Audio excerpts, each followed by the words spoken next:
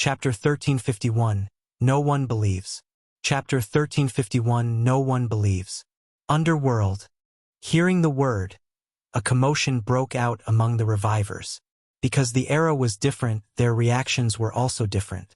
Some people knew what the underworld was, and they looked at Hila with shock and doubt. Some were confused and did not know what this meant. After asking around, they finally understood the significance of the underworld. Their expressions changed, and they felt a strong sense of fear. Nilfgaard, who had been watching the show, frowned and looked at Hila. Speaking of which, that recovery-type Esper's ability is very familiar. What's your relationship with Nerkes and Eros? He was also a primordial one, and he had been in the same era as the two sisters of the underworld. From the start, he felt that Hila and Aurora's abilities had a familiar aura. Hila looked down at him and said calmly, "Both of them died long ago. We inherited Dawn of Life and Power of the Dead, respectively, as well as the underworld that they left behind. So that's how it is." Nilfgaard nodded slowly and did not say anything else. Seeing that he had no other questions, Hila ignored him and looked at everyone. "Black Star has already given you enough face. Don't push your luck. As I said before, if you don't want to live, you can continue to make a fuss. Let's see if we can send all of you to the underworld." "Hila, everyone here is a senior. Watch your words." Han Shao put up an act of scolding. "Humph." Hila threw away the remains of Aegon Vardnadze and retreated into the crowd. Listening to the two of them singing a duet, some of the revivors had ugly expressions on their faces, but they did not dare do anything extreme. The threat of the underworld was not small. Compared to entering the underworld, house arrest seemed more acceptable. Furthermore, the overwhelming strength that Black Star had displayed by playing Aegon Vardnadze like a game and killing him made many of the revivors wary. Frubnell.com. However, although Aegon Vardnadze was killed, most of the revivors did not feel sympathetic. They had seen the entire process, so they naturally knew that it was not Black Star who started it, but Aegon Vardnadze who brought it upon himself. On the other hand, the beyond grade as on Han Zhao's side did not feel disgusted. Instead, they felt happy. It was Aegon Vardnadze's fault for being so daring. Even if Black Star had not made a move, many people would still have wanted to kill him. Killing people to establish his prestige would easily make people think that he was forcing the revivers to do something. To prevent such repercussions, Han Shao originally did not want to kill anyone. However, Aegon Vardnadze's courting death was a special case. To be able to make both sides think that he deserved to die was simply amazing. Just as he had been worrying about how to establish his prestige, Aegon Vardnadze sent him an excellent opportunity without causing any backlash. He was a great person who had given him timely help. He would feel bad if he did not ask the 8 underworld brothers to take care of him. Seeing that the revivers had stopped the commotion, Han Shao knew that this act of killing the chicken to warn the monkeys had worked. However, this was not enough. His main goal was not to put them under house arrest but to convince them to join the war willingly. Han Shao took a deep breath and said, "Inviting all of you to participate in the war is not asking you to contribute for free. This is also a deal. I believe that all of you will be satisfied with this price." Hearing this, many of the revivers looked interested. "Oh? What's the reward?" Hilbert asked curiously. Han Shao smiled and went for the strong approach as planned. "As long as you choose to participate in the battle, no matter how many times you die in battle, I will wake you up again. If there comes a day when we expel the foreign enemies, the participants will forever enjoy the right to revive in the Sanctum and obtain a permanent safety guarantee. However, if you do not participate in the battle this time, there will not be another chance to exchange for it in the future. This is my offer." The revivers present were stunned for a moment before their hearts skipped a beat. If that was the case, they would have nothing to worry about. Using the battle in exchange for the right to be revived in the Sanctum would be an extremely profitable deal. Furthermore, there was also Dawn of Life's current ability user. Their survival on the battlefield was guaranteed, and it would not be so easy to die. It was worth a try. The only problem was whether Black Star would keep his word. Observing everyone's reaction, Han Shao smiled and said, "Don't doubt my sincerity. The Sanctum Revival is not difficult for me. Reviving you guys is just a piece of cake. Reeve could not help but question. You mean the Sanctum Revival can be used non-stop? Is there no limit? There really isn't. Don't worry. No matter how many times you die, the Sanctum Revival can still take effect. Han Xiao replied with a smile.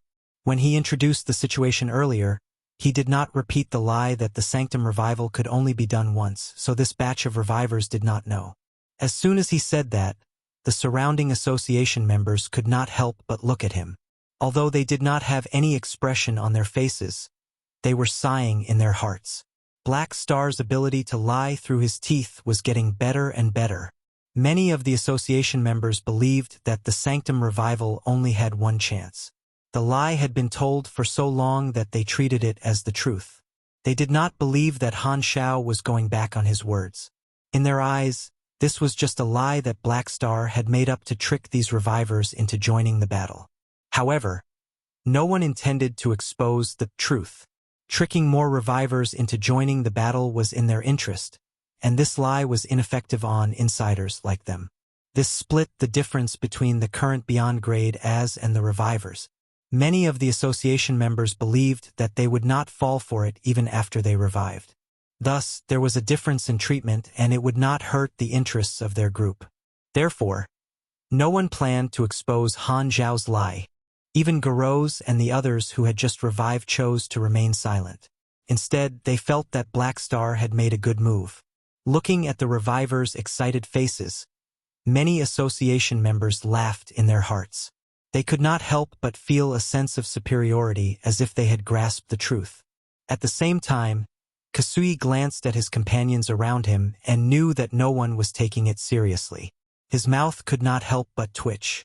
As someone who knew the truth, he naturally knew that Han Xiao was telling the truth. However, this group of Beyond Grade as had already been fooled by Black Star, and no one believed him. Kasui did not know whether to laugh or cry. Forget it, it's not a big problem. When Black Star proves it with his actions, they will know which is the truth.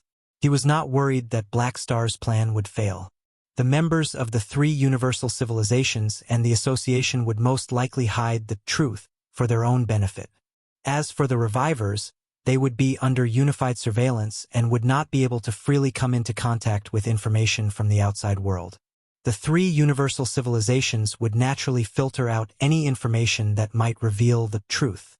Even if the truth could not be hidden, and the revivers knew the truth, there would still be some direct descent revivers who would voluntarily sacrifice themselves. As long as a group of people died in the battle and the revivals were successfully carried out, everyone would understand what Han Xiao said today was true, and the situation would immediately return to normal, continuing to rush forward. There are many backup plans, and everything is under control. Black Star is still very steady, Kasui secretly praised. On the other side, many revivers were shaken by Han Zhao's conditions. Hilbert's eyes flashed. If what you said is true, this deal is worth it. I can work for the civilization again and fight against the foreign enemies. It's all right. You guys have plenty of time to consider. Han Xiao smiled. As he spoke, he waved his hand, and a spaceship landed on the ground. The hatch opened, inviting everyone to board it. Many of the revivers had already accepted Han Zhao's words, and they obediently boarded the spaceship. Everyone boarded the starship and quickly set off for the multidimensional sky-opening transportation point that the three universal civilizations had set up nearby.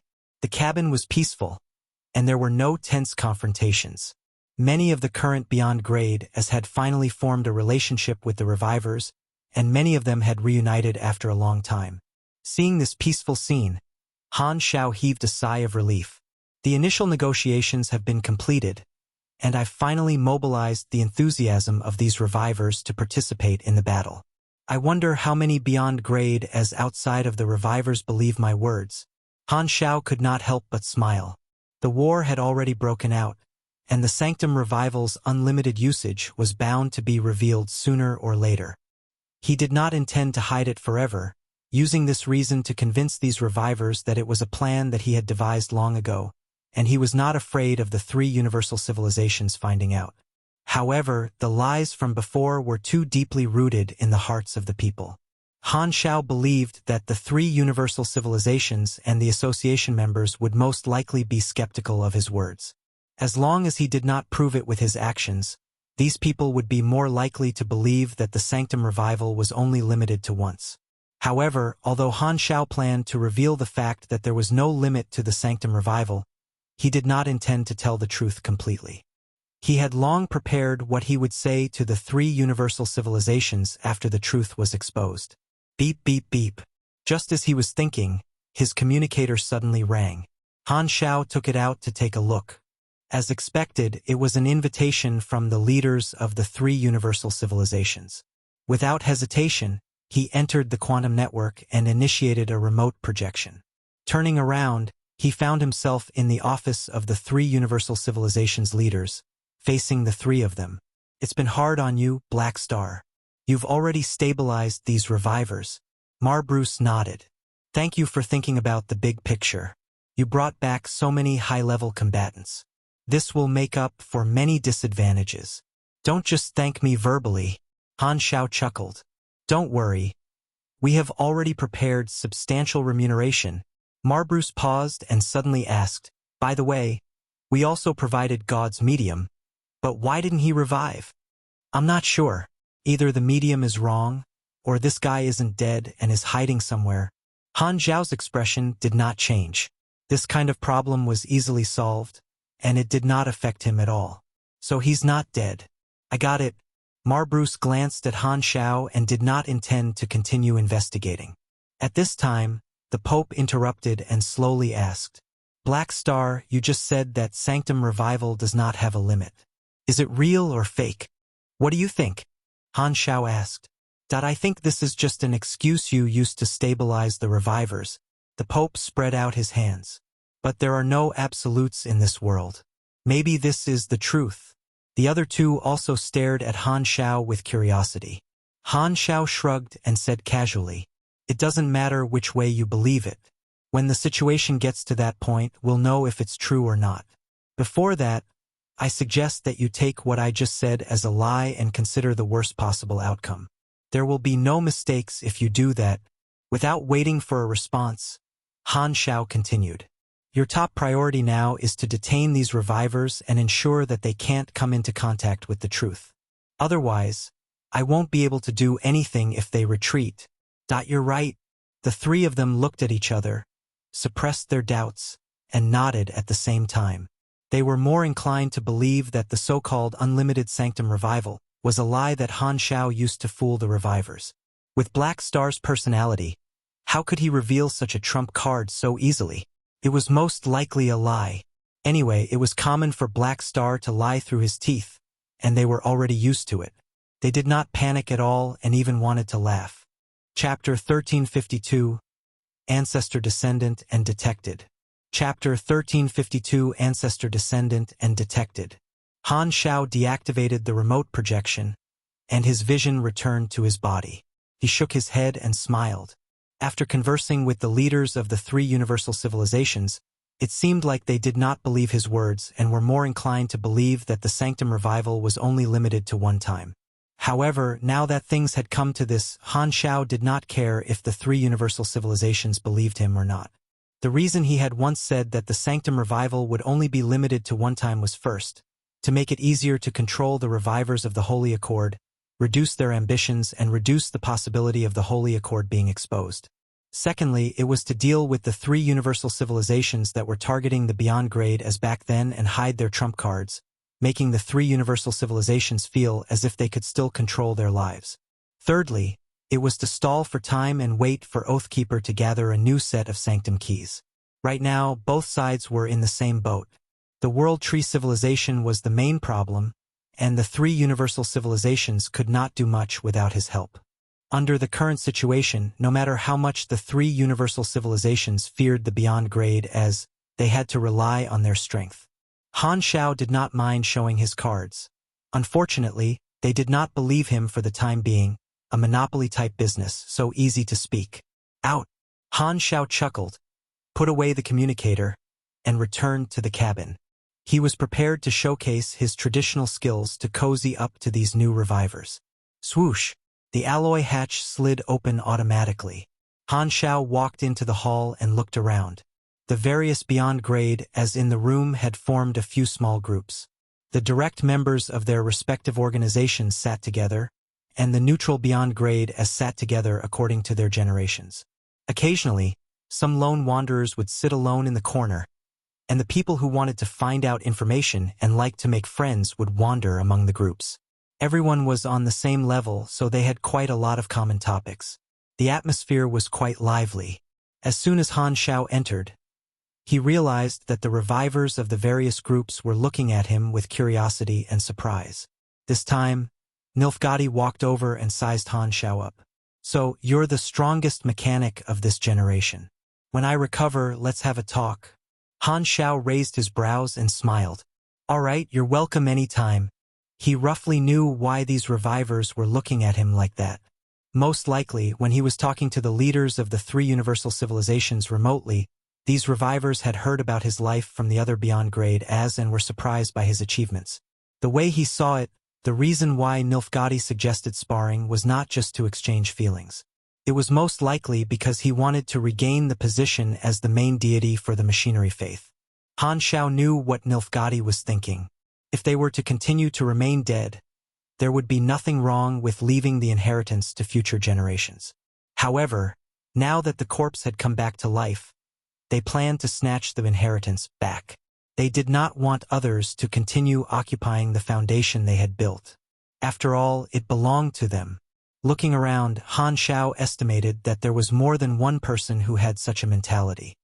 He had long expected such a conflict of interest to arise between them and the current beyond grade as, I've become Manison from back then.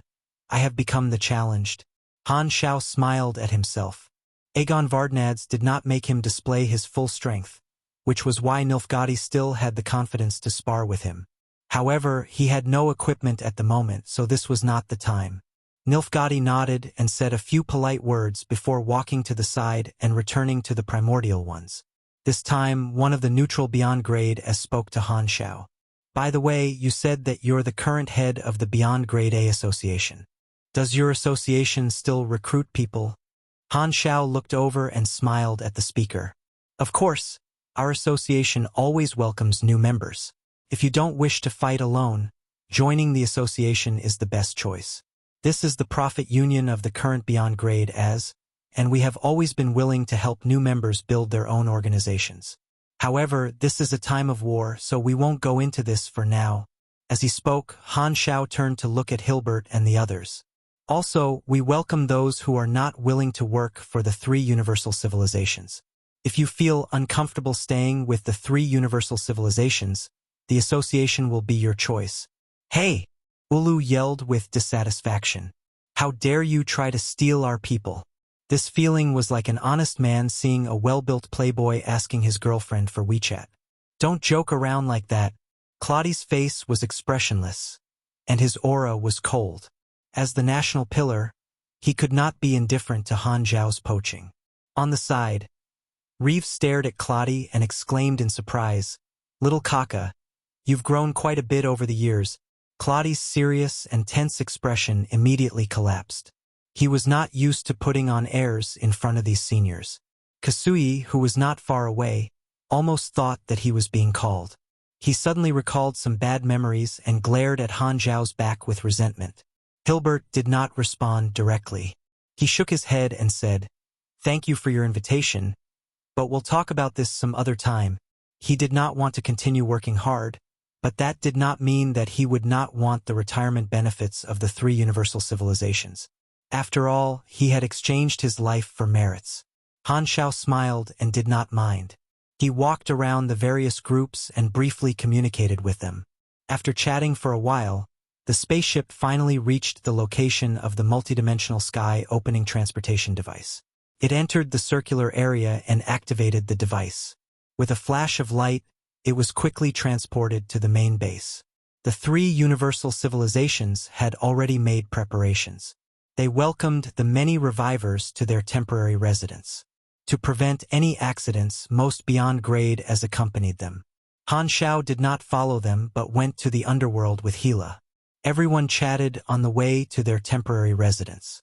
At the back of the team, Manison and Nilfgaard walked side by side, maintaining their silence. After a while, Nilfgaard finally spoke. "You're the leader of this generation of the mechanical race?" Manison replied. "Not bad. I didn't expect such a powerful person like you to appear among my descendants." Nilfgaard nodded with satisfaction. Manison ignored him and did not reply. Not only was Nilfgaard the first divine throne mechanic and the founder of the machinery faith, but he was also the ancestor of the mechanical race. Due to certain reasons, Manison was not interested in acknowledging the ancestor. His interactions with Nilfgaard were limited.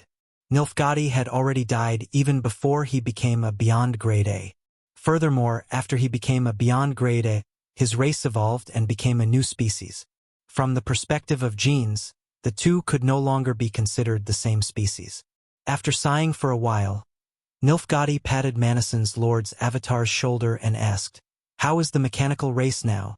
"You'll know when you get back. Anyway, it isn't bad." Manison was too lazy to report to him. "That's good."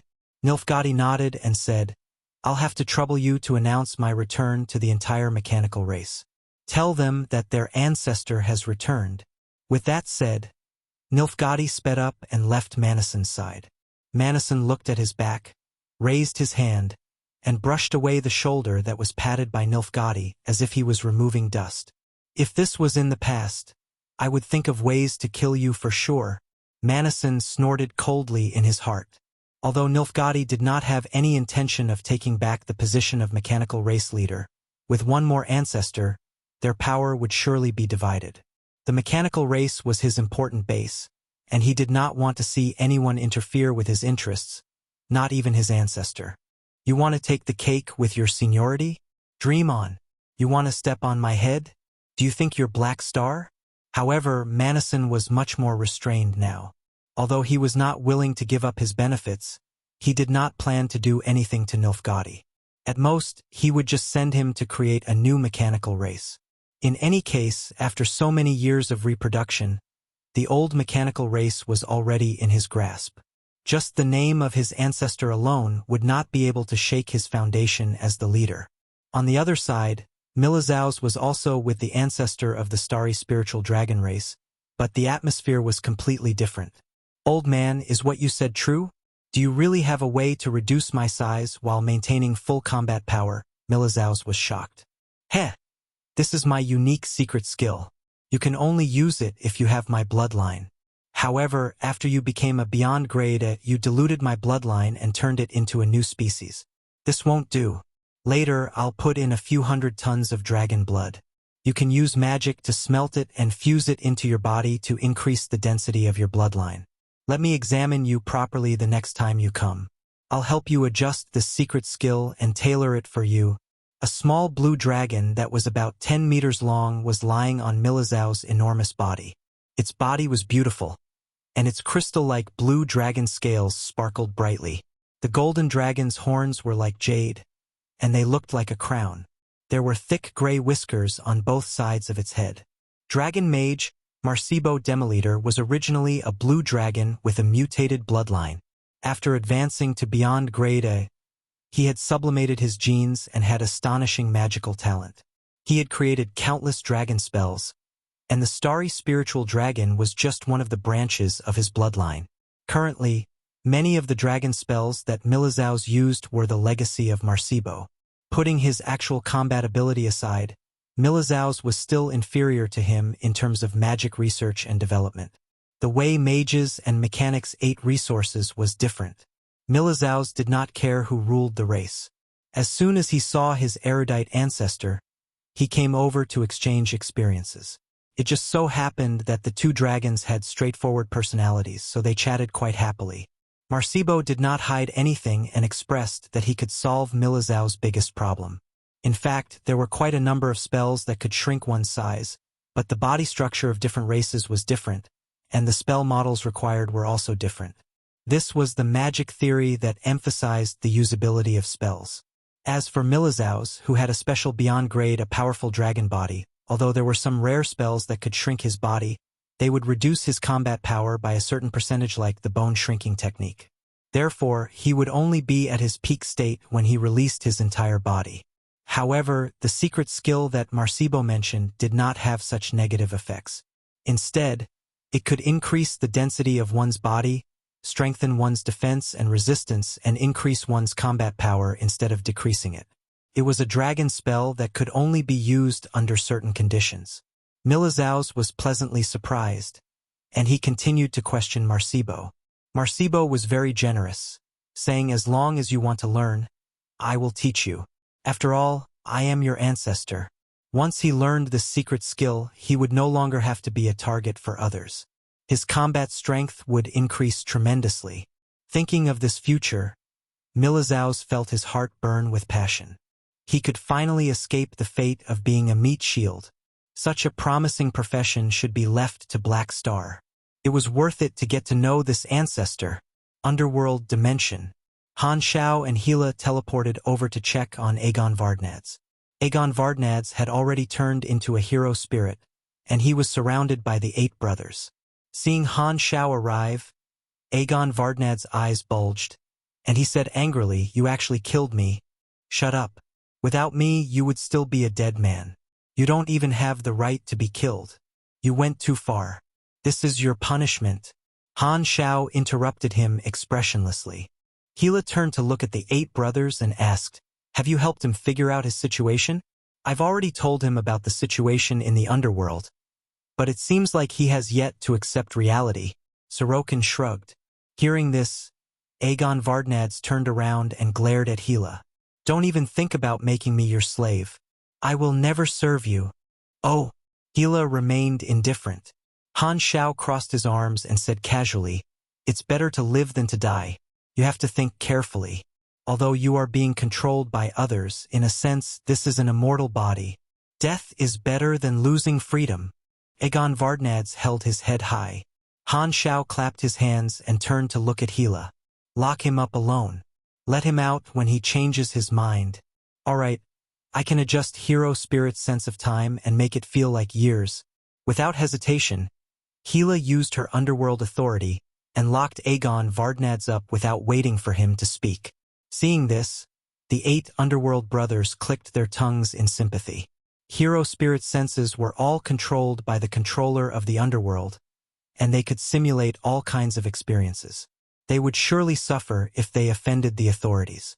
From now on, there will be 9 hero spirit kings in the underworld. They are at least peak beyond grade and their strength is only slightly weaker than Sorokin's. "We have gained another powerhouse." Han Shao nodded. He did not doubt that Aegon Vardnadze would submit to his fate because he had no other choice.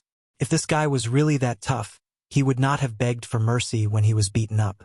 If Aegon Vardnadze was obedient, he would at most be placed under house arrest for a while.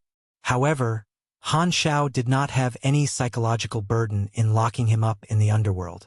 He would have to pay the corresponding price for causing the disturbance. "You chose it yourself, hero." On the other side, Sorokin was in a good mood. Finally, there was another newcomer. This way, he would not be the youngest. Happy. At the same time, in the World Tree territory, roots extended out from the space, continuously sending out new fleets. Heart Tree King sat on his throne and looked at the scene before him. "How's the situation now?" Other than some high-level combatants who are still in the process of reviving, the battleships and soldiers that were lost in the previous battle were all replenished by the Mother Tree. Some troops have been reassembled, and there are already 230 billion battleships being sent to the secondary dimension world. Searching for the territory of the other civilization there, the executive officer at the side reported the current situation. The Heart Tree King nodded calmly.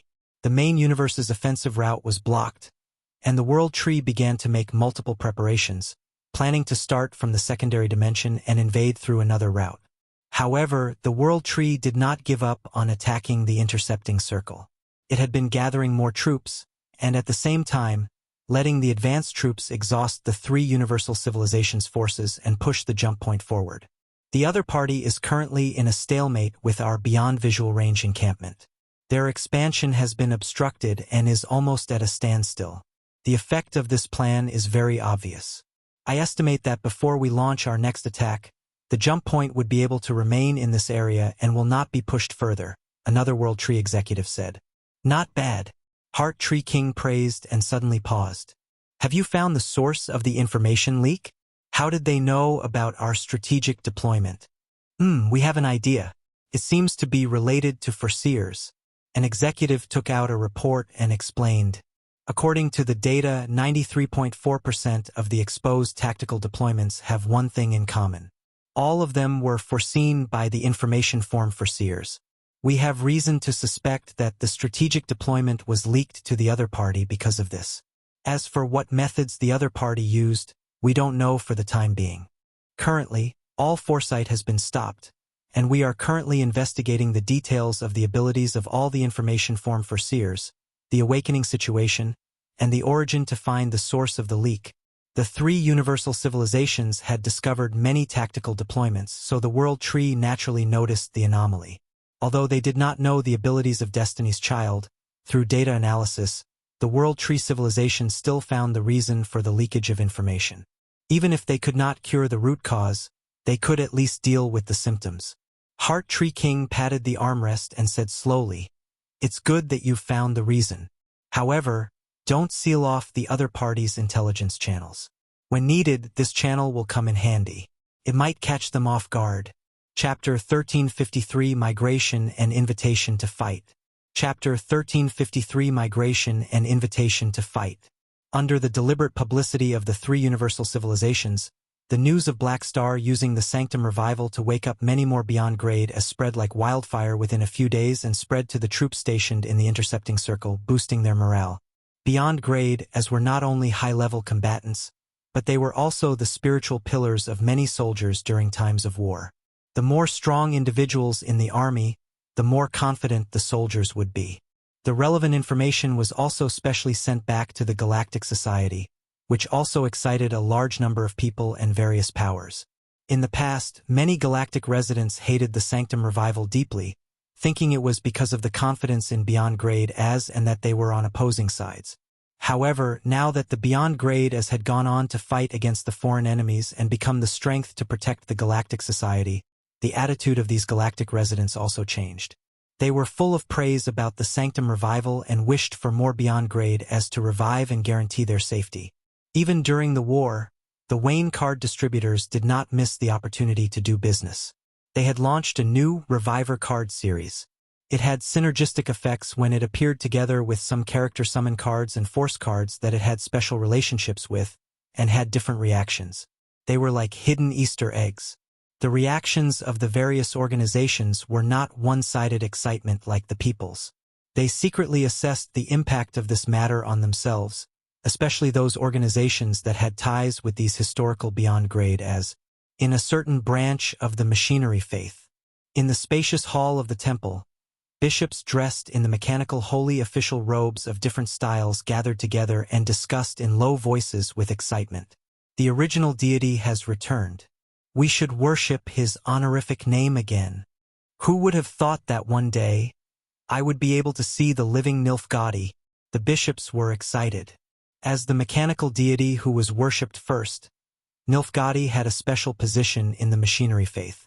Because only the living mechanical deity could receive feedback from the believers, the dead mechanical deities only had commemorative significance, becoming the old deities that were rarely mentioned. However, Nilfgaard was an exception. Every time there was a prayer ceremony, the machinery faith believers would chant his honorific name. This was a treatment that other mechanical deities did not receive. Now that Nilfgaard was alive again, they could resume making offerings to him. However, the machinery faith was an extremely realistic group of believers, and they only believed in the strong. Although Nilfgaard's position was special, it would not immediately shake Black Star's current position unless he could prove that his mechanical skill was stronger. Furthermore, the Sanctum Revival was brought about by Black Star. The various archbishops present thought about this and reached a consensus. Although the original deity has a different meaning to us, he was brought back by Black Star. His current position should not be above Black Star's. That's right. It was Black Star who awakened all the old deities and revived the glory of the church. Because of this, We should give Black Star a new honorific name and separate him from the other mechanical deities, allowing him to enjoy a unique position. Since Nilfgaard is the original deity, why not call Black Star the revival deity? This doesn't feel okay. In my opinion, whether the old deities awaken or not is completely controlled by Black Star. Why don't we call him the old one's dominator? Why does it feel a little weird? Let's change it. I think the title Immortal Black, Holy Lord of the Church, Guardian of the Door of the Old Deities, and Adjudicator of Life and Death isn't bad. That's too long. Those who don't know would think there are 4 people. What's wrong with it? Tell me if it's nice or not. The group of bishops had a heated argument over Black Star's new honorific name, but they could not convince each other. In the end, they had even started fighting. Central Galaxy on a modified planet. A transport fleet with the Black Star Army insignia slowly entered the port, and under the guidance of the artificial intelligence robot at the port, large rectangular transport ships stopped at different docks. The hatch opened one after another, and groups of Black Star Army soldiers walked out. They stood in formation, took out their indicator lights, and commanded. Large batches of planet Aquamarine citizens swarmed out, forming a long line. They stepped on the dock and headed toward the designated settlement. The army warriors maintained order. Although there was a slight commotion in the crowd, it was still in order. However, the constant left and right looks revealed the nervousness and curiosity in most people's hearts. In the command room of the transport ship, Bennett looked down at the migrating crowd on the dock with a complicated expression. During the early stages of the war, he had responded to Black Star's call and organized a long-distance migration for all the citizens of planet Aquamarine. At that time, it naturally attracted a large number of objections. Many people were not willing to migrate, and they met with a lot of resistance when executing the plan. To most people, their mother planet held an unforgettable emotion. No matter how far they wandered in the universe, their mother planet was their spiritual home. There were too many examples of people willing to live and die with their mother planet in the face of a disaster. However, these problems were all forcefully suppressed by Bennett. Regardless of whether they were willing or not, they were all packed up and sent to the transport fleet. Since the various star fields were undergoing major migration, the current transportation efficiency was limited. The transport fleet had also been traveling for a long time. Bennett emphasized the need to do this along the way, and with his emotional reasoning, he finally suppressed most of the dissatisfaction. The people of planet Aquamarine could only helplessly accept reality and worry about the future.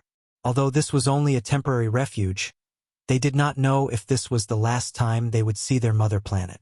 If the World Tree successfully invaded, the flickering world would be the first to bear the brunt, and the shattered star ring was adjacent to the flickering world.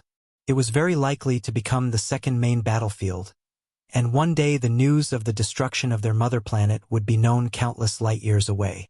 I wonder if I'll have the chance to go back in the future. Bennett sighed with mixed feelings. At this moment, a faint female voice sounded from the side. "This is your new home."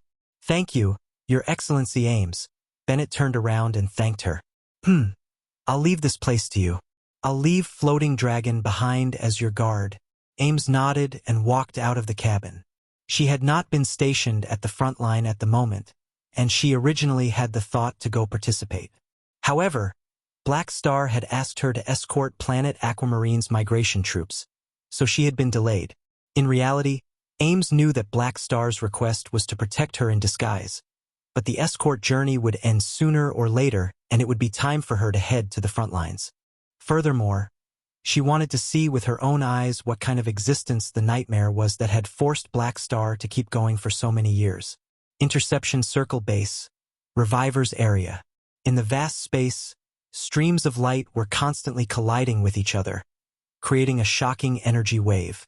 Many of the current beyond grade as were fighting with different revivors. Han Shao and his other comrades, who did not make a move, stood at the side and watched the battle. From time to time, they would use various methods to neutralize the shockwaves. The people who had just revived were not in their peak state. They had been undergoing restorative training during this period, and the older mechanics and mages still had to learn the new theories and technologies that had been developed over the years. They were very busy. Because the beyond grade as guarding the intercepting circle had nothing to do, sparring became their main task. They had been helping the revivors recover their strength and frequently sparred. Although most of the knowledge banks of the revivors were behind the times, some of the lost skills were brought back by the revivors. They were not stingy with their teachings, which indirectly increased the average strength of the current beyond grade as, among them, Milazau's was the one with the greatest increase in strength. He had finally managed to compress his body as he wished. He had just learned the dragon's secret skill taught by his ancestor, and he was already able to compress his mothership-sized body to about 300 meters long. This alone was enough to make him overjoyed. His combat strength had increased significantly. Unravel.com. According to him, as long as he could master this secret skill, he should be able to shrink his dragon body to a dozen meters long at most, and its density would increase exponentially, just like the difference between stone and steel. In the past, Milazau's had high HP, average defense, and basically zero evasion. When he completes this transformation, not only would his defense increase tremendously, but his evasion rate would also return to normal. His flexibility would also increase by half a level. Han Xiao estimated. After watching the spar for a while, he opened the interface and scanned the forums. Thanks to the World Tree's beyond visual range encampment strategy, the players had been carrying out missions with extremely rich rewards. More than half of the IDs on the level leaderboards had changed. The players who had been lucky enough to obtain missions to die had all gone up. The current first place was 6 levels higher than the first place 2 months ago, reaching level 173. It was only 7 levels away from the current version limit of level 180. This leveling rate was quite fast for the players. However, only a small number of people managed to snatch the suicide mission, and this good opportunity would disappear very soon. Han Xiao had already provided the blueprints for the special detection equipment, and the 3 universal civilizations had sent a batch of semi-finished products over, waiting for him to complete the most important core steps. As long as they had the finished product for the detection device, the 3 universal civilizations would be able to utilize it on the battlefield very quickly. They would be able to get rid of the World Tree's beyond visual range encampment in one go. This way, the players would only be able to participate in a large-scale space-time splicing self-destruction operation once more, and they would no longer be able to enjoy such a high-quality catalyst that stimulates their growth so fast. I wonder what new plans the World Tree civilization will come up with after this strategy is broken. Speaking of which, it seems like Destiny's Child has not gained much recently. Han Xiao stroked his chin thoughtfully. According to Hila's report, the frequency of Destiny's Child taking effect had decreased significantly compared to the beginning.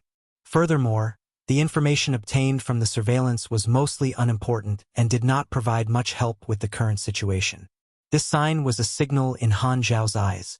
Either the World Tree civilization felt that the effect of the foresight method was ordinary and stopped using it on a large scale, or the World Tree civilization realized the reason for the leak and took precautions. The World Tree still sensed it? It's faster than I expected. Han Xiao's eyes sparkled. Although the surveillance channels of Destiny's Child were hidden, through the analysis of the battle, he could sense that some of the actions made by the 3 universal civilizations were as if they had received information beforehand, so he naturally suspected the possibility of the information being leaked. Although it was difficult to find the mechanism of Destiny's Child, through the relevant data screening, the World Tree had a high chance of discovering that the Foreseers were the source of the leak. The 3 universal civilizations could do this too, but their reaction speed would be slower. Han Xiao had never been certain that Destiny's Child could keep on concealing the leak from the World Tree. After all, this was not something that could not be solved. He would not believe that this low-risk intelligence channel would always be reliable, but the longer he hid it, the better. If the World Tree realized this, they might use this intelligence channel to send misleading information to us. It seems that any information obtained from Destiny's Child will have to be filtered, Han Xiao pondered. Just as he was pondering, the sparring session also came to an end. They all stopped when they reached a certain point and focused on communication. After watching the entire process, Kasui sighed. As expected of the elites of the past generations, they're all people with great luck. The concentration of luck outside is almost beyond the standard. It's more balanced here, Secret Master nodded. Seeing them alive and kicking, I'm deeply gratified. These people are the epitome of the evolutionary history of our civilization. The essence accumulated over generations. Not far away, Ulu acted as if he was giving pointers. But we're still better. Manison glanced at him. Civilizations continued to develop, the experience was passed down, and techniques were innovated from generation to generation. Of course, they would not be inferior to the past. Currently, among the beyond grade, as the combat power of the current generation was superior, especially with Black Star, who had broken the record. You guys are so noisy. Han Shao looked at them helplessly. They were just watching the battle. He did not know why they were acting out so much. He retracted his gaze and turned to look at the many revivors who were returning to the battleship in groups. Suddenly, he had an idea. After hesitating for 2 seconds, Han Shao opened the communication channel and smiled. Seeing you guys having a good time, my hands are a little itchy too. Who's interested in playing with me? I promise to be gentle. Chapter 1354, The Trouble of the Strong is the Increase in Difficulty of Harvesting Benefits. Chapter 1354, The Trouble of the Strong is the Increase in Difficulty of Harvesting Benefits. As soon as he said that, the beyond grade as in the cabin could not help but look at him with surprise. The revivors who were boarding the ship were also stunned. What are you trying to do? Kasui was surprised. It's just a spar. Why are you putting on such an expression? Stop making a fuss. Looking at their expressions, Han Shao felt helpless. The current beyond grade as knew his abilities very well. Even if he wanted to spar with someone, not many would be willing to respond. All of them were very smart and protected their benefits very well. Furthermore, he had a special position now, and his every move was being watched. It would make people think too much, and it was not convenient for him to fight with his own people. However, the newly awakened revivors did not have a deep enough impression of him. They might agree to it, and there might be a chance to trigger the Beyond Grade A challenge.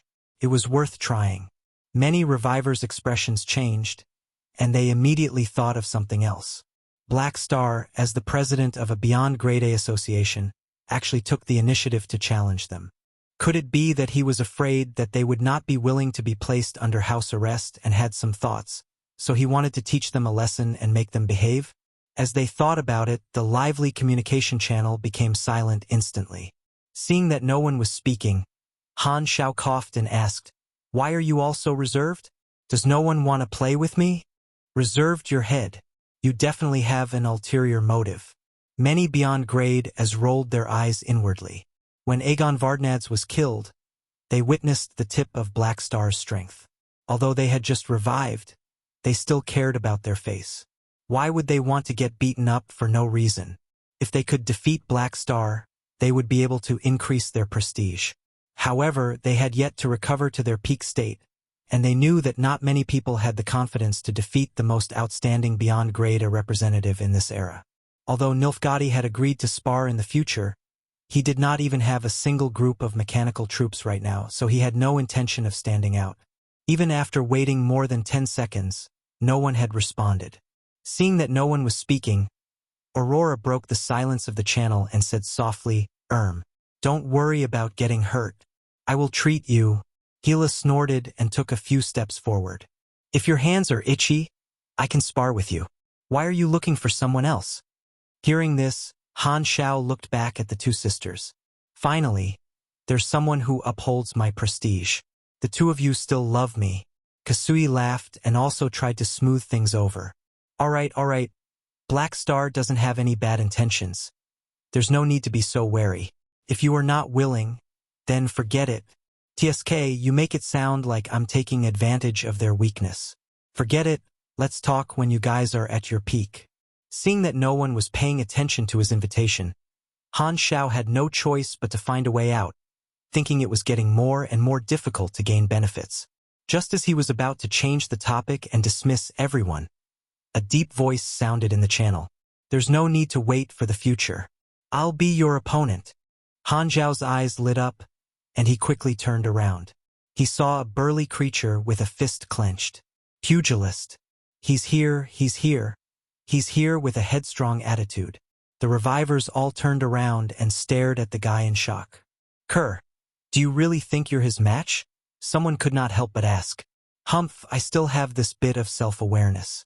However, facing difficulties head-on is my martial path. Not daring to fight even when there is no danger to my life will only damage my belief in martial arts. Since I met an expert, I can use it to train myself." Kerr's face was cold, and his battle-intent soared. Han Xiao was touched. As expected of a pugilist, they never let him down. Seeing this, many of the revivors were speechless. He knew that Black Star probably wanted to establish his dominance, but he still rushed forward. Only a pugilist would do something like that. Everyone silently distanced themselves from Kerr, afraid that they would be infected with simpleton disease. "Since you've agreed, let's spar."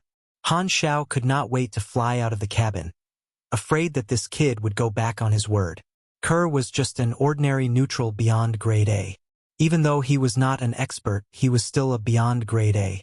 No matter how small the benefits to gain from him, Han Xiao would still take it. In any case, he was not picky. And just because he was an ordinary beyond grade A did not mean that he did not have good abilities. After all, he, himself, had many molding talents that were drawn from ordinary supers. "Wait a minute. What are the stakes in our sparring?" Kerr asked again. "What do you want?" "If I can beat you, you will remove my house arrest and give me freedom," said Kerr in a low, muffled voice.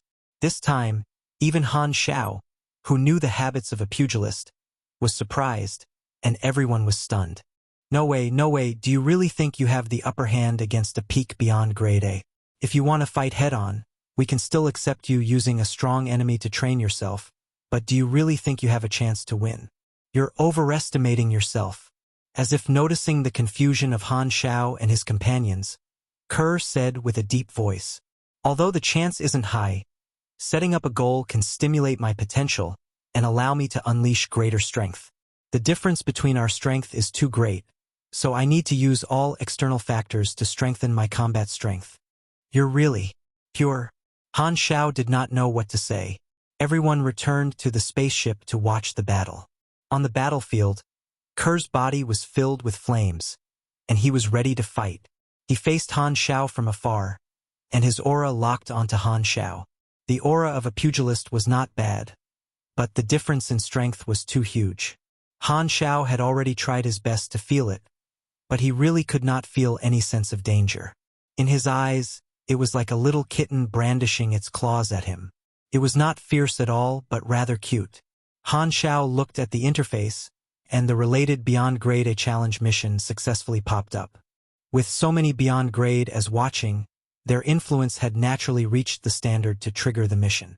The mission form was still to last for a sufficient amount of time. The reward for the highest level of drawing abilities required him to last for a total of 20 minutes. Of course, this requirement was not difficult for him at all.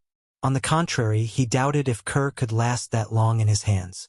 Therefore, the difficulty this time lies in how I'm going to go easy for 20 minutes. Kakasu is good at this, so I have to use that as a reference. Han Zhao's face twitched. Is it me or Kerr who is doing the challenge mission? "I'm coming." Kerr's aura reached its peak, and he suddenly let out a low roar. The flames on his body expanded, and he pushed his palms continuously. The continuous shockwave blasts moved like a yellow chain. Han Zhao's body did not move, and floating cannons appeared behind his back like a halo of light. It shot out dense beams of light, destroying all the incoming shockwave blasts. Seeing this, Kerr's body shook, and he suddenly split into dozens of flaming clones, and they charged at Han Xiao from all directions. He did not rush forward, but instead held his palms together to accumulate power. Han Xiao clenched his fists and punched both sides. The powerful force field activated by the mechanical suit swept past, instantly destroying all the clones that were approaching. At this time, Kerr had already completed his rapid accumulation. A dazzling pugilist aura lit up between his hands, and he suddenly pushed forward. A bright yellow pugilist light wave surrounded by a sharp aura shot toward Han Xiao like a rapidly extending lightsaber. Accompanying the surging energy was a loud shout from Kerr in the communication channel. "Ha! Galaxy-splitting fist? Third style. Hearing the shameless name, Han Xiao felt that even the pugilist light waves had become stronger. This was the real deal. Shouting the name of the move during the attack indeed had a bonus effect. The corners of Han Xiao's mouth twitched. He suppressed the burning desire to ridicule and raised his hand to summon a psionic shield. The next moment, a bright yellow pugilist light wave crashed into the rippling blue psionic shield, and a dazzling light will exploded. The shock wave dissipated.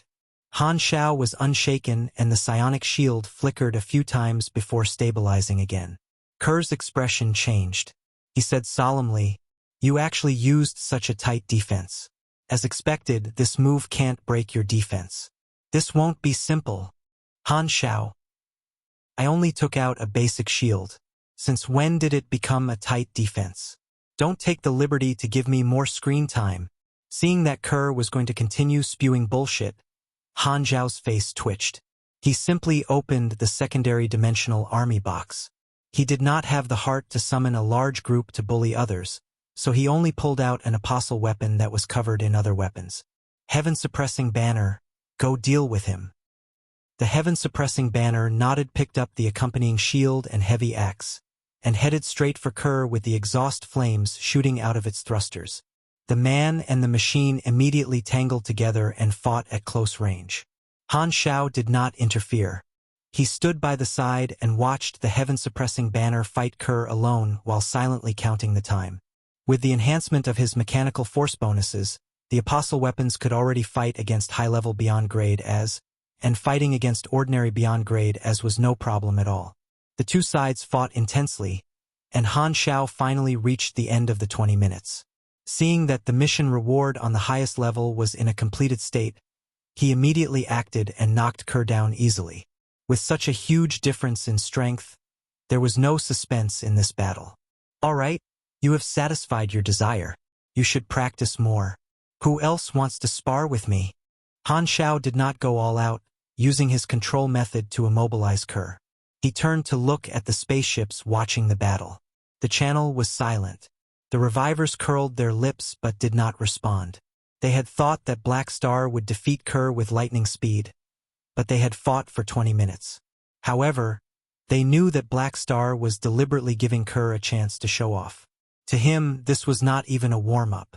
Many of the revivors thought about it and felt that they understood. Black Star probably felt that the gap between him and Kerr was too big, and defeating him in one go would not have any effect. Furthermore, it would seem like he was using too much strength to bully the weak. Thus, he decided to use a different method to show others that even one apostle weapon of his could fight an ordinary beyond grade head-on, indirectly showing his strength. A portion of them felt that they had seen the truth. Although they felt that they had seen through Black Star's schemes, they had to admit that Black Star's performance had indeed deepened their impression of him being unfathomable. If a single apostle weapon could fight against an ordinary beyond grade A, then wouldn't Black Star, who had dozens of apostle weapons, be equal to tens of beyond grade As? How terrifying. Since no one is interested in fighting, let's go back. Han Xiao waited for a while. Seeing that no one spoke, he knew that he would not be able to get another fool. He released his control over Kerr and returned to the spaceship. Kerr rubbed his sore shoulders, but he was not discouraged. Instead, he felt that after this round of torture, his endurance had increased, and his belief in martial arts had become firmer. His brain circuit was indeed different from ordinary people. With this incident, everyone returned to the main base without saying a word. They then dispersed and returned to their respective areas. Han Xiao changed into king and teleported back to the army base in the flickering world. He looked for Phaidon and Nero to get some luck before returning to his room to conclude the mission. Phaidon, Nero, Carlet, and other potential officers who had yet to reach beyond grade A were not dispatched to the front lines for the time being and were still in training. Naturally, he had some selfish motives. If he allowed the beyond grade A seeds to suffer a large number of casualties on the front lines, it would not be worth it. The current situation had not reached the point where they needed to fill the gaps with people's lives. I hope I can get something suitable this time. Although Kerr is a little rash, he still has some good abilities. Han Xiao had seen Kerr's attributes before, and it was like a prize pool to him. He rubbed his hands and chose to conclude the mission. The next moment, the interface showed that the mission was completed. Han Xiao skipped the basic reward and looked at the notification at the bottom. You have received a reward. Draw one of Ker's ability/talent. Note, Ker is a pugilist. Parts of abilities have been adjusted to your class. Randomizing. Complete. Please select one of the 5 options below as the reward. Iron Headbutt. First style. Ability. Hit the target with the firm head plus 25% attack power. Defense of the head increased temporarily plus 250%. There is a chance to cause concussion, dizziness, and other debuffs to yourself or the enemy. Cooldown, 14s. Crow Cluster Cannon. Ability. For the next 5 seconds, plus 120% ranged attack speed, minus 30% attack power, and 3 to 5% chance of obtaining the homing attribute for every ranged attack. Cooldown, 355, Unyielding Challenger. Talent. When facing enemies with a higher level than you, all attributes increased by 3% to 15% depending on the level difference. Chain Attack Amplification. Talent. Damage increases with chain attacks, up to 12%. Azure Dragon Bind. Ability. Enemies will be restricted at close range, rooting both parties. The duration of the target's escape depends on the difference in strength and endurance. The minimum duration of control is 2s. Chapter 1355 Pangan's Choice. New Offensive. Chapter 1355 Pangan's Choice. New Offensive. Iron Headbutt. And it's only just the first style. Could there be an entire set of moves? Looking at the notification on the interface, Han Zhao's mouth twitched, and he could not take his eyes off the first option. He had always thought that being headstrong was just an adjective to describe a pugilist's personality, but he did not expect it to be an actual skill. Han Xiao looked down and saw the other options. After pondering for a while, he came to a decision. Both talents were not bad, but he did not really want them. As his level increased, the effect of Undefeated Challenger kept decreasing. With his current level, he would not have many chances to trigger it. Furthermore, since he keeps leveling up, this talent would only become more and more useless. As for Chain Strike Amplification, it was practical and his mechanical army could easily max out the chain combo, but the bonuses provided were a little low. His current strength base was very strong, and he did not lack such ordinary passive bonuses. In comparison, Han Xiao currently wanted some abilities with special tactical effects that would be more effective in battle. Crow Cluster Cannon could increase the explosive power of concentrated fire, and its range was much higher than Combo Attack Amplification. However, from Han Zhao's perspective, his damage was already high. What he lacked was a guaranteed hit rate. Han Xiao was also not too inclined toward the other skill, Azure Dragon Bind. After all, the restriction of only being able to activate it at close range was quite a setback, and he could not move either side after using it. However, he had his eyes on it precisely because of the rare ability of 2-second crowd control. This was only the effect of LV.1. If he could reach the maximum level, coupled with some of his talents that could increase the level of his skills, he would be able to extend the minimum duration of this control skill. You have received new skill, Azure Dragon Bind. Not to mention, it sounds pretty good. It's much better than a name like Iron Headbutt. Han Xiao clicked his tongue and opened his attribute interface. He quickly found a new golden skill and continuously leveled up. Although he was trying to reach level 360 and did not want to waste his experience, the consumption of leveling up a skill to the maximum would not affect his overall plan. Very quickly, Azure Dragon Bind went from LV.1 to LV.10, and the minimum control time reached 2.6 seconds. At the same time, it provided additional strength and endurance, increasing the difficulty of the target breaking free. After all, Han Xiao had not added any strength attribute, so it was only average for his level. However, his endurance was still passable. He was now focusing on endurance, adding part of his attribute points to endurance every time he successfully forged a universal treasure. This expert here finally has a locking skill. If I had this skill before, subduing Tree King would not have been able to break free so easily. Han Xiao rubbed his chest in glee. Just as he was about to find someone to test his skills, his communicator suddenly rang. It was a call from Ames. She said that she was coming to the front line and told Han Shao to activate the king to pick her up. Seeing Ames's firm attitude, Han Shao did not force her to stay behind and brought her back to the base. Furthermore, he could use Ames to test out his new move and see how the actual combat effect would be. Central Galaxy, Desolate Universe Belt. A small fleet was slowly cruising through the boundless space, seemingly without any destination. In the command room of the main ship, a group of operators wearing all kinds of armor were piloting a spaceship. From afar, they looked like a group of space pirates. At the front of the command center stood a few intimidating guys wearing hooded robes. Due to the invasion of foreign enemies, the armies of the 3 universal civilizations have entered the various star fields at the border. Hinterland is currently empty. Furthermore, a large number of galactic residents are currently hiding in the central galaxy. This is a good opportunity, a hooded man said softly. Hearing this, the other hooded men stirred slightly. The hooded man standing at the front let out a long breath and slowly spoke. Forget it. Let's not move now. Why? This is a once-in-a-lifetime opportunity. The other person's voice was filled with excitement and confusion. I said no means no. The hooded man at the front raised his head slightly, revealing his face under the hood. It was the mysterious Pangan. These hooded men were the Avengers who left the Holy Accord. Pangan, are you feeling compassion? A beyond grade coldly said. You're backing off because of the enemy invasion? Are you not willing to affect the so-called big picture? Don't forget that our goal is to take revenge on the 3 universal civilizations. We want to wipe out the entire civilization. The enemy is our help from the heavens, and there would be no better time to destroy their rule and give us a chance to fight them with as few losses as possible. Otherwise, do you really think just the few of us can shake the foundation of the 3 universal civilizations?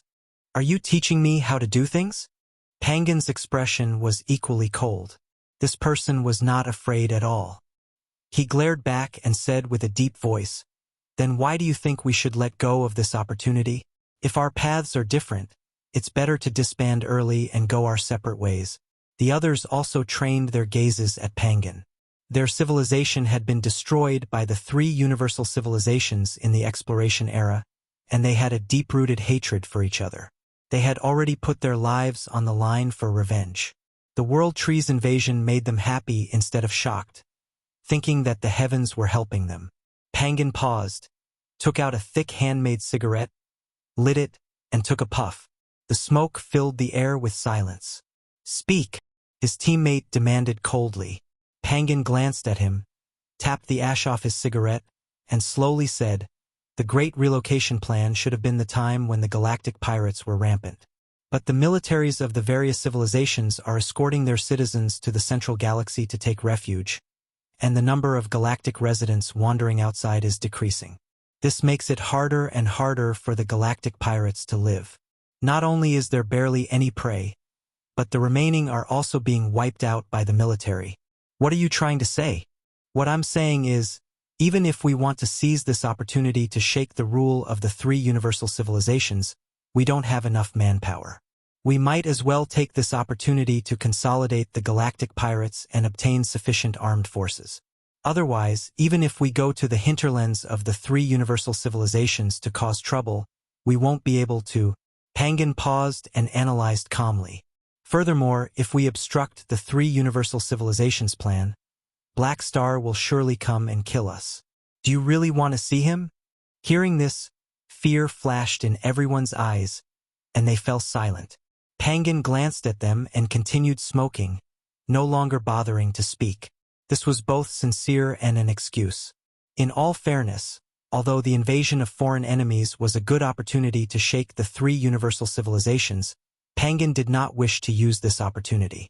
One reason was because of Black Star's threat, and the other was because of the Holy Accord. After all, this was the hometown of Oathkeeper and his many Holy Accord companions. The fact that he was able to revive meant that he owed the Holy Accord a huge favor. At the same time, he also obtained his freedom. Now that some old friends were fighting against foreign enemies, he was not willing to drag his friends down. Although he had decided to devote his life to revenge, he did not want to lose his loyalty. The invasion of foreign enemies might be the only chance to destroy the three universal civilizations, but Penguin did not regret abandoning this route. He firmly believed that there would be another way. The three universal civilizations and the World Tree were still engaged in a tug-of-war on the front lines. After a while, as the first batch of special observation devices was released, the stalemate between the two sides was finally broken. The beyond visual range detection technology from the ultimate civilization of a previous iteration broke through the camouflage of the World Tree strongholds one after another and marked the entire camp on the radar. It was almost like they had poked through the fog of war and finally got back the initiative. The entire intercepting command center was in high spirits, and they immediately organized a large number of players to form the space-time splicing army. They split up into tens of thousands of troops and headed toward all the camps in an attempt to wipe out all the enemy strongholds. The beyond visual range camps that were helping each other were quickly destroyed, and the hidden strongholds were caught off guard. Under the players' fearless space-time splicing charge, the World Tree's camps were destroyed one after another. The large number of nails that the World Tree planted near the intercepting circle were removed. After more than half a month of intense battle, the World Tree finally gave up on their over-the-horizon camp tactic that had lost its effect. It no longer sent out new strongholds, allowing the three universal civilizations to clear the obstacles in expanding the intercepting circle and anchoring the orbit. Without any obstruction, the speed of the space anchor's expansion was quickly thawed and it flowed out quickly, continuing to push the World Tree's jump point away from the intercepting circle. In the next few months, the frequency of the clashes between the two armies increased, and the battle became more intense. During this time, the World Tree launched 2 more assaults, and the fleet was tens of billions in size, triggering 2 large-scale battles. The 2 battles had been fought by the army, and the World Tree did not send out any high-level combatants. It was purely to exhaust the 3 universal civilizations' forces. It seemed like before they find a way to restrain Aurora, the World Tree would not allow their advanced combatants to participate in the battle. Furthermore, the experts who died the last time had not all revived, so they could not enter the battlefield. Although the World Tree replenishment fleet and combatants would also consume resources, due to the World Tree's characteristics, their resource utilization, resource development, resource regeneration, and resource reserves far exceeded the 3 universal civilizations. They had a huge advantage, and with both sides quickly mobilizing their troops, the World Tree planned to fight the 3 universal civilizations to exhaust their national strength. Many beyond grade as had participated in these 2 large-scale battles.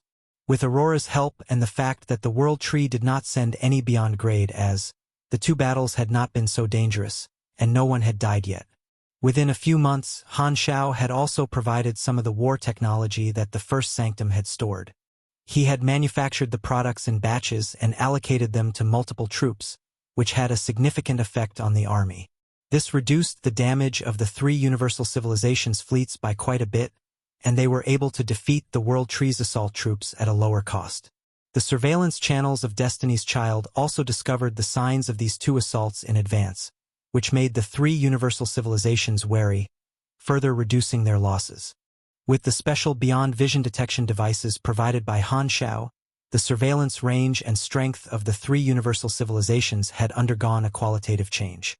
Even without Destiny's Child, they were able to discover most of the World Tree's actions near the intercepting circle. This important technology allowed the 3 universal civilizations to change parts of their strategy, and they no longer felt troubled because of their weakness in detection. As such, the 3 universal civilizations also looked up at Han Shao with more importance. They wanted Han Shao to stay at the base and not participate in any battles, not allowing him to face any danger. Black Star took out strategic technology one after another as if they were free, and almost every single one of them had the qualifications to be the trump card of an advanced civilization. This shocked the research departments of the 3 organizations, and they felt that Black Star's research ability alone was more amazing than their entire department.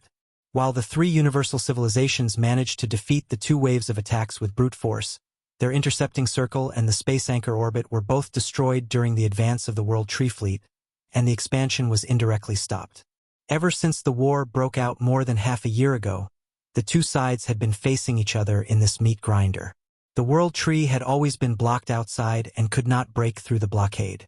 It was as if they had finally exhausted their patience after all this time, as Destiny's Child had captured important intelligence through the surveillance channels showing that the World Tree civilization was mobilizing troops in the territory and planning a new attack. This was the World Tree's biggest wave of attacks so far. Its scale was even larger than the previous 3 combined. It had already exceeded 200 billion, and it was unknown how many more they planned to send. With such a huge attack, even if the intercepting circle could repel the enemy like the previous 3 times, it would still be heavily damaged. The moment Han Shao received the news, he informed the command center and called for an emergency meeting. Chapter 1356, Fortitude Tree King. Chapter 1356, Fortitude Tree King. In the conference room of the command center, the commanders and beyond grade as gathered together. The 3-dimensional star map of the intercepting circle was suspended above the tactical simulation table. Simon stood at the side and kept fiddling with the star map, using his fingers to draw out tactical signs as he explained the current situation. Based on Black Star's intelligence, the World Tree has gathered a 200 billion large army and is suspected to be launching an all-out attack. This is the distribution map of the various troops on our side, as well as the wormhole support base station. It can be seen that the fastest troops on our side are between sectors A-1075C and N-0744J. If the World Tree attacks this section of the defense line, all of our main defense troops can gather there at the fastest speed possible. However, the other defense lines are gathering at a slightly slower speed. This time difference might be the breakthrough point, causing the World Tree to break through the first and second layers of defense with its enormous strength. The strategic depth and wormhole support base will threaten the third and later layers of defense, creating a vicious cycle where we can only be passive. The expressions of the high-ranked commanders were grave. The pressure of a 200 billion large fleet was much higher than the previous 3 assaults. Any small factor could be the other party's breakthrough point. I think after the previous 3 failures, the other party won't repeat the same mistake this time. He will most likely change his attacking method and won't charge straight in. Our construction time is still too short. Not only does the World Tree want to break through the blockade, but it also wants to destroy our fortifications in one go.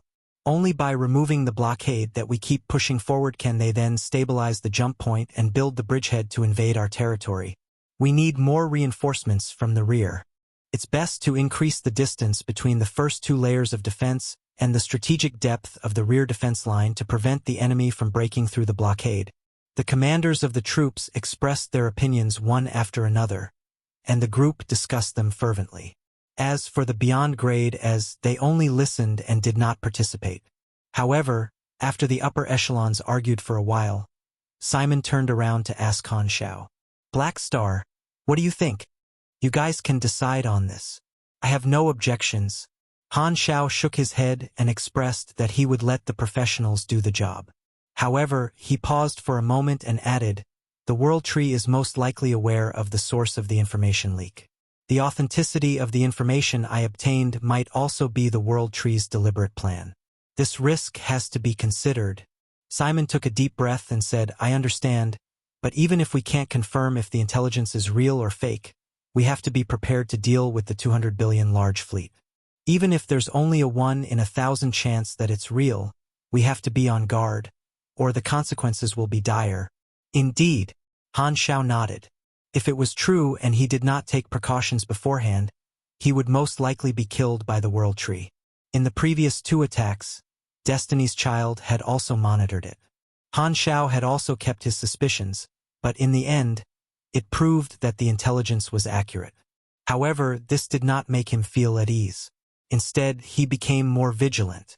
If the World Tree had deliberately leaked information about the previous 2 attacks in an attempt to reduce their wariness, then it must have been holding back a big move to send fake information at the critical moment.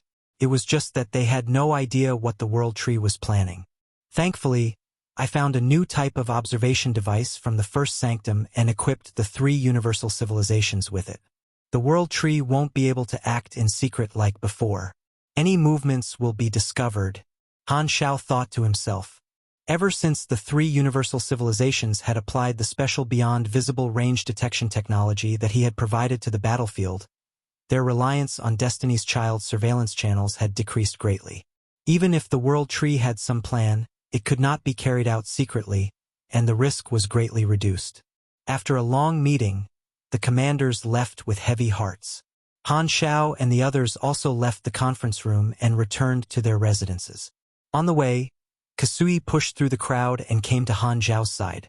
The World Tree did not send any high-level combatants in the previous 2 attacks, but this time, it suddenly launched an all-out attack. Do you think it might have found a way to restrict Aurora? Han Xiao glanced at him. Before he could say anything, Sun Hunter jumped from Han Xiao's shoulder to Kasui's head and muttered in a low voice, "Heh, they might be planning to ignore the high-level combatants like us and just attack the defense line with their troops. Ignore us? That's possible. As long as they're willing to take the risk of a local battle, no matter how powerful we are, we won't be able to have a significant impact in a war of this scale. At most, we can open up a few opportunities." Kasui pondered. Seeing that the 2 of them were chatting, Han Xiao also gave up on the idea of responding and turned to look at Ames. Why are you looking at me?" Ames raised her brows. "The enemy has brought out 200 billion fleets. Are you afraid?" Han Xiao asked casually. "There's nothing to be afraid of." Ames shook her head. In the past few months, she had participated in the first 2 attacks of the World Tree, so she now had some war experience. This time is different. The World Tree might bring out a high-level combatant. You have not participated in the first large-scale battle and have not fought with the World Tree experts. They are very difficult to deal with. It's a good opportunity for me to experience it." Ames's expression remained calm. "Don't look down on him. The intensity of the battle between Beyond Grade as cannot be compared to the previous 2 battles. I suggest you follow Milizau's." Han Xiao pointed at Old Dragon. "Why do I need to follow him?" Ames was curious. "He's so big. If you hide behind him, no one will be able to hit you. If necessary, you can even throw him out with force to help you block the attacks." Han Xiao shrugged. "You know I can hear you, right?" Milizau's magic incarnation could not help but look over in resignation. "I just want you to hear it. Her moniker is the Dragon Emperor. Isn't it reasonable for her to sit on you?" Han Xiao curled his lips. "That sounds familiar. Did you tell me this before?" Milizau snorted, not taking it seriously. Han Xiao shrugged. "Don't you think this strategy has some merit to it?" "I don't think so at all. Plus, my body size has already shrunk a lot, so I won't be targeted by the enemy at all. This plan will surely be useless." Milizau's was very calm. People who had successfully lost some weight would always be this tough. "Then recover your body. You have such a huge body, but you don't shield your teammates from the wind and rain. This is a waste of God's gift." "What nonsense." Milizau's rolled his eyes and ignored Han Xiao. The people were not scared by the large-scale battle that was about to break out. They returned to their residence chatting and laughing. Han Xiao closed the door, and his smile disappeared. He had a feeling that the World Tree was going to use its high-level combatants this time, and the Tree King should not have revived yet. This time, there might be a new Tree King coming among the 5 great Tree Kings. Only the subduing Tree King had the simplest and most violent ability. The other few were all full of tricks. No matter who came, they would only be harder to deal with than him. At the same time, in the flickering world, in the territory of the Black Star Army, on a desolate planet. Boom! The 2 blurry figures were like shooting stars as they flew across the barren land, colliding with each other continuously. Every time they collided, an intense shockwave exploded, leaving huge craters on the ground. Suddenly, the 2 figures came to a halt and revealed their appearances. One was Lothair and the other was Carlet. Lothair spun the dagger with his finger and put it into the blade pouch on his waist. "Your strength has increased again. You can already withstand my current strength. I will release more combat strength in the next combat training and continue squeezing out your potential. All right, I will train hard." Carlet's fists clashed together, creating sparks. His face was filled with determination. This was not the first time that he had requested to go to the front lines to fight the enemies, but Black Star had rejected every time. He knew that this was a sign that Han Xiao valued his potential and was giving him time to grow. Carlet understood that his main mission was to focus on training and grow to the point where he could rush to the front lines to help Han Xiao. Therefore, after the war broke out, he took the initiative to train every day. At this rate you will become a beyond grade as soon. Although Lothair said this, he was secretly cursing. After training Carlet for the past few days, he realized that Carlet's improvement was extraordinary. Furthermore, his growth did not slow down because of his increasing strength. Instead, it became faster and faster. It was as if there was no bottleneck. His daily improvement was visible to the naked eye. Lothair had originally been curious about why Han Shao thought so highly of Carlet, but now he no longer had any doubts. There really was such a genius in the world? How did Black Star manage to dig him out? World Tree Territory, Tree King Palace. On the 5 thrones sat 2 figures. One was the Heart Tree King, and the other was the Fortitude Tree King covered in heavy armor. Below the 2 Tree Kings stood many executive officers. Some of those who had died in the battles before had been revived. Has the information been released? It has been shown through the Foreseers, Tidrian replied with his head lowered. I hope they will place all their attention on this. The Heart Tree King rubbed the armrest as he nodded slowly. Tidrian continued, in the previous attacks we have already calculated the rough structure of the intercepting circle, as well as the number of troops the other party has stationed along with the follow-up reinforcement limit. This time we will increase the strength of our troops, and we should be able to break through the intercepting circle in one go. At the very least, we will be able to clear their spatial anchor orbit. Hearing this, the Heart Tree King nodded and did not say anything else. He waved his hand and let the executives leave. Very soon, only the 2 Tree Kings were left in the palace. The Fortitude Tree King turned his head slightly. He seemed to be looking at the Heart Tree King from the corner of his eyes behind the mask. You've already decided to take action personally? Is this what you want me to do? I'm the only one who can deal with that recovery-type Esper, and that universal treasure can only be used to its fullest potential in my hands. If I die there, you'll be in charge of the matters here, the Heart Tree King said calmly. How long will it take for the Subduing Tree King to revive? The Fortitude Tree King frowned. Although I'm supplying him with resources every day, it'll still take some time. The Heart Tree King waved his hand. The Fortitude Tree King was silent for a bit. In that case, bring my lord's avatar, apostle weapons, and mechanical army over. You plan to save my life? If I let you stay alive, you can manage the affairs here, and I can continue to stay comfortably in the mother tree and absorb nutrients. The Fortitude Tree King said coldly. The Heart Tree King shook his head. The civilization this time is very strong. Sooner or later, you will have to participate in it yourself. We'll see. After saying this, the Fortitude Tree King's body melted into the tree crown and disappeared. Seeing this, the Heart Tree King felt a little resigned. No matter how hardworking they were in the past, after being chosen as a Tree King, one would become lazier and lazier. This applied even to the Fortitude Tree King, a mechanic.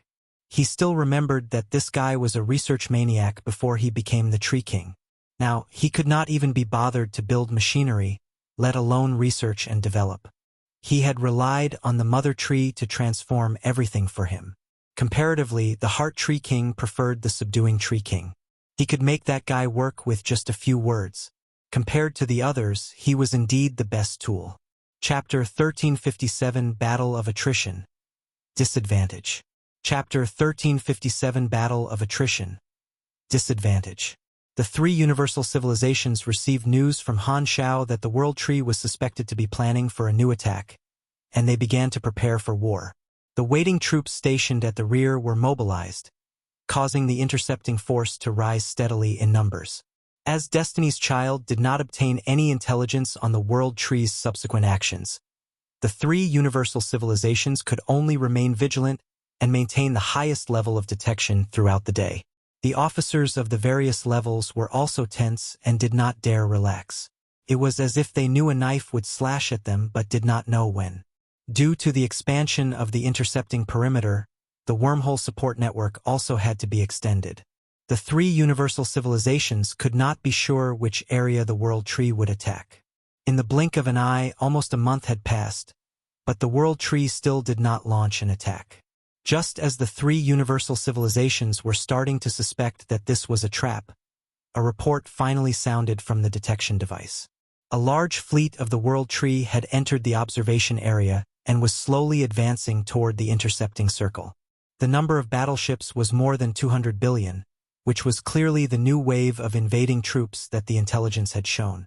Due to the special observation device that Han Shao had provided, the three universal civilizations' range of detection far exceeded their area of control.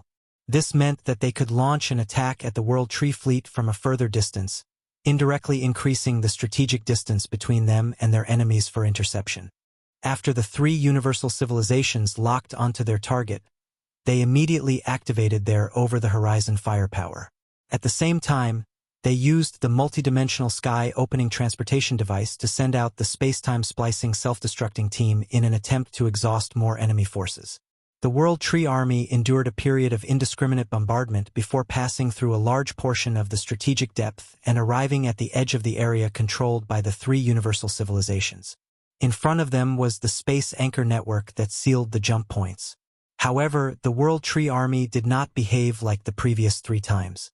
To prevent too many troops from being consumed on the way, they stopped at the edge of the three universal civilizations' control area and expanded the Lerbo space protection belt to block the long-range attacks of the fleet. At the same time, they split up and coordinated with each other while sweeping through the space anchoring tracks. This time it seemed like the World Tree did not want to launch a sudden attack. Instead, it planned to use the large army as the base to launch a large-scale battle. The fleet sweeping the orbit this time was not the small fleet from before. It was much larger, and the three universal civilizations were in a dilemma. They knew that the World Tree was forcing them to leave the interception fortifications and go out to fight in the wild, which would make it more efficient for them to be dealt with. In the past few times, the interception circle had played a huge role in blocking the attacks of the World Tree. The most important thing was the wormhole network hidden in the middle of the layers of defense lines. This allowed them to be able to quickly gather their forces and arrive at the main area of the blockade. If this was changed to a field battle, the three universal civilizations' advantage in this aspect would be greatly reduced. Although the multidimensional sky-opening transportation device could also provide support, it was still a universal treasure that cost a lot to build.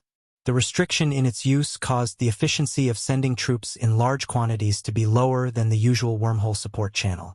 However, if they did not do anything towards the World Tree Fleet's actions, the space stabilization orbit that they had set up in the past few days would be destroyed. After weighing the pros and cons, the three universal civilizations sent out a portion of their forces to try and stop the World Tree Fleet, and they continued to attack the large troops that the World Tree Fleet had stationed at the edge of the control area. This led to many intense battles in the three universal civilizations area. In order to reduce the casualties in the local battles, the Beyond Grade as of the three universal civilizations took action one after another to help their troops fight against the enemy fleet. They were equipped with the King mechanical suits and could retreat to the intercepting base at any time. However, the experts from the World Tree did not appear, as though they did not intend to restrain the advanced combatants of the three universal civilizations. Although the three universal civilizations had won most of the battles with relatively low casualties, they were unable to repair or maintain a stable space orbit under the pressure of the enemy's army, and they had to continuously suffer attacks. A short repulse of the sweeping troops was like drinking poison to quench their thirst. After fighting like this for more than a month, both sides had lost tens of billions of troops. The three universal civilizations finally decided that they could not stop the enemy from destroying all the spatial stabilization orbits, so they had no choice but to throw away this burden and retract their forces to preserve their strength. They no longer invested their troops in a battle of attrition but exchanged for a different strategy to wipe out the World Tree Civilization's troops in the long-distance attack movements. The two sides fought for another period of time. The World Tree Army finally wiped out all the space anchoring tracks set by the three universal civilizations after 3 months or so, freeing up the jump points of all the vanguard troops in the past half a year. They had paid almost 100 billion troops for this. On April 6, year 784 in the galaxy calendar, the World Tree Army, which had been stationed at the edge of the control zone for months, finally started to attack the intercepting circle. After a period of traversing, the World Tree Army, which only had about half of its troops left, finally crossed the strategic zones that the three universal civilizations set up, attempting to break through the blockade. They immediately engaged in an intense battle with the three universal civilizations. The three universal civilizations were waiting for the enemy to be exhausted, and they also had the advantage in numbers. As soon as the battle started, they quickly gained the upper hand. According to this trend, it would not be difficult for them to withstand this wave of attacks and wipe out the World Tree fleet. However, on the third day of the battle, 3 World Tree reinforcements arrived from the nearest jump point, and a total of 150 billion soldiers entered the battle. They attacked different areas, and the pressure on the 3 universal civilizations increased exponentially. After fighting for 5 more days, 2 more batches of World Tree reinforcements arrived, totaling hundreds of billions. On the 9th day, the 80 billion strong World Tree fleet arrived. On the 14th day, 140 billion enemy reinforcements arrived. On the 20th day, 206 billion enemy reinforcements arrived. The reinforcements from the World Tree were endless. The more people on the front line died, the more reinforcements would come from the rear. They wanted to fully utilize the advantage of a war of attrition, completely wearing down the entire intercepting circle. C-1008A battlefront is in an urgent situation. L-0213B battlefield front is in an urgent situation. The scene in the command room was very busy. The emotionless synthesized sound of the spaceship's artificial intelligence was constantly broadcasting the emergency alarms in the various war zones. Simon and the other upper echelons stared at the surveillance cameras of the battlefield with bloodshot eyes. The intense battle had already lasted for almost a month, and it did not stop for even a second.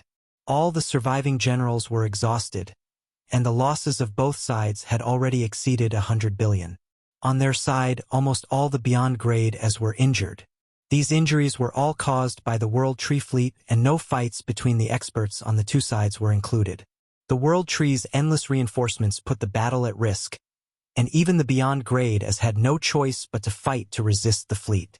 In this month, they seemed to have become firefighters stabilizing the various battlefields that were in danger time and time again, without much time to rest and recover. Even so, the contributions of many beyond grade as were only a drop in the bucket. Many beyond grade as were worried. Although the high-level combatants of the World Tree did not take part in the battle, causing no new beyond grade as to appear on their side, seeing the 3 universal civilizations becoming more and more disadvantaged. Everyone was worried. Kasui looked at the battle monitors and came to Han Zhao's side. He said in a low voice, "The World Tree has launched an all-out attack, ignoring the casualties and fighting head-on. The first and second layers of defense have already been penetrated, and the enemy's reinforcements are still coming. From the looks of it, the intercepting circle would not be able to hold." "I guess so." Han Zhao heaved a sigh, having a solemn expression. He was equally fatigued as the rest. The high-intensity war that lasted for a month had turned this place into a meat grinder. Most of the players had used up their daily revival quotas. In such a place, there was a limit to what he could do. This time, the World Tree did not use any special plan. It simply relied on the advantage of numbers to fight head-on. If they did not break through the blockade, they would not stop sending reinforcements. If fighting for a month was not enough, then 2 months, 3 months. They could only be described with one word: reckless. The intercepting circle could not stop the World Tree's advancement forever, and it would break sooner or later. However, this day seemed to have come earlier than expected. From the beginning of the formation, it only bought the 3 universal civilizations about a year more. "Black Star, we have to consider retreating too," Kasui softly spoke. Han Zhao ignored him, his gaze fixed at the battlefield outside. Countless battleships were engaged in a fierce battle. The dazzling lights from their cannons were akin to the stars in the sky, silent and bright with a destructive aura. Every second, countless lives were being thrown into the embrace of death. Even if the 3 universal civilizations' troops were routed, they would still have plenty of time to retreat. Even if the World Tree had passed through the intercepting circle, it would still take a long time to reach the edge of the flickering world. However, the 3 universal civilizations would most likely not be able to replicate a defensive line similar to the intercepting circle. This meant that the continuous charging of the World Tree civilization could be seen as the countdown timer for the 3 universal civilizations' demise. At this time, another World Tree fleet entered the battlefield. The familiar Tree King Hila followed and immediately increased the combat power of many World Tree members, attracting everyone's attention. This is the ability of the Tree King. They've finally sent out their high-level combatants. The three universal civilizations can hardly hold on any longer. If the Tree King uses his halo at this time, it will probably be the last straw that breaks the camel's back. I wonder which Tree King has come this time. Han Zhao's eyes flashed with unprecedented seriousness. Not only him, but all the other Beyond Grade as also focused their attention on the source of the halo. Chapter 1358, The Second Collision, The Unknown Tree King. Chapter 1358, The Second Collision, The Unknown Tree King. In the real-time surveillance footage, the battle lines between the three universal civilizations intercepting troops and the World Tree invasion fleet were extremely long. They were divided into many different war zones. The three most important war zones were the interception defense lines that the World Tree attacked heavily with troops numbering hundreds of billions. Under everyone's gaze, a new fleet entered the main battlefield. There were not many of them, only a few 100 million, but they emitted extremely condensed energy fluctuations, displaying Beyond Grade A energy sources one after another on the radar. As soon as this small fleet entered the battlefield, it brought a significant change to the main war zone. A green light spread out, and every World Tree battleship that was swept by it lit up with a faint green light, and with the enhancement of the Tree King's halo, the stalemate was immediately broken. The speed they were pushing forward with increased significantly. If this line of defense is breached, they will be able to reach the wormhole support network at the back of the war zone very soon. The situation will become even worse. This place will become a breakthrough point. Simon looked at the situation. His deduction was the same as what the artificial intelligence had analyzed. Secret Master crossed his arms and said with a deep voice, "You want us to kill this Tree King? The difficulty is too high. Unless he leaves the protection of the fleet, we will only be throwing our lives away if we take the initiative to charge at him." The other commander turned to look at Han Zhao. "Black Star, what do you say? Let's wait and see. There's no opportunity right now." It was rare for Han Zhao to have the same thought. Although he really wanted to get rid of this unknown Tree King that had suddenly entered the battlefield, the other party was under the protection of hundreds of billions of fleets, so the possibility of killing him was too low. Furthermore, the previous incident of the Tree King being killed had been sent back to the World Tree. This time, the Tree King would probably stay in the fleet obediently and not give him a chance. He had already provided a lot of intelligence and technology, allowing the three universal civilizations to be in a much better situation than in his previous life. However, military strength had always been the World Tree's forte. Once they have launched a large-scale attack, the three universal civilizations would have to fight head-on if they wished to protect their territory. There were no shortcuts. Although there were differences in technology between the two sides, they both had advanced civilizations that were equipped with lethal strategic technologies. For example, they knew how to defuse and counter the various spatial and dimension weapons. Most of the flashy technologies were useless against each other and could only be used to bully the weak. Only a small portion of their unique technologies was indecipherable. The advantage of a Beyond Grade A was that their mobility and strength were concentrated in their individual body, and their strength was in guerrilla warfare.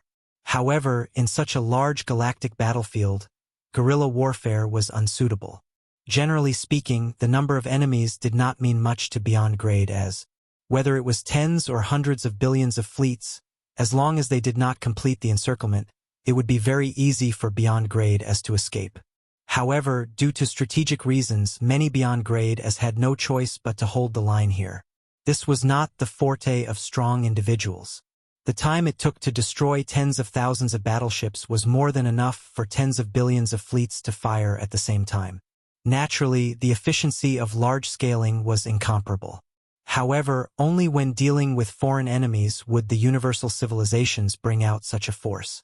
If they were to use it in a civil war, many new desolate universe belts would emerge. Send more reinforcements. Simon also knew that the risk was too high, so he did not request for a group of Beyond Grade as to carry out this mission. He only sent more troops to fill this war zone. The World Tree civilization kept sending reinforcements, and the three universal civilizations did the same. This was also the reason why the intercepting circle could last for a month. Otherwise, it would have been broken by the World Tree's second reinforcement.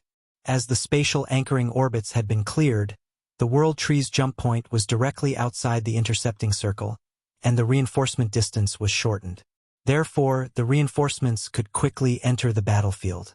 However, just as Simon gave the order, something happened. The reinforcements did not stay in the main formation but came to the crossfire area. One World Tree powerhouse after another flew out and surrounded a tall and skinny figure. The Tree King halo on his body revealed his identity. A group of beyond grade as patrolled back and forth on the battlefield, retreating every now and then. In terms of team battles, they were at the front. Everyone's expression changed slightly. Han Shao narrowed his eyes. This guy wants to lure our high-level combatants out. Everyone nodded. They naturally understood that the Tree King and a group of high-level combatants had not just appeared to take a stroll, but because they were unsatisfied with expending the three universal civilizations' forces. If the three universal civilizations tried to surround them with troops, the Tree King and the others would surely retreat to the main formation. Only by sending out their high-level combatants would the Tree King and the others be willing to stay behind to fight and carry out the exchange tactic that they had always thought was effective. Their goal was to exhaust the experts of the three universal civilizations. If they did not do something about the Tree King, he would continue to provide halo buff, increasing the pressure on this war zone and opening up the battlefield. There was no loss for him. It was as if he was exposing himself and providing an opportunity. If they did not go up and attack him, the opportunity would be wasted. Humph! Looks like they are very confident. Reeve clenched his fists, eager to give it a try. She had never fought with a World Tree expert before. Madison calmly said, "Be careful. They know that we have a recovery-type Esper and can greatly reduce our losses, but they still used the Tree King as bait to attempt the exchange tactic.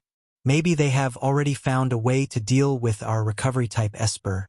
We can't rule out the possibility that they think that exchanging 100 people for a few of us will be profitable," Sun Hunter said with a deep voice. "So, are we going up?" Kasui turned to look at Han Shao, and everyone looked over. Han Shao did not reply immediately. Instead, he looked at the Tree King who was being protected by many powerful experts. After experiencing the war in his previous life, he naturally recognized the appearance of every Tree King. Information about this person flashed through his mind. Heart Tree King Minacho, a psychic among the 5 Tree Kings, has many methods. Although his strength is not much different from subduing Tree King, he is probably twice as difficult to deal with. In my previous life, he heavily injured Kasui and Oathkeeper respectively and instigated more than 4 beyond grade as, other than being killed in the last battle, he does not have any other records of death. The most common methods are psychic teleportation, thoughts tampering, spirit tide. The abilities of a psychic were extremely strange and Han Shao felt that it was extremely difficult to deal with them. The most threatening ability was the ability of instigation. It was extremely difficult to change the mind of a beyond grade A, and it was not something that could be done in a short time. The other party would most likely be unable to complete it during the battle, but even the slightest risk could not be ignored. Han Shao turned around and took in the expressions of the commanders.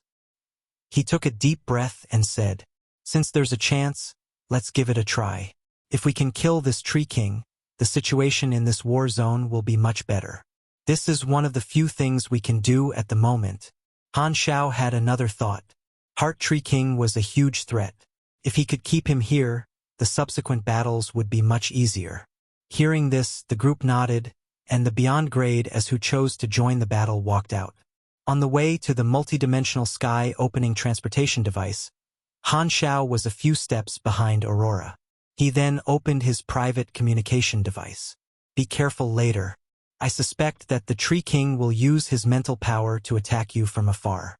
Even if some of your life energy leaks, you'd better not go near the battlefield even if you have to watch some of your comrades die. Remember to make Sorokin stay beside you and protect you. Although he's annoying, he can at least block a few mental attacks for you." "Got it." Aurora nodded obediently. On the other side, in the main war zone surrounded by the Tree King's halo, Heart Tree King calmly led a group of resurrected World Tree experts around the battlefield. With so many beyond grade as gathered together, it was naturally very conspicuous. Wherever they passed, the fleets of the three universal civilizations focused their fire on them. However, the nearby World Tree Fleet kept using their shields to block the attacks for the Heart Tree King. Thus, Heart Tree King and the others seemed to be taking a stroll on the intense battlefield. Aren't the enemies sending their high-level combatants? Heart Tree King kept looking at the three universal civilizations' line of defense, but he was not anxious at all. After all, he had the initiative and was very patient. As soon as he said that, Fortitude Tree King's voice sounded in his mind. "Humph, I think you should come back. They probably won't dare to make a move. Don't waste my time. I want to return to the mother tree. Bear with it." Heart Tree King was helpless. For the Lord to descend, Fortitude Tree King had to be in the base. It had only been a short while, but he could not take it anymore and felt lazy to the bones. At this moment, Fortitude Tree King was still on standby and had yet to activate his ability. They only had the powerless Lord's avatar's body in their hands. This was Heart Tree King's request. This was a card he prepared to summon Fortitude Tree King when the time was right. He still wanted to say something, but the next moment, Beyond Grade A energy suddenly appeared in his senses. Heart Tree King and the many World Tree experts looked in the direction of the energy source and saw a group of Beyond Grade as flying out from the three universal civilizations' fleets and attacking them from across the battlefield. The leader was the outsider that left a deep impression on them. As expected, they still came. The number of people seems to have increased. It seems like they are using the same tactic, holding back their high-level combatants. Heart Tree King's eyes flickered. Seeing the revivors participating in this battle, he immediately thought that they were the hidden experts of the three universal civilizations. As for Garros and the others who had died in the previous battle, they did not join the battle because they were worried about their lives, so he naturally could not see them. Attack! Do your best to cause damage and force their recovery Esper out. As this thought flashed through his mind, Heart Tree King did not show any signs of weakness. He took the lead and charged forward with the World Tree powerhouses following behind him. The Beyond Grade as on both sides passed through the battlefield. There was no communication. They directly entered the enemy's formation and clashed. The last time, the three universal civilizations had no choice but to surround and attack a portion of the peak Beyond Grade as. This time, the rest of the World Tree experts were stopped by the other peak Beyond Grade A revivors. Reeve, Hilbert, and the others went to fight the executive officers, the high-level Holy Tree emissaries, and the members of the 13 ancestral spirits. The number of experts sent by the World Tree this time was almost the same as the last time, and they were at a disadvantage in terms of numbers. As soon as they fought, they were suppressed by the Beyond Grade as of the three universal civilizations. Han Shao turned into the mechanical deity and went to find Heart Tree King. The energy shockwaves and psychic shockwaves exploded between the two of them, creating continually bursting blue and white bubbles. Heart Tree King's combat style was completely different from that of Subduing Tree King. As a psychic, he did not like to fight head-on and relied on his strange methods to move around nimbly. From time to time, he would release large AoE spells and convert his psychic energy into physical psychic energy, forming layers of shields to block the mechanical deity's torrential attacks. Swoosh! Psionic energy vibrated, and a huge mechanical blade slashed across. Heart Tree King seemed to have seen through it, and with a nimble dodge, he used psychic energy to pull his body away, avoiding the slash that contained Getahatican. The blade light was like a dark blue waterfall, sweeping across the battlefield. Hundreds of battleships exploded into smoke. Outsider, this is the first time we've met, right? I could not fight you the last time you came to our territory and caused a ruckus. While dodging the close-range attacks of the mechanical deity and the mechanical army, Heart Tree King sent a mental message to Han Shao. Han Shao did not reply. He raised his hand and shot out a few thin, dark red rays of light. Heart Tree King's body flashed, and he moved a distance away as though he had teleported. The rays of light only shattered the afterimages that he left behind. This guy is so slippery. Han Shao clicked his tongue. The psychic power of Heart Tree King was extremely sensitive. He used his psychic power to pull and control his body and was extremely agile. At the same time, He also constantly released mental interference to mislead the direction of his attacks and reduce his hit rate. Even when facing the bombardment from the mechanical army that had almost no blind spots, Heart Tree King was able to dodge them with ease, as though he had seen through all the attack trajectories in advance. Heart Tree King's fighting style was the exact opposite of Kasui's wide-open combat style that ignored mana. It was exquisite and focused on harassing and exhausting the enemy. He flew around the enemy like a mosquito, stabbing the enemy from time to time before retreating immediately. It was very difficult for the enemy to hit him. His fighting style was very dirty and annoying. Pugilists are still the best. They like to fight head-on. How easy it is. Han Xiao could not help but miss subduing Tree King. However, although Heart Tree King was very agile, he had no choice but to focus on dealing with Han Xiao's attacks. Both of them restrained the other party.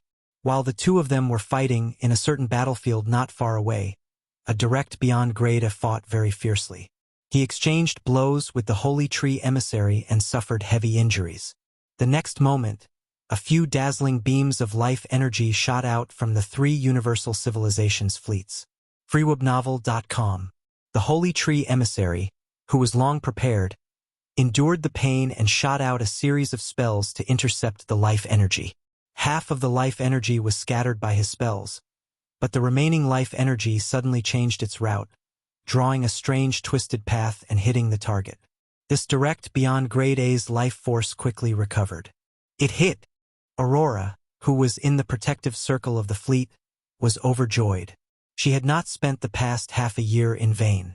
Every day, she trained her control over the life energy that left her body so that she could avoid being intercepted by the enemy and heal the target. On the other side, Heart Tree King could not help but divert some of his attention to look in Aurora's direction. Found her. Before he could finish his thought, a few splitting rays arrived in front of him. He was slightly distracted, and he was a step too slow to dodge them, leaving several burning marks on his body. Heart Tree King hurriedly retracted his attention and covered his wounds while avoiding the continuous pursuit from the mechanical army. I really can't afford to be distracted when dealing with this fellow. Fortunately, someone is able to stop him and give me the time to make a move. The next second, Heart Tree King suddenly retreated, and Han Xiao immediately chased after him. One chased as the other fled, and their battlefield shifted by a large distance. A powerful beyond grade A energy suddenly rose from a World Tree battleship beside them. The spaceship exploded, and a dark green mechanical deity appeared as though it had broken out of its shell. Its body expanded rapidly, and it held a double-edged mechanical war blade that was covered in energy circuits. The blade lashed down with astonishing psionic energy. At the same time, green-armored mechanical soldiers swarmed out and bit Han Xiao's mechanical army. This energy. Another Tree King. Han Xiao raised his brows and immediately raised his blade to meet the attack.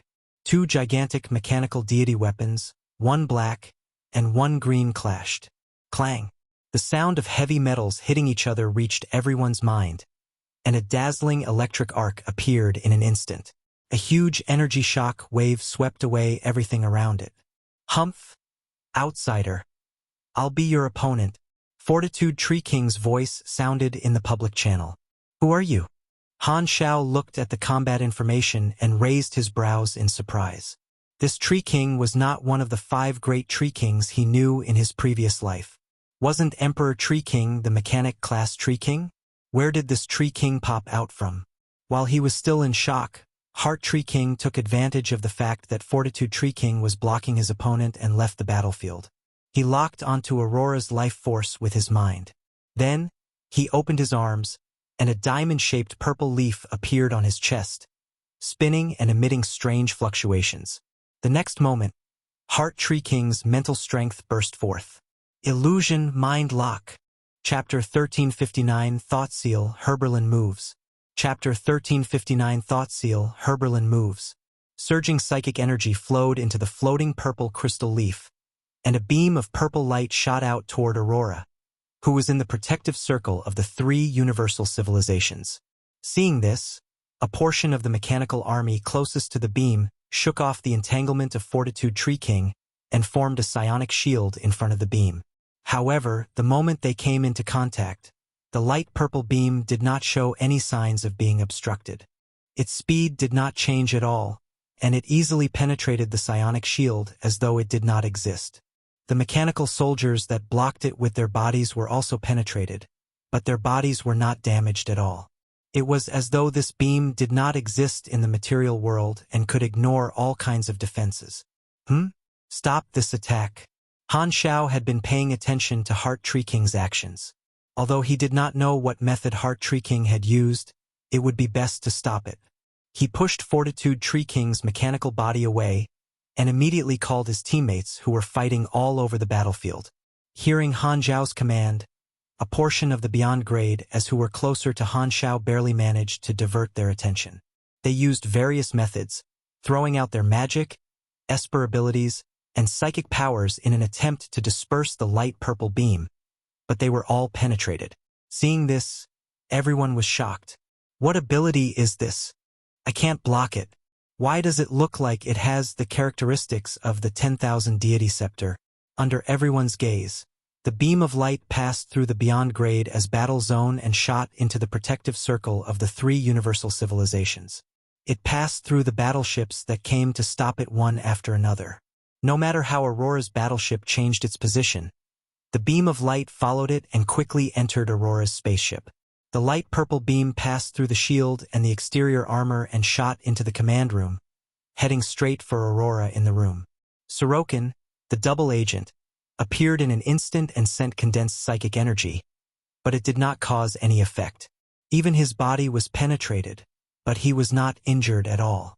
Just as it was about to hit Aurora, when it was only a few meters away, the light purple beam suddenly slid away as if it had hit an invisible barrier. It flew out of the battleship in a flash. Aurora, who was in a tense state, heaved a sigh of relief. Looks like the space-time amber is still useful. In front of her was a space-time amber ball. Han Xiao had given her a batch of it to protect herself.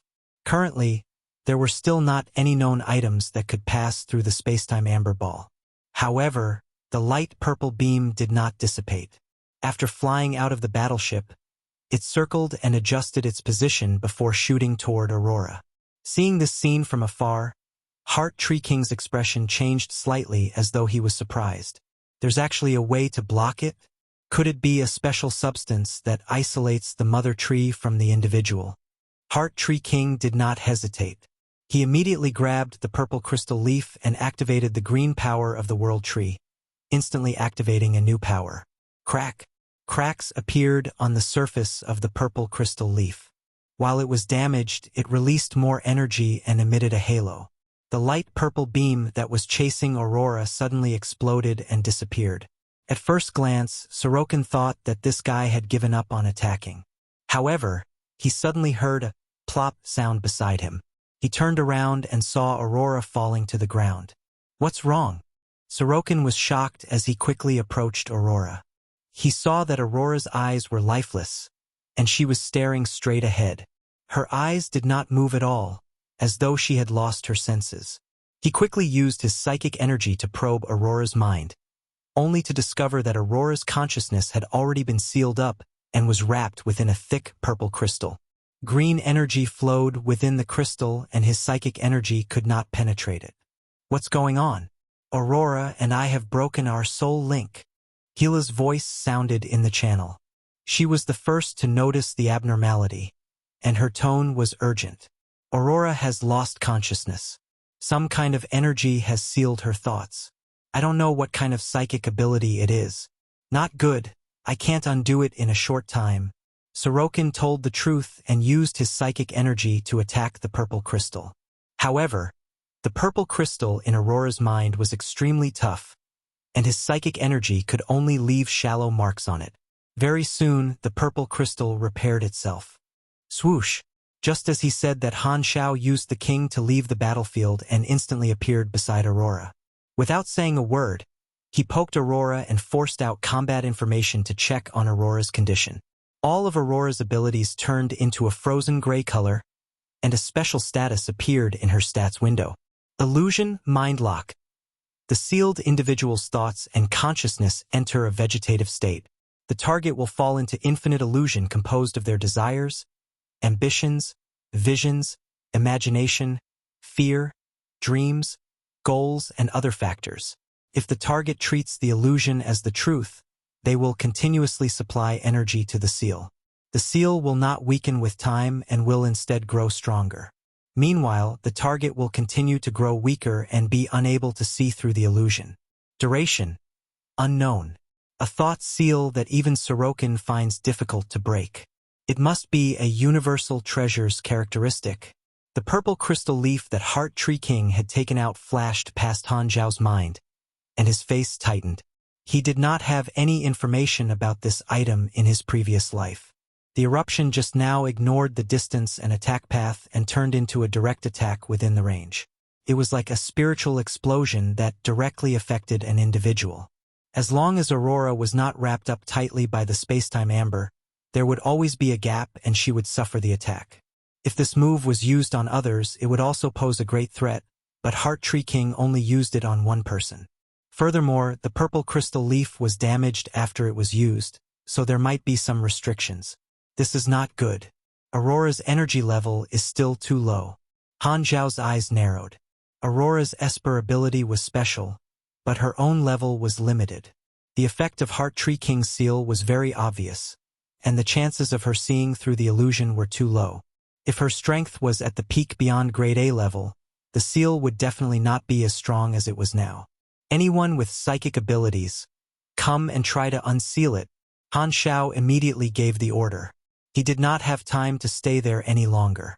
He quickly activated the king's repeated warping ability and returned to his original position.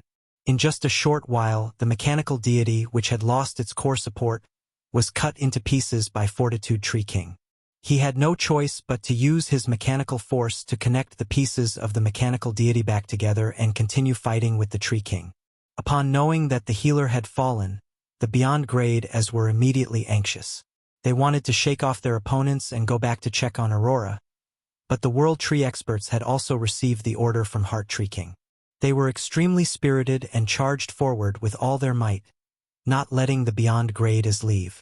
Ha! Your recovery-type Esper has been defeated by His Excellency the Tree King. Let's see how you can recover. Aren't you unafraid of death? Come on, continue fighting. Without confidence, do you still dare to exchange injuries? In the mental network, many World Tree experts were extremely excited. The scene of the previous battle was still vivid in their minds. This group of enemies relied on the healer behind them to constantly exchange injuries with them. Even if they were heavily injured time and time again, as long as they were fed a mouthful of milk, they would instantly be full of energy and the battle would be very uncomfortable for World Tree experts. In the end, they had no choice but to use the self-detonation tactic, but they could only drag a few people down with them. Thinking about the embarrassing battle last time, many of the World Tree Supers were furious. At this moment, Heart Tree King had used his methods to wipe out the confidence of these enemies, and the Beyond Grade as of the World Tree were all energized. They felt that they could finally show their strengths. They had never been afraid of exchanging lives for lives. Fortitude Tree King turned around and deflected Han Zhao's attack. Hearing the commotion in the mental network, he could not help but send a message to Heart Tree King. Are you sure this will seal the enemy's recovery Esper forever? I didn't say forever. As long as there are enough people with psychic abilities who spend a lot of time wearing down the seal, it will be broken sooner or later. However, as long as the recovery-type Esper does not play a role in this battle, my goal will be achieved. Heart Tree King kept the cracked purple crystal leaf into his body and heaved a sigh of relief. Without the recovery-type Esper, the battle losses will return to normal. As long as we destroy enough high-level combatants in this battle and cause substantial damage, it won't matter even if that Esper wakes up later. Fruabnovel.com. In his opinion, even if he could only seal the Esper in one battle, the exchange tactic would succeed. As long as they could get rid of enough high-level combatants this time, the World Tree's snowballing advantage could be put to full display. Now that the plan was more than half complete, Heart Tree King was relieved and returned to the battlefield. Together with Fortitude Tree King, they surrounded and attacked Han Zhao. The three of them were locked in battle. Not long after, Some beyond grade as finally managed to shake off their opponents with the help of their teammates and returned to Aurora's side. However, after checking, their hearts sank. The situation is not good. This thought seal is too strong and is protected by a special force. Even if we attack together, it will not be broken in a short time. Kasui's voice sounded in the channel. Not even you? Sun Hunter was shocked. Kasui shook his head. Although I have unlimited energy, there is a limit to the strength of my psychic energy. Just like how the water current keeps washing the reefs. It needs time. Upon hearing Kasui's words, the hearts of many association members skipped a beat. The next moment, a member of the association suggested in the channel. Black Star, why don't we retreat first and fight them after we break Aurora's seal? Do you think the World Tree will blankly watch our retreat? Even if we retreat, the Tree King's halo will continue to take effect. There's a high chance that the frontal defense line won't be able to hold on. When we unseal Aurora and want to fight them again, it's hard to say if they will give us the chance. By then, it will be too late. Ulu spoke first before Han Shao could. A large number of direct line members ignored life and death and continued to fight with their opponents. Seeing this, many association members who wanted to retreat could not desert and could only continue fighting. However, without the protection of the milkmaid, a large number of association members considered their own safety and did not dare to risk their lives like last time. Their combat power was far inferior to the first time they had fought. Instead, they were faintly suppressed by the World Tree experts who were not afraid of death. Luckily, they had the advantage in numbers this time, and there was a group of revivors to hold the situation. Otherwise, their losses might have exceeded the other party. The Beyond Grade as all had their thoughts, and the battle this time was much bloodier. The Beyond Grade as on both sides were frequently sacrificed, and the damage was increasing. Without that recovery type Esper, your true colors are revealed. The casualties will only increase. How long can you last? As Han Shao dealt with the encirclement of Fortitude Tree King and Heart Tree King, the other party's mocking mental message appeared in his mind. Boom! Energy explosion. A dark blue compressed energy cannon fired at Fortitude Tree King. Han Shao took the opportunity to glance at the loss of the Beyond Grade as calmly and did not respond to the other's taunt. Turning around, Han Shao started to fight with Fortitude Tree King that was charging at him again. Suddenly, he felt a sharp pain in his brain as Heart Tree King sent several mental shockwaves.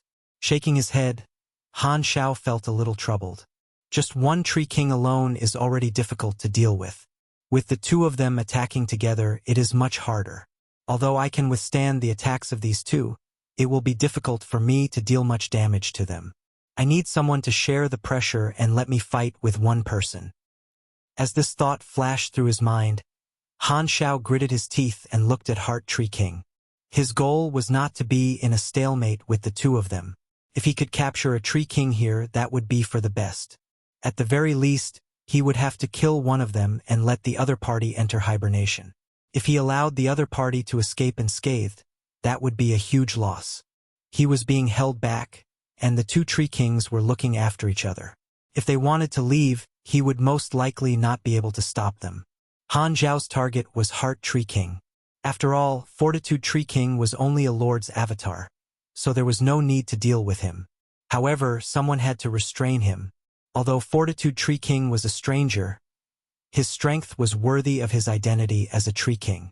In his previous life, the World Tree War was a very late version. Now that the war had been brought forward by many years, Han Shao could only think that Fortitude Tree King was the mechanic-class Tree King of this time period. He would lose his position in the future and Emperor Tree King would replace him. As for the reason, Han Shao had no idea. Suppressing the distracting thoughts in his mind, Han Shao looked at the battlefield. Seeing that most of his teammates were fighting a bloody battle, he could not help but switch to the communication channel and send an order to one of his external helpers. At this time, Han Shao felt a sense of danger. He hurriedly opened the Emperor's cape and saw that Fortitude Tree King had used some kind of skill. The double-edged war blade swept up a whirlpool of green energy and smashed onto his body. Green flames exploded, and the gigantic body was sent flying for a distance. Humph, you still dare to be distracted in front of me. You are disregarding me. Fortitude Tree King brandished his blade and said coldly, "What? Is this the best you can do?" Han Xiao clicked his tongue and casually replied with a joke that the other party did not understand. "Humph, I don't know what you're talking about. But with me restraining you, you won't be able to help your other comrades." Fortitude Tree King pointed his blade at Han Xiao. "Are you a pig?" Snorting again and again. Han Xiao was not to be outdone. He realized that the World Tree experts like to chat when they fought. "Outsider, they think you have an almost indestructible body. I'll see if I can kill you today." Fortitude Tree King activated all his armor cannons and shot out countless beams of light. He then turned his blade and was about to charge forward. However, right at this moment, the light from the multidimensional sky opening transportation device suddenly flashed behind Han Xiao, and a gigantic mechanical deity appeared. It was none other than Herberlin. The interception war had already been going on for a month, and Herberlin had been on standby since a long time ago. The moment he received Han Xiao's message, he immediately used the teleportation device and descended from the flickering world. During the stalemate before this war broke out, he had already completed the loading of his weapons. He was now fully armed and in peak condition. "World Tree, our war is not over yet." Herberlin's furious roar could be heard in the public channel. Countless thrusters were activated at the same time, and a huge force pushed Herberlin to accelerate continuously. The giant blade in his hand swept up psionic energy and slashed toward Fortitude Tree King. Clang! Herberlin's attack landed on Fortitude Tree King's defense, and a shockwave swept out. Another new force entered the venue, and many World Tree experts looked over, stunned. "You, Herberlin? You're still alive." Fortitude Tree King was shocked. All the World Tree powerhouses present knew Herberlin. They had fought against him when they destroyed the Karma Republic, so they had a deep impression of this enemy. Heart Tree King was stunned for a moment before he suddenly realized the truth. "I see. This civilization's initial intelligence on our World Tree came from you." Chapter 1360 Heart Tree King's Bulsh * Ting and Sealing Plan. Chapter 1360 Heart Tree King's Bulsh * Ting and Sealing Plan. The World Tree experts were suddenly enlightened. No wonder this civilization had shown a certain level of understanding of the World Tree when they first came into contact with it. Herberlin, whose home was invaded, was the best source of information, which made sense. The members of the World Tree remembered every battle clearly. Although the Karma Republic Alliance was not a strong opponent, Herberlin had left a deep impression on many World Tree experts. Some of them had even participated in the siege. This was a rare prey that had slipped away from their hands and disappeared into the vast universe after the fall of the Karma Republic. Fortitude Tree King quickly recovered from the shock of seeing someone he knew. He activated the protective equipment on his body and blocked the furious attack from Herberlin. "A loser from a destroyed civilization dares to continue opposing us instead of hiding. You managed to survive last time, but you won't be so lucky this time. The Mother Tree has always wanted to devour you. So why don't you merge with us and reunite with your compatriots? As long as I'm alive, the glory of the Karma Republic will never disappear." Herberlin stabbed his blade into Fortitude Tree King's thick shield and embedded it inside. Two new mechanical arms suddenly grew out from his shoulders and firmly locked Fortitude Tree King's body in front of him. Following this, the flesh and machinery on his chest slid open, revealing a large energy outlet.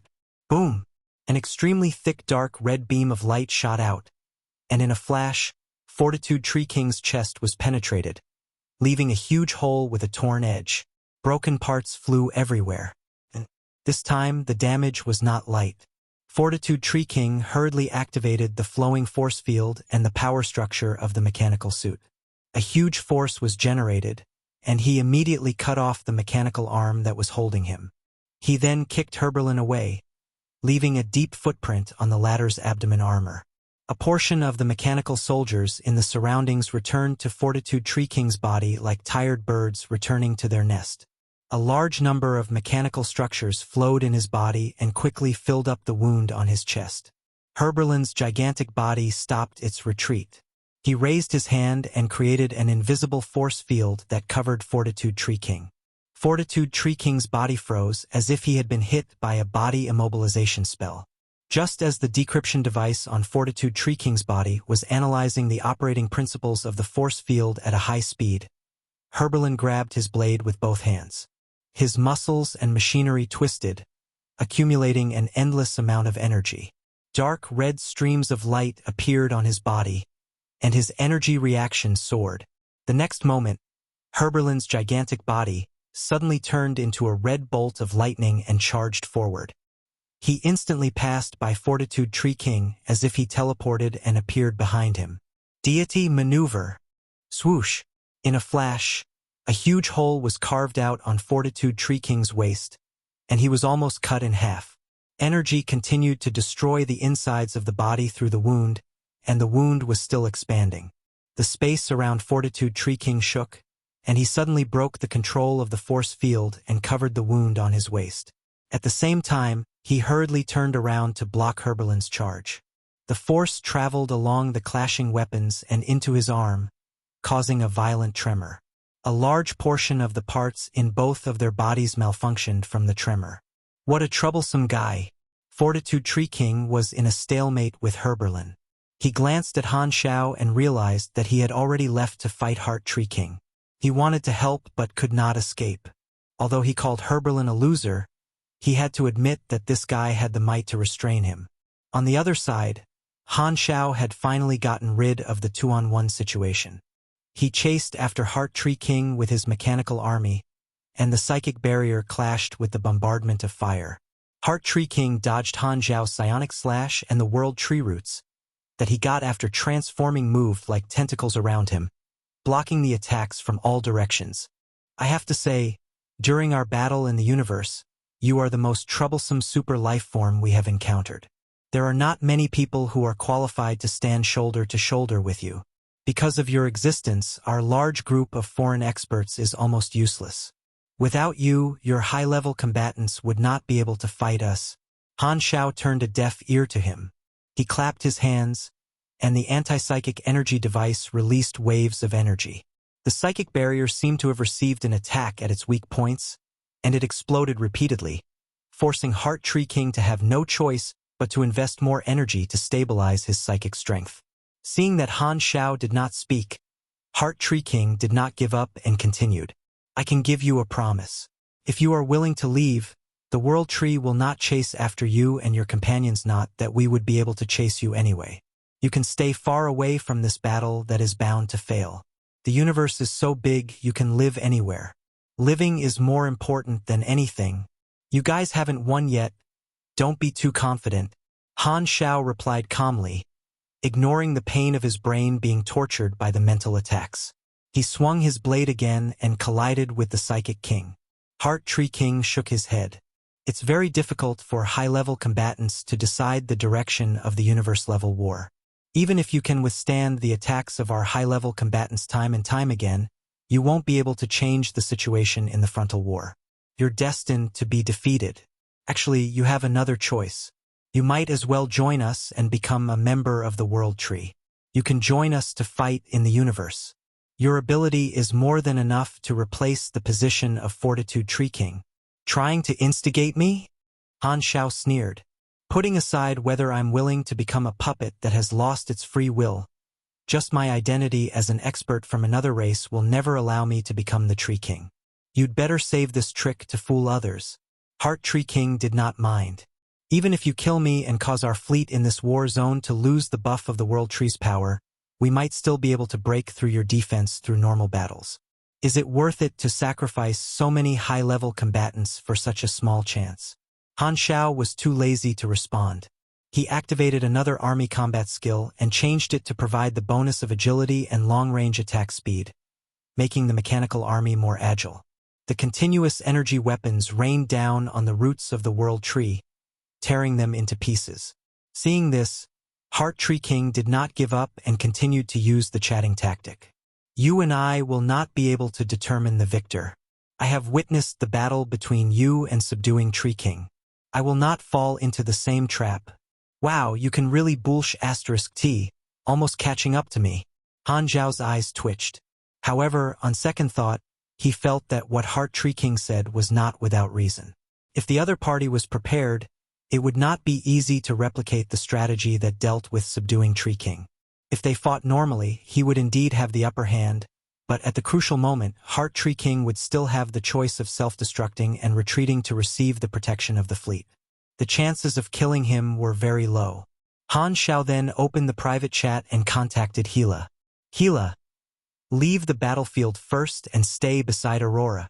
Hila's tone was filled with killing intent, but it was toward the enemy. After Aurora lost consciousness, Hila immediately entered a berserk state, killing everyone on the battlefield. She did not even send the dead into the underworld but turned them all into soul energy to strengthen herself. Her presence on the battlefield was extremely strong, and she had already killed 2 Holy Tree emissaries. The dead only had 1 soul. If they were sent to the underworld to be heroic spirits, they would not be able to trigger the rapid growth of the power of the dead. The galactic battlefield was like a meat grinder. Hila followed Han Zhao's philosophy most of the time and sent the soldiers sacrificed by the 3 universal civilizations into the underworld. Only a few times did she use them to strengthen herself. Even so, due to the huge number of people, Hila's combat strength was growing at an astonishing rate, and she was like a completely different person from before the war. Even without the ability to shorten the opponent's lifespan, there were not many people in the association who had the confidence to defeat her. I have a plan. Let's see if we can deal with this Tree King who knocked Aurora unconscious. Follow my orders. All right. The one that Hila wanted to kill the most was Heart Tree King. Hearing that Han Xiao had a plan, she quickly regained some of her calmness. She glanced at the wounded ancestral spirit in front of her, suppressed the killing intent in her heart, and retreated toward the 3 universal civilizations' fleet. After getting rid of the World Tree experts one after another, Hila returned to Aurora's spaceship with difficulty. To escape from the battle, she had gained many new wounds on her body. Although her healer had collapsed temporarily, her power of the dead had extraordinary self-regeneration, and her wounds were gradually healing. Suddenly, there was a flash of light in the cabin, and a mechanical soldier wearing the king armor teleported over, handing the item in his hand to Hila. This is... Hila looked down at the item in the mechanical soldier's hands, and a hint of surprise appeared on her usually expressionless face. She coldly glanced at the surrounding crew members, and only when she saw that no one was moving did she take it. This time, Han Zhao's voice sounded in the private channel. I'll give this to you for the time being. I've let you practice with it before. Do you know how to use it? Hila said with a deep voice. What's your plan? I'll try to create an opportunity later.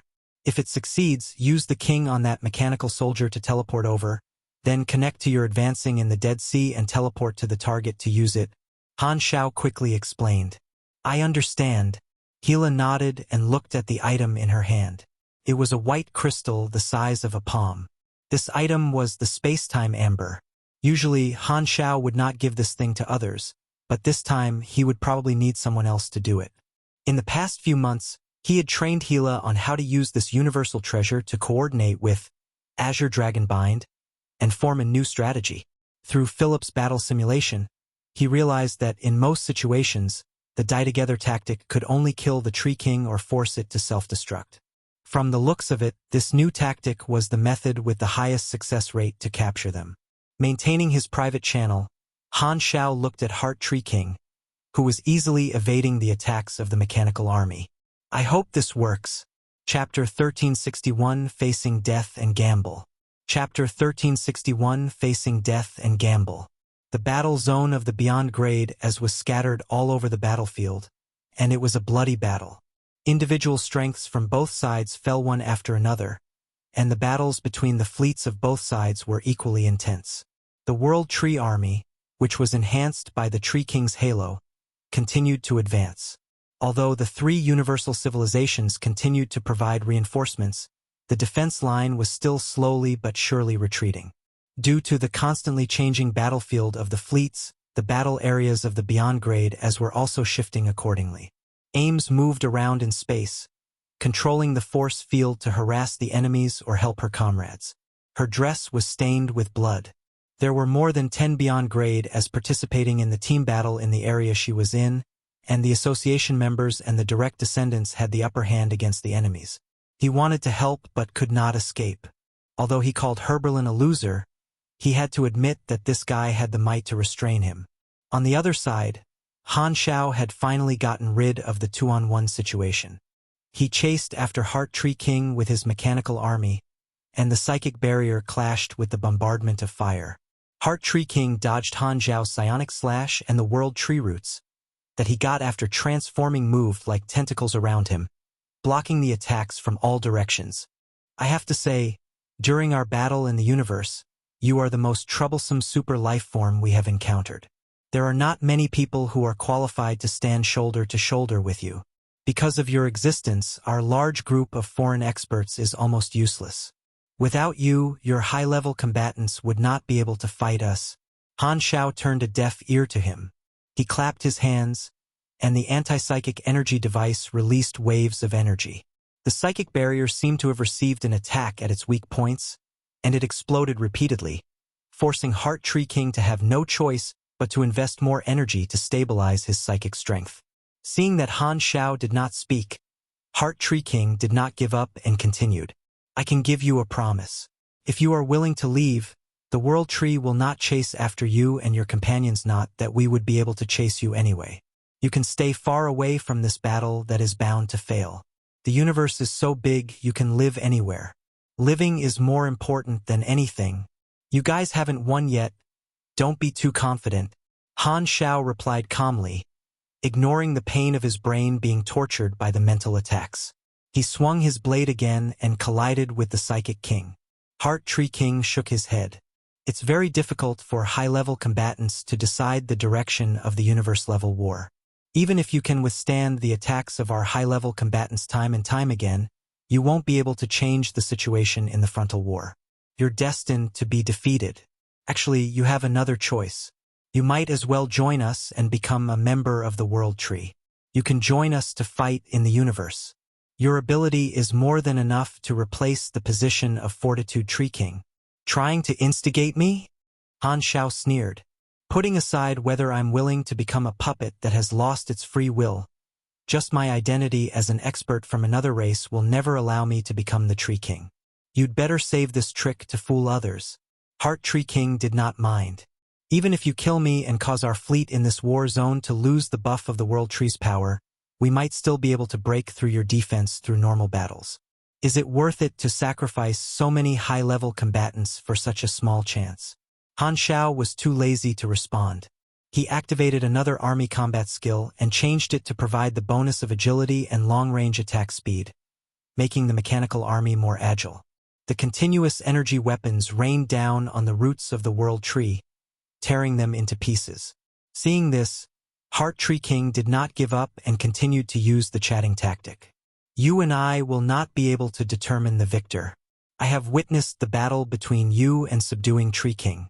I will not fall into the same trap. Wow, you can really bullsh *T, almost catching up to me. Han Zhao's eyes twitched. However, on second thought, he felt that what Heart Tree King said was not without reason. If the other party was prepared, it would not be easy to replicate the strategy that dealt with subduing Tree King. If they fought normally, he would indeed have the upper hand, but at the crucial moment, Heart Tree King would still have the choice of self-destructing and retreating to receive the protection of the fleet. The chances of killing him were very low. Han Shao then opened the private chat and contacted Hila. Hila, leave the battlefield first and stay beside Aurora.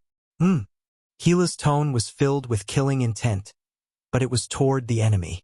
After Aurora lost consciousness, Hila immediately entered a berserk state, killing everyone on the battlefield.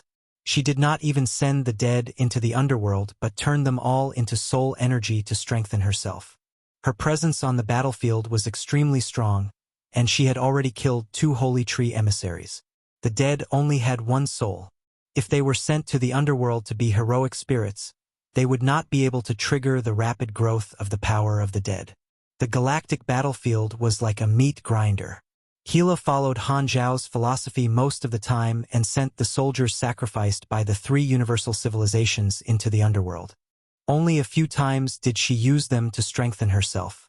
Even so, due to the huge number of people, Hila's combat strength was growing at an astonishing rate, and she was like a completely different person from before the war.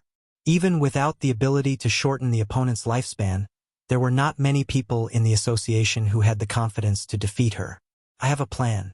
Let's see if we can deal with this Tree King who knocked Aurora unconscious. Follow my orders. All right. The one that Hila wanted to kill the most was Heart Tree King. Hearing that Han Xiao had a plan, she quickly regained some of her calmness. She glanced at the wounded ancestral spirit in front of her, suppressed the killing intent in her heart, and retreated toward the 3 Universal Civilizations fleet. After getting rid of the World Tree experts one after another, Hila returned to Aurora's spaceship with difficulty.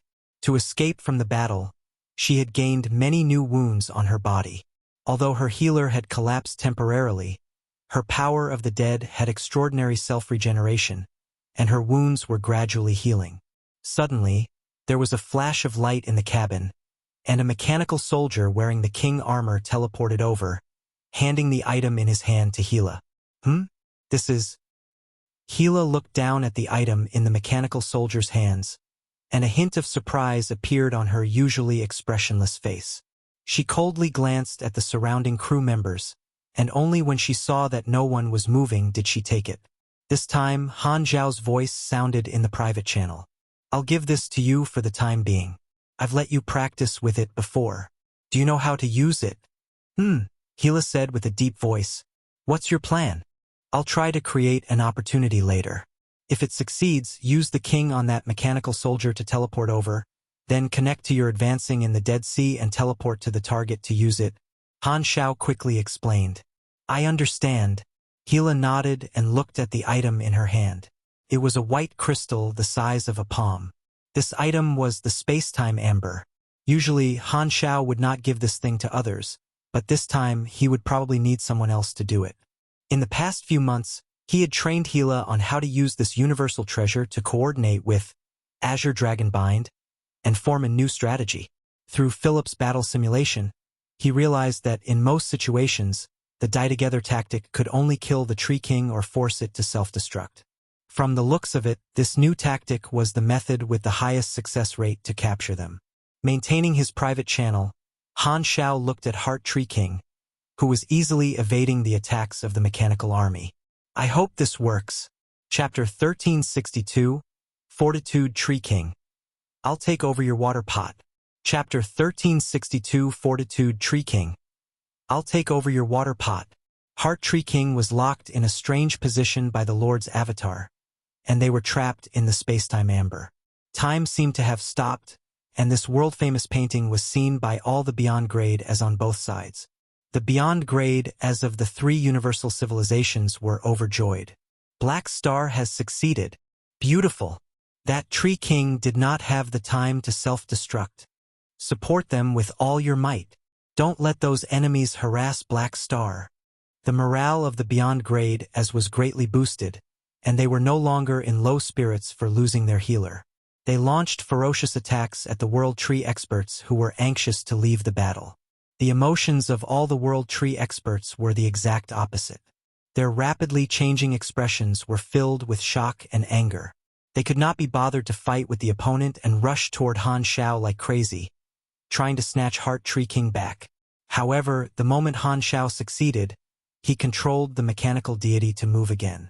He grabbed the spacetime amber ball and swallowed it into his body, taking back the spacetime amber in Hila's hands. Without another word, he used his mechanical army as a shield to block the attacks of the World Tree Fleet around him. He then flew in the opposite direction at full speed and stopped fighting. His goal was to retreat from the battlefield. To lure the 3 Universal Civilizations into deploying their high-level combatants, Heart Tree King naturally would not stay too deep into the World Tree Fleet. The battle zone was located at the periphery of the fleet, and even if the World Tree Fleet wanted to intercept Han Xiao, they would not be able to do so. Han Xiao paid the price of groups of mechanical soldiers and quickly entered the battle zone at the center of the battlefield. The many World Tree Supers could not care less and surrounded Han Xiao in groups, trying to hinder his return. However, the beyond grade as of the three universal civilizations that were chasing after them all acted as cover for Han Xiao, restraining one opponent after another. The energy waves that flashed when they fought lit up continuously around Han Xiao, creating a path. Fortitude Tree King was entangled with Herberlin again, and violent vibrations were transmitting through his body. He also wanted to support Heart Tree King, but could not get rid of Herberlin and could not increase his speed at all. He could only watch Han Zhao's figure get further and further away. He was so angry that his energy core almost overloaded. D*MN idiot. Even subduing Tree King is smarter than you. Fortitude Tree King was furious. They had clearly achieved a huge success in the exchange tactic, so it would have been fine to retreat. At the very least, they could self-destruct and die. He did not expect them to be defeated at the last moment. It was supposed to be a great victory without much loss. But now, it had become a real exchange. He had already cursed Heart Tree King's 18 generations of ancestors in his heart. Just because he had thought for too long at that last moment, Heart Tree King did not self-destruct and was captured. This was a fatal mistake that even subduing Tree King did not make. He was the shame of the Tree Kings. Viewabnovel.com. What happened next could only be decided by Ancestral Tree King. Seeing that Han Xiao was about to return to the fleet of the three universal civilizations, Fortitude Tree King knew that there was nothing he could do. His eyes flashed sharply as he sent a command in the mental network. Everyone, stop chasing. Retreat. Stop fighting. Now that Heart Tree King had been captured alive, Fortitude Tree King was the only one in charge. He took over the leadership without hesitation and ordered all the beyond grade as to retreat. One Tree King was already gone. He was worried that Han Xiao would continue to seal more experts, so he decided to give up and ordered everyone to leave the battle. Upon hearing the order, the World Tree experts who were chasing Han Xiao paused slightly. They looked at Han Xiao's back that was getting smaller and smaller, but they still chose to follow the orders of the Tree King and stopped their pursuit. While dealing with the beyond grade as of the three universal civilizations, they quickly retreated to the World Tree Fleet. The battleships in the distance also began to provide remote support to help them escape from their opponents. The beyond grade as of the three universal civilizations did not chase after them too deeply. Instead, they chased for a while and killed a few World Tree experts who were exposed due to the sudden change of plan. Then, under the leadership of the association members, all the beyond grade as retreated and did not dare follow the remaining World Tree experts into the enemy fleet. If they did that, they would be the ones in danger instead. Seeing this, Herberlin did not dare continue fighting alone. He fought fiercely with the Tree King a few times before gradually moving toward his teammates. After escaping from the battle, his eyes, flashing with mechanical force locked onto the Tree King, filled with killing intent as though he was saying, "I'll teach you a lesson the next time we meet." Fortitude Tree King took a deep look at this familiar face and did not say anything. He took the World Tree powerhouses and retreated deep into the World Tree Fleet. Starships moved over and formed layers of barriers, blocking the sight of Herberlin and the others. As the remaining beyond grade as of the World Tree retreated, the battle between the high-level combatants on both sides came to an end. The members of the association and the direct descendants did not stay on the battlefield. They went back to the three universal civilizations fleet while bracing the merciless firing. Everyone put away their weapons and returned to the temporary command ship at the back of the battlefield. As soon as they entered the command room, they noticed Han Xiao, Hila, and the others were already there. The remote projections of Simon and the many commanders were also gathered there, pointing at Heart Tree King's spacetime amber and talking. Black Star, our front line of defense can't hold on any longer, and the other war zones are also showing signs of collapse. The World Tree breaking through the interception circle is already set in stone. We are currently mobilizing our troops to retreat, but this isn't your problem. You did very well by capturing a Tree King. Simon's tone was low. I should have dealt with the Tree King halo much earlier. Han Xiao sighed. Although that would have been helpful, from the way the World Tree is attacking, it can only slightly delay them from breaking through the blockade. At most, the first to fall wouldn't be this war zone but the other defense lines. Simon shook his head and said with a helpless tone. However, he was not angry. After a month of fighting, The entire command level had already mentally prepared themselves for the worst, for the interception circle to be broken. What do we do next? There's no need for you to continue fighting. Return to the main base first. We will begin evacuating in batches. The World Tree's goal is not just to break through the intercepting perimeter but also to clean up our troops. Since the defense line has been broken, the trend will be difficult to reverse. There's no need to fight them head-on.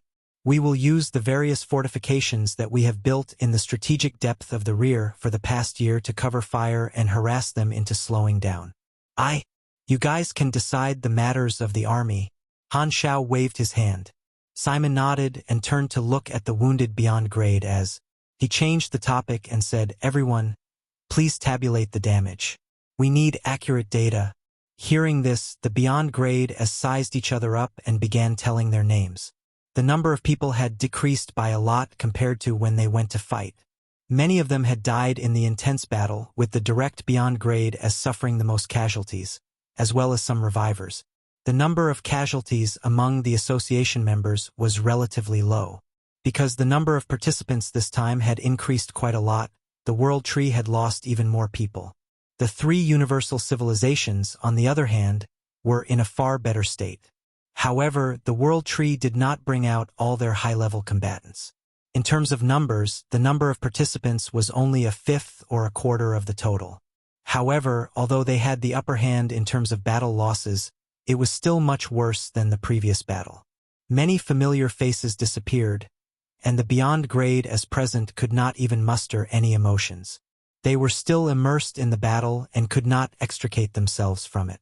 They still had lingering fears and felt like they had just survived a disaster. The atmosphere was like a dark cloud. "The losses this time are not small," Sun Hunter muttered. "I think we should have retreated when Aurora was defeated." Hearing his soft voice, many beyond grade as nodded in agreement. They looked at Han Shao with complicated emotions: helplessness, understanding, dissatisfaction, and resentment. If they did not capture Heart Tree King this time, they would have suffered a huge loss. However, they had at least gained something and did not return empty-handed. Although many beyond grade as still felt that they had suffered a loss, they felt more or less comforted when they saw Heart Tree King in the amber. Although they were unhappy, they could not say anything. After all, Han Shao had captured a Tree King and made a huge contribution. At most, they felt that it was not worth it to exchange so many people for one opponent. Han Shao casually glanced at them. He knew what they were thinking, but he did not explain.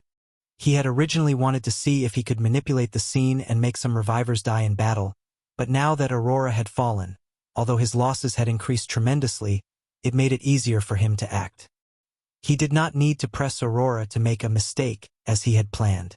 These dead revivors would be the best evidence to prove the truth of the Sanctum Revival. He was not sad at all. Instead, he was relieved. It would have been troublesome if no revivors died in this battle. After listening to the war casualties of the beyond grade as Simon sighed and shook his head, the direct descendants have suffered heavy casualties. No matter what, most of the victims still have a chance to revive in the Sanctum. "Thank you for your hard work." Everyone was in a bad mood and could not be bothered with him. They turned to look at Hila. They were most concerned about Aurora's situation. "How's your sister?" "The seal is a little thicker than before, and it will take some time to unseal it. Everyone, let's not delay any further. Let's rest for a while and start. We can be at ease if she wakes up as soon as possible," Hila said with a deep voice. "That's right. Those with psychic abilities come out. While we're retreating, wake Aurora up." Kasui stepped out from the crowd and released his psychic energy to enter Aurora's mind space. He then started to bombard the thought seal purple crystal in her mind. Many psychics, mages, and espers walked out one after another and worked together to speed up the process. With so many people working together, the thought seal was getting thinner at a visible rate. At this rate, it would be completely unsealed in a few hours. Seeing this, Han Shao turned to look at Heart Tree King in the amber. He remembered that Heart Tree King had used a leaf-shaped universal treasure to activate the illusion Mindlock. That was probably one of the rare items that the World Tree grew, and it was hidden in Heart Tree King's body.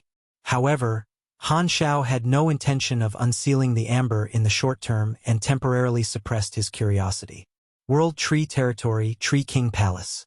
The executives who did not participate in the battle found out about the situation from the mental network, and their faces were filled with shock and doubt.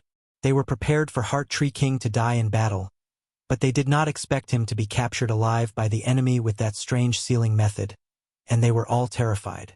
Seated on the throne, Fortitude Tree King slowly opened his eyes and deactivated the Lord's Descent state. A rare look of anger appeared on his face, and he slapped the armrest of his chair heavily. Humph! Heart Tree King. So useless. As soon as he said that, the roots on the two thrones beside him suddenly rose, and two figures with different appearances appeared. It seems like the enemy this time is indeed very difficult to deal with. Of the 5 great Tree Kings, one is dead, and the other is captured. Now only 3 can fight. You're right. Heart Tree King and Subduing Tree King are both useless. One of them turned his head and looked over with a sneer of disdain. However, you're not much better. Your Lord's avatar was clearly present, but you didn't save Heart Tree King. Fortitude Tree King glanced at him coldly and snorted. Secret Tree King, I can't be bothered to argue with you, but you better watch your words. Heh. Secret Tree King did not think much of it. He did not even care about Fortitude Tree King. Among the 5 Tree Kings, he did not like anyone other than Ancestral Tree King. Humph! I can't be bothered to argue with you. Fortitude Tree King turned to look at Ancestral Tree King in the middle seat and asked, What do we do next? What do you think? The aura of Ancestral Tree King was the opposite of the other 4 Tree Kings. He was like an ordinary person, lacking any sense of presence. Be it his appearance or physique, there was nothing special. If one did not pay attention, they might subconsciously ignore him. Hearing this, Ancestral Tree King said slowly without any expression, I've already tried. Heart Tree King is completely isolated from the outside world, and the Mother Tree can't take back his Tree King crown. This means unless he's unsealed, I can't remove his position and replace him with a new Tree King. Therefore, we must try to save him. At the very least, we have to take back his Tree King crown. Otherwise, we won't be able to make the Tree God descend completely. Hearing this, the faces of Fortitude Tree King and Secret Tree King turned solemn. Initially, they had thought that Heart Tree King killed a lot of high-level enemy combatants by himself. Although it had become a real exchange, it was worse for the enemy. However, if they could not retrieve the Tree King crown, it would be troublesome. The identities of the Tree Kings all came from the Tree King crown. This was a special ability given by the Mother Tree. Like the Apostle weapons, there was a limited quota. The quota was only 5, and it had to be 5 different super systems. Other than Ancestral Tree King occupying 1 quota, the other 4 Tree King crown positions had been changed over the years. Only by gathering 5 crowns would they be able to make Tree God descend completely. This was their trump card. Then what should we do? Fortitude Tree King asked. There's no need to worry for the time being, Ancestral Tree King said casually. The civilization on the other side has yet to show the strength that would require us to use the Tree God's descent. Heart Tree King is only sealed, so there's no danger. We have 2 paths now. One is to wait. The enemy might be interested in studying a Tree King. As long as we unlock that special seal, I can retrieve the Tree King crown. The second is to send someone to rescue him. Although the Mother Tree's connection with him has been cut off, the broken connection can still point in his direction.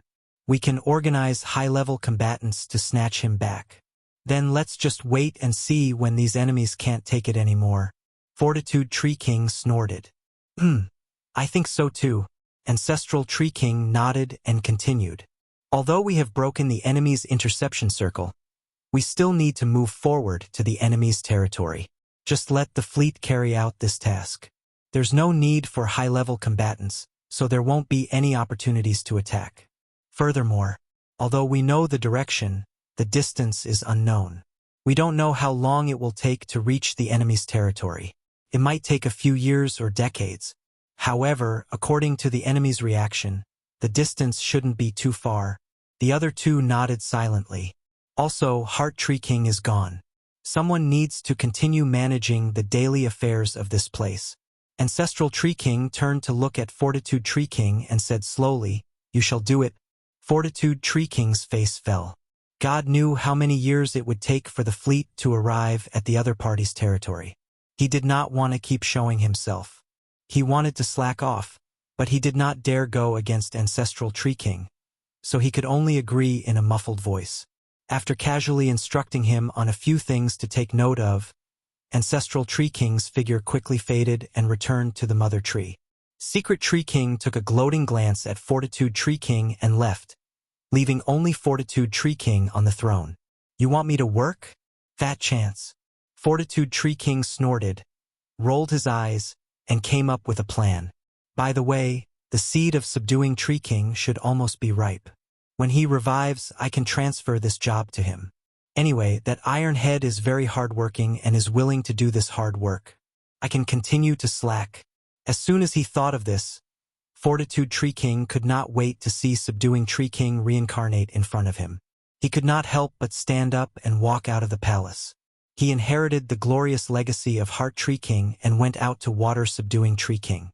Chapter 1363 Spring Dream Vanishes Without a Trace and the Final Preparation. Chapter 1363 Spring Dream Vanishes Without a Trace and the Final Preparation. Han Shao and the others retreated from the battlefield and returned to the main base at the rear. The World Tree Army had yet to break through to here, and it was not affected by the flames of war. The troops of the three universal civilizations and the various large organizations had already formed a long line. They entered different multidimensional sky-opening transportation devices and returned to the explored universe. The group boarded an evacuating main ship and watched the real-time surveillance of the battlefield while waiting for their turn. The three universal civilizations had already begun to withdraw their forces and stop their losses. The battlefront formed by the starships retreated like a tide. Kant looked at it for a while before shaking his head. "Looks like the three universal civilizations have completely decided to give up on the intercepting circle. Fighting to the death is useless. It will only increase our casualties, so we naturally have to retreat," Madison said calmly. "However, once we retreat, we won't be able to stop the World Tree from approaching our territory. Sooner or later, we'll have to start a war on our own territory." Claudia shook his head. Ever since Reeve and the others had revived, he had become more talkative and rarely acted as if he was unapproachable. The group casually chatted about the battle to calm their emotions from the bloody battle earlier. However, Han Shao did not join their conversation. Instead, he stood aside and watched the unsealing of Aurora. After watching for a while, he suddenly realized that many beyond grade as were sweating. He could not help but ask, "How's the progress?" "This is strange." Kasui pinched his forehead and said with a surprised tone, "We have already weakened the seal by more than 95%, leaving only the last thin layer. However, we encountered an unprecedented resistance, and the last bit of the seal crystal wall suddenly became indestructible, as if there is an infinite power supporting its existence." "Really?" Han Shao raised his brows and immediately thought of the characteristics of the illusion mind lock. It seemed like the target who was hit by this move would be trapped in a dream created by their desire. The more real they treated it as, the stronger the seal would be. He took a closer look at Aurora. As the layers of the seal were broken, her expression was no longer blank. At this moment, she closed her eyes, frowned, and revealed a slight look of pain, as though she was saying, "Don't disturb my daydream." Could it be that her subconscious had sensed that the dream was about to disappear? So she took the illusion more seriously and took the initiative to stabilize the seal and resist the unsealers? What kind of dream did she have to make this woman wish she could sleep forever? Han Zhao's mouth twitched, and he looked away helplessly. He patted Kasui and said, "Then can you unseal it or not?" "Don't worry about that. Although the seal barrier is much stronger, with so many of us working together, we will be able to penetrate it sooner or later." Kasui did not even look back. Han Shao could only trust him and wait patiently. After a while, Kasui and the others suddenly heaved a sigh of relief. They were just about to say that they had succeeded. However, before they could say anything, Aurora suddenly opened her eyes and woke up from her coma. No! The sharp shout shocked everyone. Even the beyond grade, as who were analyzing the situation not far away, stopped chatting and looked over in surprise. It was originally a happy matter for the milkmaid to wake up, but everyone was shocked by this shout and was confused. Seeing pairs of shocked eyes staring at her, Aurora snapped out of her daze and quickly shut her mouth. However, her expression was still a little dazed, as though she had not gotten used to the feeling of leaving the dream. She was trying to determine if this was real or an illusion. However, her senses and memories gradually adjusted, and Aurora slowly confirmed that she had really woken up this time. This time, Han Xiao walked out from the crowd and stood in front of Aurora. He touched her head and said with concern, "Your mind seal has been removed. How do you feel?" Aurora looked up at Han Xiao, and her delicate face suddenly turned red. She quickly turned her head to the side and looked away. "I'm fine. How are you? What problem can I have?" Han Xiao saw her strange expression and could not help but be curious. "What did you dream about in the seal?" I. Aurora stuttered as if she did not want to speak. This time, Hila walked over and patted her head. "What did you dream about? Why aren't your memories open to me?" Don't ask. Anyway, it's nothing important." Aurora glanced at Hila before looking away in shock. She then recalled what she had experienced in the dream, and her face became even redder, as though she was about to bleed. Seeing her strange behavior, Han Xiao and Hila exchanged surprised looks. However, since Aurora did not want to say it, they could not be bothered to force her. Since she was already awake, there was no need to dig into the details. Perhaps it was because she had a secret in her heart, and it was not convenient for her to say it. Han Xiao poked Aurora and checked her status. Seeing that Aurora's attributes had returned to normal, he did not bother about Aurora's dream. Seeing this, everyone stepped forward to show their concern, pushing Han Xiao and Hila to the side. Aurora's emotions gradually returned to normal, but she still did not dare look Han Xiao in the eye. Suddenly, she thought of something and asked with a serious expression, "You're all here. Has the battle ended? How are the casualties?" As soon as she finished speaking, everyone's expression stiffened slightly, and they sighed. The atmosphere quickly became gloomy, and they started to talk about the battle situation after she fainted. Hearing about the losses this time, Aurora was shocked. Then, she said with some guilt and disappointment, I'm sorry. I was careless and fell for the enemy's trick. I could not be of use and more people died. It's not your fault. It's all the enemy's doing. You're just a victim." Han Xiao rubbed her head, and her soft blonde hair slid across his palm. "But if the enemy uses this move again, I will." Han Xiao waved his hand and interrupted her. He smiled and said, "Don't be afraid. The Tree King who attacked you has already been locked in amber. He won't threaten you anymore. You're still so nice to me." Cough, cough. Aurora subconsciously opened her mouth, but halfway through, she suddenly remembered that this was not a dream. She quickly shut her mouth, lowered her head, and coughed to hide the abnormal emotions in her eyes. However, no one paid attention to her expression. It's all thanks to Black Star capturing that Tree King. If they sealed Aurora in the next battle, we would have suffered heavy casualties like today. Milazao shook his head. User sighed softly.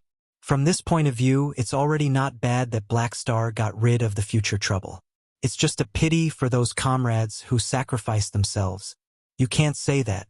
Since the enemy has this method, they will use it sooner or later, so our casualties are inevitable. When the enemy used this method for the first time, Black Star seized the opportunity to capture him. He has already done his best to minimize the cost to prevent losses in the future, Biger immediately said. Hearing this, everyone thought about it and felt that it made sense. This was the enemy's trump card, and Black Star couldn't prevent them from using it in advance, so they could not blame Black Star. Getting rid of this hidden danger the first time was already the best outcome. Ames walked forward and patted Aurora's head. "It's good that you're fine. This is more important than anything else." "Teacher, I'm very sorry." Aurora lowered her head timidly. Her face was red with guilt, and she did not dare to look up. Ames, however, understood her and comforted her. "It's all right, don't blame yourself. Although you did not use your ability to protect me, it's not your fault. I'm fine." Hearing this, Aurora felt even more embarrassed. She twisted her hands together and buried her head even deeper, almost like an ostrich. It was finally their turn to leave, and everyone stopped chatting. The spaceship followed the fleet into the multidimensional sky opening transportation device, and the two huge mechanical rings began to spin. The lights connected and flickered, sending everyone back to the flickering world. After Han Xiao and the others retreated from the battlefield, the situation developed just as Simon had said. The defensive lines of the various war zones were broken, and the World Tree Army marched in from various areas and spread out rapidly. A vicious snowball-like cycle occurred, and the intercepting circle gradually became riddled with holes. As there was no way to reverse the situation, the three universal civilizations did not continue to recruit beyond grade as into the battle and did not force a direct confrontation. They continued to pull their troops and equipment to recoup their costs so that they would not be completely wiped out by the World Tree Fleet. This process lasted for about 10 days before the World Tree Army completely broke through the intercepting circle. The three universal civilizations also withdrew all the fleets and equipment that should have been taken back, and those that could not be taken away were destroyed on the spot. The intercepting circle that had been built over a year was only left with countless metal trash floating in the universe like a man-made asteroid belt. In the explored universe, the upper echelons of the three universal civilizations and the command center held a follow-up battle meeting after the interception circle disappeared. Among all the beyond grade, as only Han Xiao was the representative. In the large conference room, the leaders of the three universal civilizations listened to the military report with a straight face. As the commander-in-chief of the intercepting circle, Simon was reading out the strategic analysis. The intercepting circle has been abolished. We have lost the biggest barrier stopping the World Tree from advancing. The war has entered a new phase. In the past year, we have sent out teams of engineers to move toward the flickering world from the interception circle, setting up traps and fortifications along the way for this day. When the World Tree moves toward our territory and enters the vast strategic zone, we can harass and obstruct them. Although we can't stop them from advancing, we can at least slow them down. At this moment, Bruce interrupted him, tapped the table, and asked, "This won't solve the root of the problem. Can you think of a way to build another blockade?" Hearing this, Simon shook his head and sighed. "Forgive me for being blunt, but before we find the World Tree's main body, all our strategies are just to treat the symptoms. We need to invest a lot of resources to build another intercepting circle. I believe that with this experience, the World Tree will use the same method to attack next time. Our troops will be heavily damaged once again, and we will fall right into their trap. Furthermore, choosing a location is also a problem. Most of the areas in this strategic zone are also places that we have never set foot in, so we cannot go there casually. The earliest construction team to set out will only be able to build a new interception circle a year away from the World Tree. The time is too tight. If we send a new batch of construction teams from the border of the flickering world, there will be plenty of time to build an intercepting circle. But what? Lewis asked. Simon frowned and told the truth. The military strategy department does not agree with this plan. Through the speed and drifting time of the Kundi race survivors, we have already calculated the approximate distance between the World Tree and us.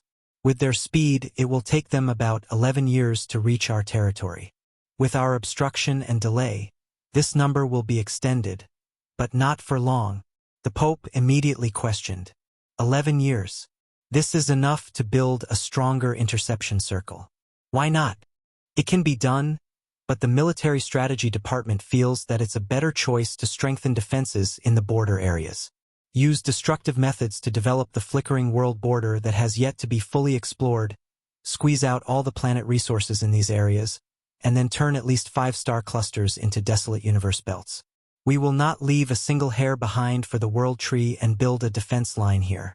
After all, this is our home ground. This way, it would not only make it easier for mobile support troops but also greatly reduce the size of the defensive line, saving the expenditure of troops. Furthermore, the battlefield is close to our home, which can also stimulate the resistance of the entire universe. Setting up a new blockade in the unexplored area countless miles away will consume too much of our forces. We will be dragged into a war of attrition that the World Tree is good at, which will be even more disadvantageous. NSU. Simon explained. Hearing this, the upper echelons discussed the pros and cons of this plan. The leaders of the three universal civilizations pondered for a while before turning to look at Han Xiao.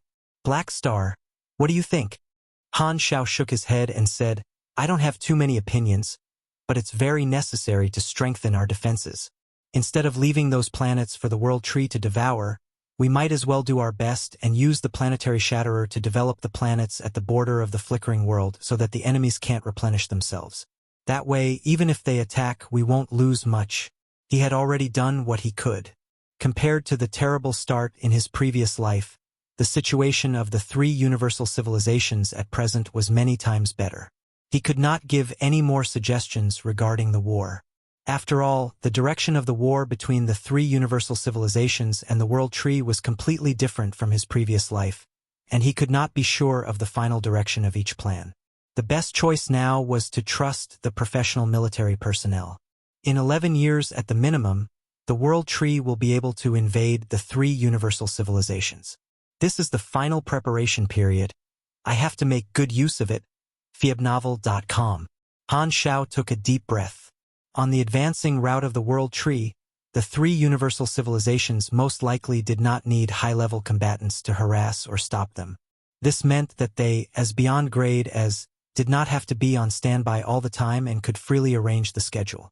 He planned to spend some time nurturing those beyond grade as seeds, hoping to give birth to more beyond grade as and allow Carlet to grow as soon as possible. On the other hand, he could also take the opportunity to settle down. The experience provided by the players would surely be enough for him to break through level 360 and complete his promotion within a year. The strongest period of a mechanic was not when they had just advanced. The peak of a mechanic could only be achieved after his mechanical army and equipment are completely upgraded. The last 11 years of preparation were a rare opportunity for him to digest his advanced strength. After these two exchanges with the Tree King, Han Xiao had already noticed his current weakness. Although he could win against Heart Tree King or Subduing Tree King in a one-on-one battle, they were all experts of the same level. They had their own explosive trump cards, so it was almost impossible for him to defeat the other party quickly. Furthermore, the battlefield environment was complicated, and the mechanical army was the biggest target. There were too many factors that affected their combat strength. Although his energy level was very high, he was still a peak beyond grade A in essence, and there was no qualitative change. Only with the power of sublimation could he solve this problem. I hope I can give the World Tree a surprise the next time we fight. Han Xiao narrowed his eyes. However, these thoughts were suppressed in his heart. He knew very well that the most important task at the moment was not these plans but to wait for Oathkeeper to gather the new Sanctum key and enter the Sanctum again. He would use the truth of the revival to strengthen the belief of the entire Beyond Grade A group. Chapter 1364, Determination and Shadow. Chapter 1364, Determination and Shadow. The three universal civilizations would not deliberately publicize the failure of the intercepting circle, but the truth could not be hidden for long either. As the troops of the various large organizations retreated to the explored universe, this news quickly spread to the Galactic Society that was constantly paying attention to the battle situation, causing a large-scale panic. For more than a year, the refugees who had migrated to the Central Galaxy from all over the world were used to the successive reports of the World Tree stopping them from entering the Central Galaxy. This was also the reason why many people felt that forcing them to take refuge was worth it. They had already treated the intercepting circle as a border to block the enemies. As long as they could intercept the World Tree, they would have a sense of security. They thought that this barrier would be able to stop the World Tree forever, preventing the flames of war from spreading to their area. However, now that this barrier had been broken by the enemy, people's confidence had been taken away. The chain reaction was shocking. Not only did it cause fear and panic, but it also caused their trust in the three universal civilizations to plummet. Unravel.com. In the eyes of the galactic residents, the three universal civilizations were nigh omnipotent kings. However, even with such powerful rulers working together, they still failed to defeat the enemy. Although there were many factors involved, in the eyes of ordinary people, this was like a math equation of 3 less than 1, which meant that the 3 universal civilizations were no match for the one enemy. Many people were willing to accept the forced migration because they believed that the 3 universal civilizations would eventually be able to repel the invaders. However, if the 3 universal civilizations could not defeat the invaders, would it really be safe for them to stay in the central galaxy and seek refuge? Wouldn't they be waiting for death? This thought spread like a virus in the hearts of the galactic residents, nourishing their unease, panic, and fear. Even if the public relations department of the 3 universal civilizations works themselves to the bone, the overflowing emotions were like a tsunami that could not be easily blocked. Thus, chaos erupted. There were many cases of people trying to escape from the sanctuary planets. Some of them were no longer willing to believe the 3 universal civilizations and felt that staying behind was equivalent to waiting for death. They wanted to save themselves before the enemy attacked, wanting to escape from the explored universe in spaceships. In the face of life and death, the refugees, who were originally akin to docile sheep under the control of the 3 universal civilizations, suddenly displayed a sense of herd mentality resistance. The difficulty of managing them suddenly spiked, and the 3 universal civilizations had no choice but to divert more energy to comfort and suppress the refugees. All of a sudden, chaos ensued. In his previous life, the foreign enemies had charged in with a fierce momentum, and there was no way for the people to retreat. Now that the 3 universal civilizations had the time to prepare for war, citizens were given an option. There were pros and cons to this, and they would not be able to achieve a state where everyone was a soldier like in Han Zhao's previous life. At the Beyond Grade A Association headquarters, due to the large-scale deployment of the 3 universal civilizations troops, many Beyond Grade A organizations decided to change the location of the association's headquarters. This planet, located in the middle of the flickering world, had already been moved to Black Star's territory. Ever since a large number of Beyond Grade As had rushed to the front lines, the Beyond Grade A Association had entered a hiatus. Han Xiao and the other participants had returned to the association, and after a year or so, they once again convened a full meeting. In the round table conference room, many association members were gathered. Compared to the seats that were full before the battle, there were many empty seats. Every empty seat represented a sacrifice. To summarize, in at least 11 years, the World Tree will invade the mainland and reach the border of the flickering world. Han Zhao's tone was low as he recounted the outcome of the battle conference he had with the 3 universal civilizations. Hearing this information, all the Beyond Grade As present had solemn expressions. 11 years is too soon. A Beyond Grade A could not help but speak with a worried tone. In the eyes of a Beyond Grade A, this amount of time would pass in the blink of an eye. The shocking attack of the World Tree breaking through the intercepting circle left a deep impression on the participants. When they thought about how the endless green tide would invade their territory soon, like a disaster that devoured everything, covering the entire explored universe bit by bit, everyone subconsciously tensed up and became extremely fearful. Kasui knocked on the table and encouraged, "On the bright side, we still have at least 11 years to prepare. After fighting with the World Tree this year, we have also discovered many of our shortcomings. We can use this opportunity to improve ourselves." Because he knew the truth about the sanctums and the iterations, he had always been a firm believer of the warring faction. He was another pillar of support other than Han Xiao. However, after he finished speaking, the participants of the battles did not respond like before. They only remained silent, and the members of the association in the avoidance faction had their differences, and naturally would not show any signs of approval. Dylan placed his elbows on the table, took in everyone's expressions, and sneered. "TSK, I told you long ago that your attitude will change after you experience the war. Now you know that I made the correct choice, right? Look at all of you. You were so passionate when you set off, but now? You were all beaten back by the enemy. You sacrificed so many members of the association but still failed to stop the enemy. Tell me, what's the use of sacrificing these people? It was just a waste of our only chance to revive." Hearing this, most of the participants clenched their fists and claws. They were clearly enraged, but no one spoke up. What Dylan said had touched a raw nerve in their hearts. In the galactic battlefield of 100 billion, many people felt how minuscule they were. Seeing those beyond grade as who usually called the shots in the galactic society die one after another, their belief in participating in the battle was shaken. Seeing this, Han Shao frowned and heavily spoke out. "All right, shut up. At least we managed to cooperate with the 3 universal civilizations and delay the World Tree's invasion for a year." Ha! A mere year. Dylan curled his lips in disapproval. But he did not dare say anything more under Han Zhao's glare. Han Shao did not look at him anymore.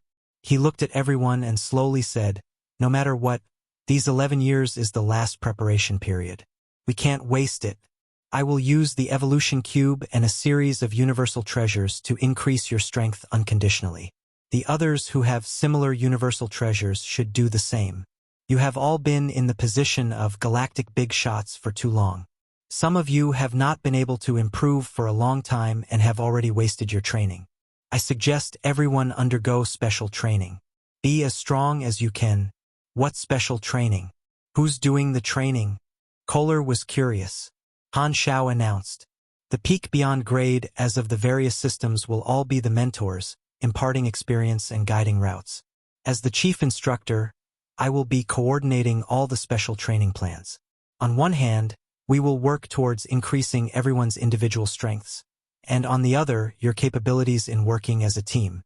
In addition, this will be live combat training. There's no need to worry about getting injured, as Aurora will be in charge of healing. During times of peace, as the representatives of individual strength, we do not have the chance to fight frequently. Right now, this is no time to care about face or prestige. We have to increase our combat strength as much as possible, thus combat is the best way. Winning or losing is not important. The most crucial thing is to improve our abilities." He did indeed want to increase the average combat power of the beyond grade but on the other hand, he also felt that this was a good excuse to find people to spar frequently. He might be able to obtain more abilities. Hearing this, everyone hesitated but did not object. At this moment, Secret Master solemnly spoke. "What if the 3 universal civilizations lose in the end?" Han Shao looked downwards before slowly speaking. "I promise all of you that if things don't work out, I won't ask for anything else. I will take all of you out of the explored universe and head to the endless galaxy. Therefore, these 11 years will also be the time for us to move the resources of our beyond grade A organizations and prepare for our future." Han Shao was uncertain that the 3 universal civilizations would be able to defeat the World Tree. Now that the timeline was different, whether or not they would be able to find the World Tree's main body was a complete mystery. This was still an unknown probability. If they could not find it, the 3 universal civilizations would have almost no chance of winning. Thus he had also expected the worst and devised a backup plan for the association. If the 3 universal civilizations were really done for, he would also abandon this place without mercy. The universe was huge, and there was nowhere he could not go. The meeting lasted for a while more before everyone dispersed. After everyone had left, Han Shao took out his communicator, contacted Oathkeeper, and asked about the progress of the Sanctum key collection.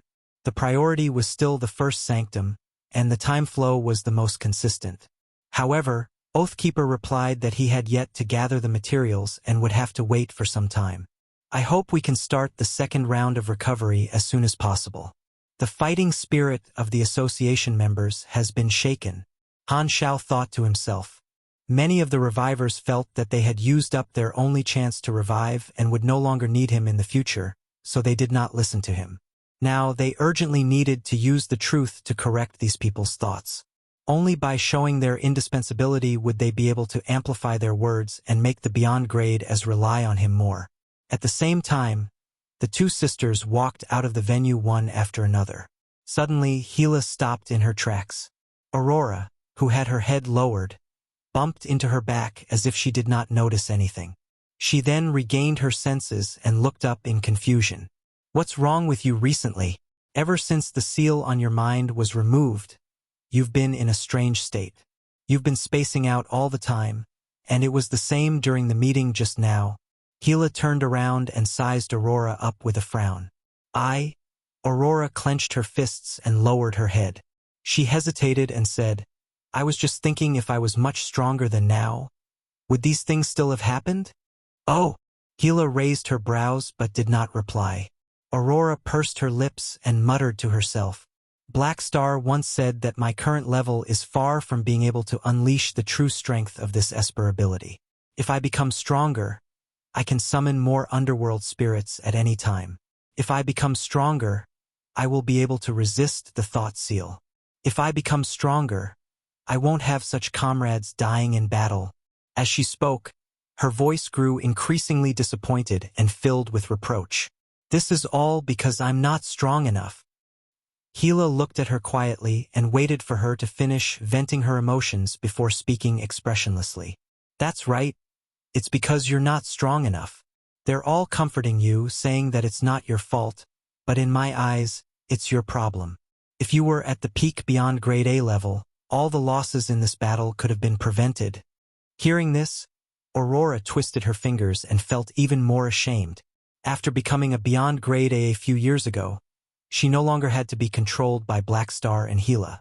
Her heart was wild, and she felt like she was finally free to do whatever she wanted. Her Esper ability could ensure her survival, and she had also inherited the powerful underworld spirit. She had also obtained a lot of support from the association members, and she even had the life-saving equipment that Black Star had given her. She had all kinds of trump cards since birth, so she relaxed and stopped training. Only after this setback did Aurora regret not training hard for the past few years. Aurora looked up into Hila's eyes, bit her lower lip and made up her mind. Sis, can you give me special training? Hila's lips curled up into an almost undetectable smile. She then coldly spoke while holding a straight face. Then be prepared. I won't go easy on you. Secondary Dimension World. This was a space filled with black liquid, like a pitch-black ocean in which one would not be able to see their fingers even if they were stretched out in front of them. A fleet of spaceships was slowly advancing through it like submarines.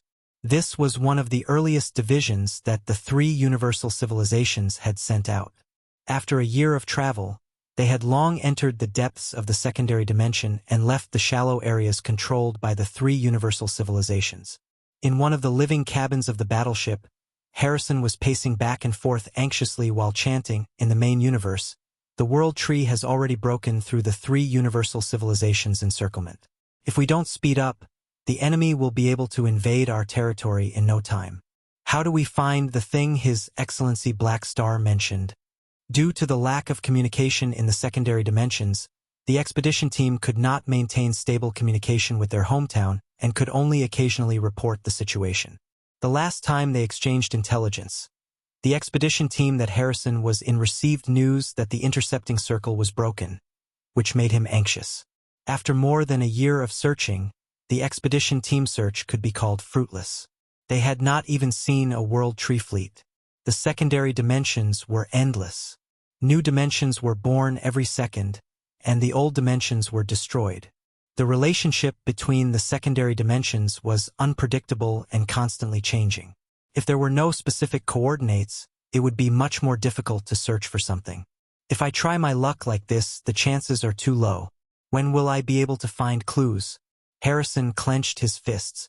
The thought of his hometown being threatened by the invaders made him feel uneasy.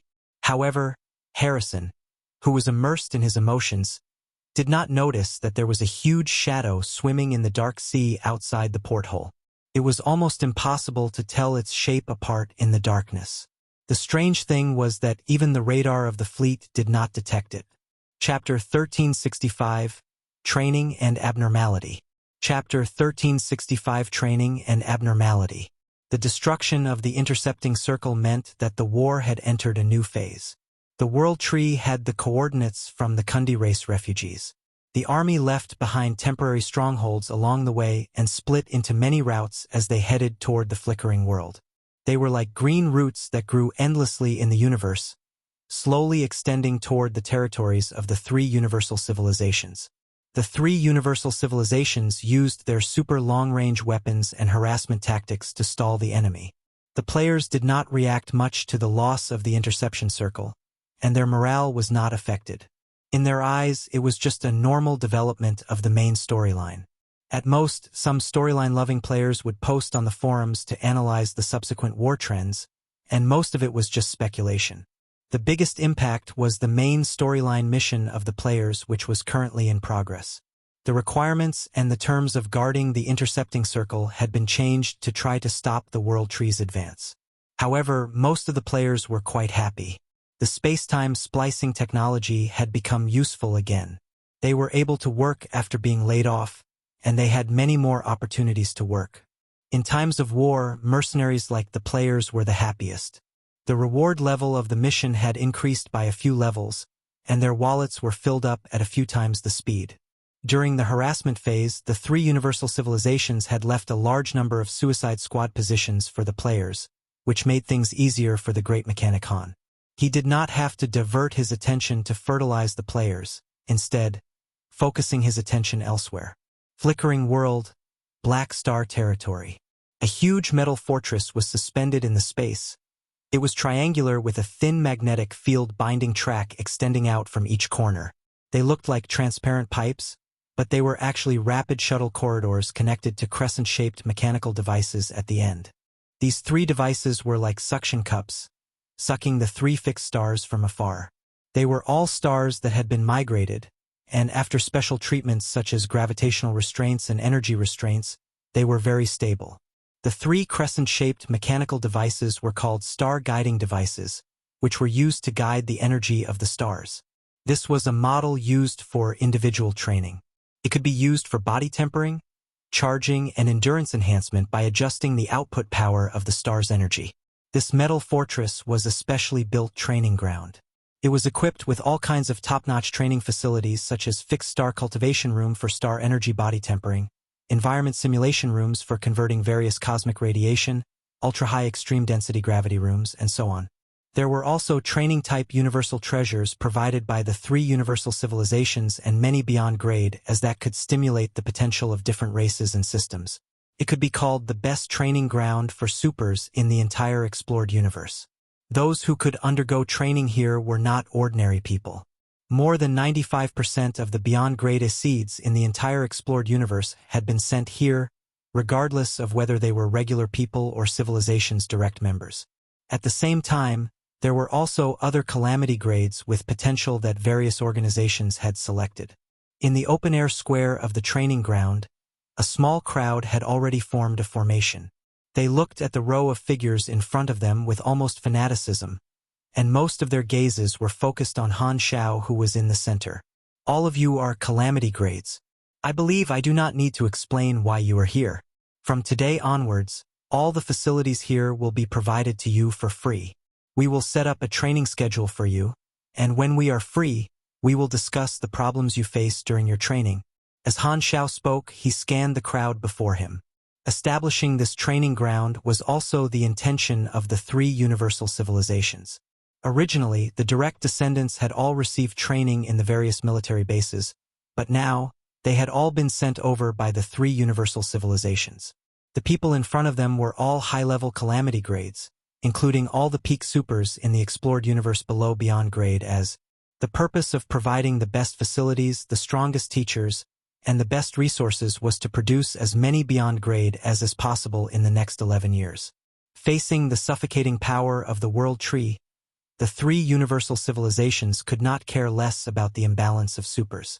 Understood, Hadavi shouted excitedly, and the hundreds of beyond grade Aseeds who had already joined the Black Star army immediately echoed.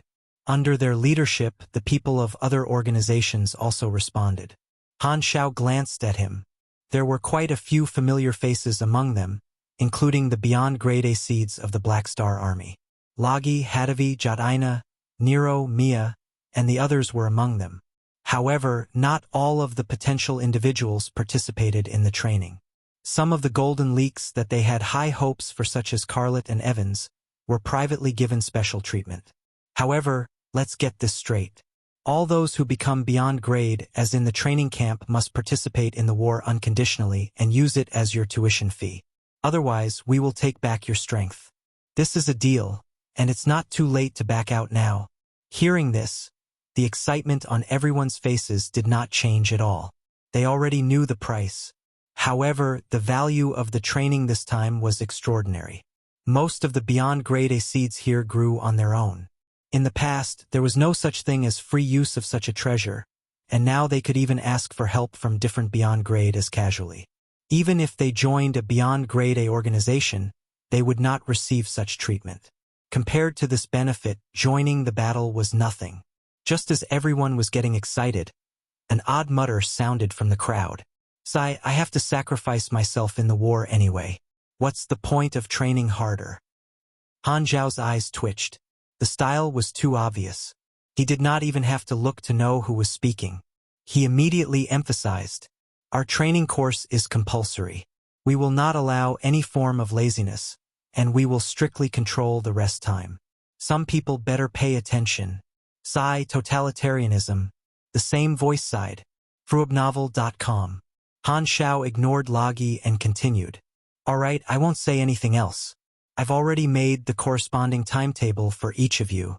These instructors will be in charge of training you. Training starts immediately. From now on, don't waste any second." As he spoke, the Beyond Grade as beside him took away the Calamity Grades to train them separately. Some ordinary Beyond Grade as who did not have much room to improve were more passionate about being instructors. As long as they could groom one more comrade, they would be able to share the pressure. Their experience was also precious to Calamity Grades. "I hope that in 11 years, more than 10 Beyond Grade as will be born," Han Zhao thought to himself. Gathering all the potential stocks in the universe to help them grow, there was a chance to produce a double-digit number of Beyond Grade as in 11 years, which was equivalent to a batch of already grown leaks. With his targeted training, the guidance of Beyond Grade as, and the support of a large number of resources, the probability of a high-level Calamity Grade completing the last step would increase many times. Watching the group of potential stocks being taken away for training, Han Zhao turned to the other Beyond Grade as and nodded. "The same goes for us.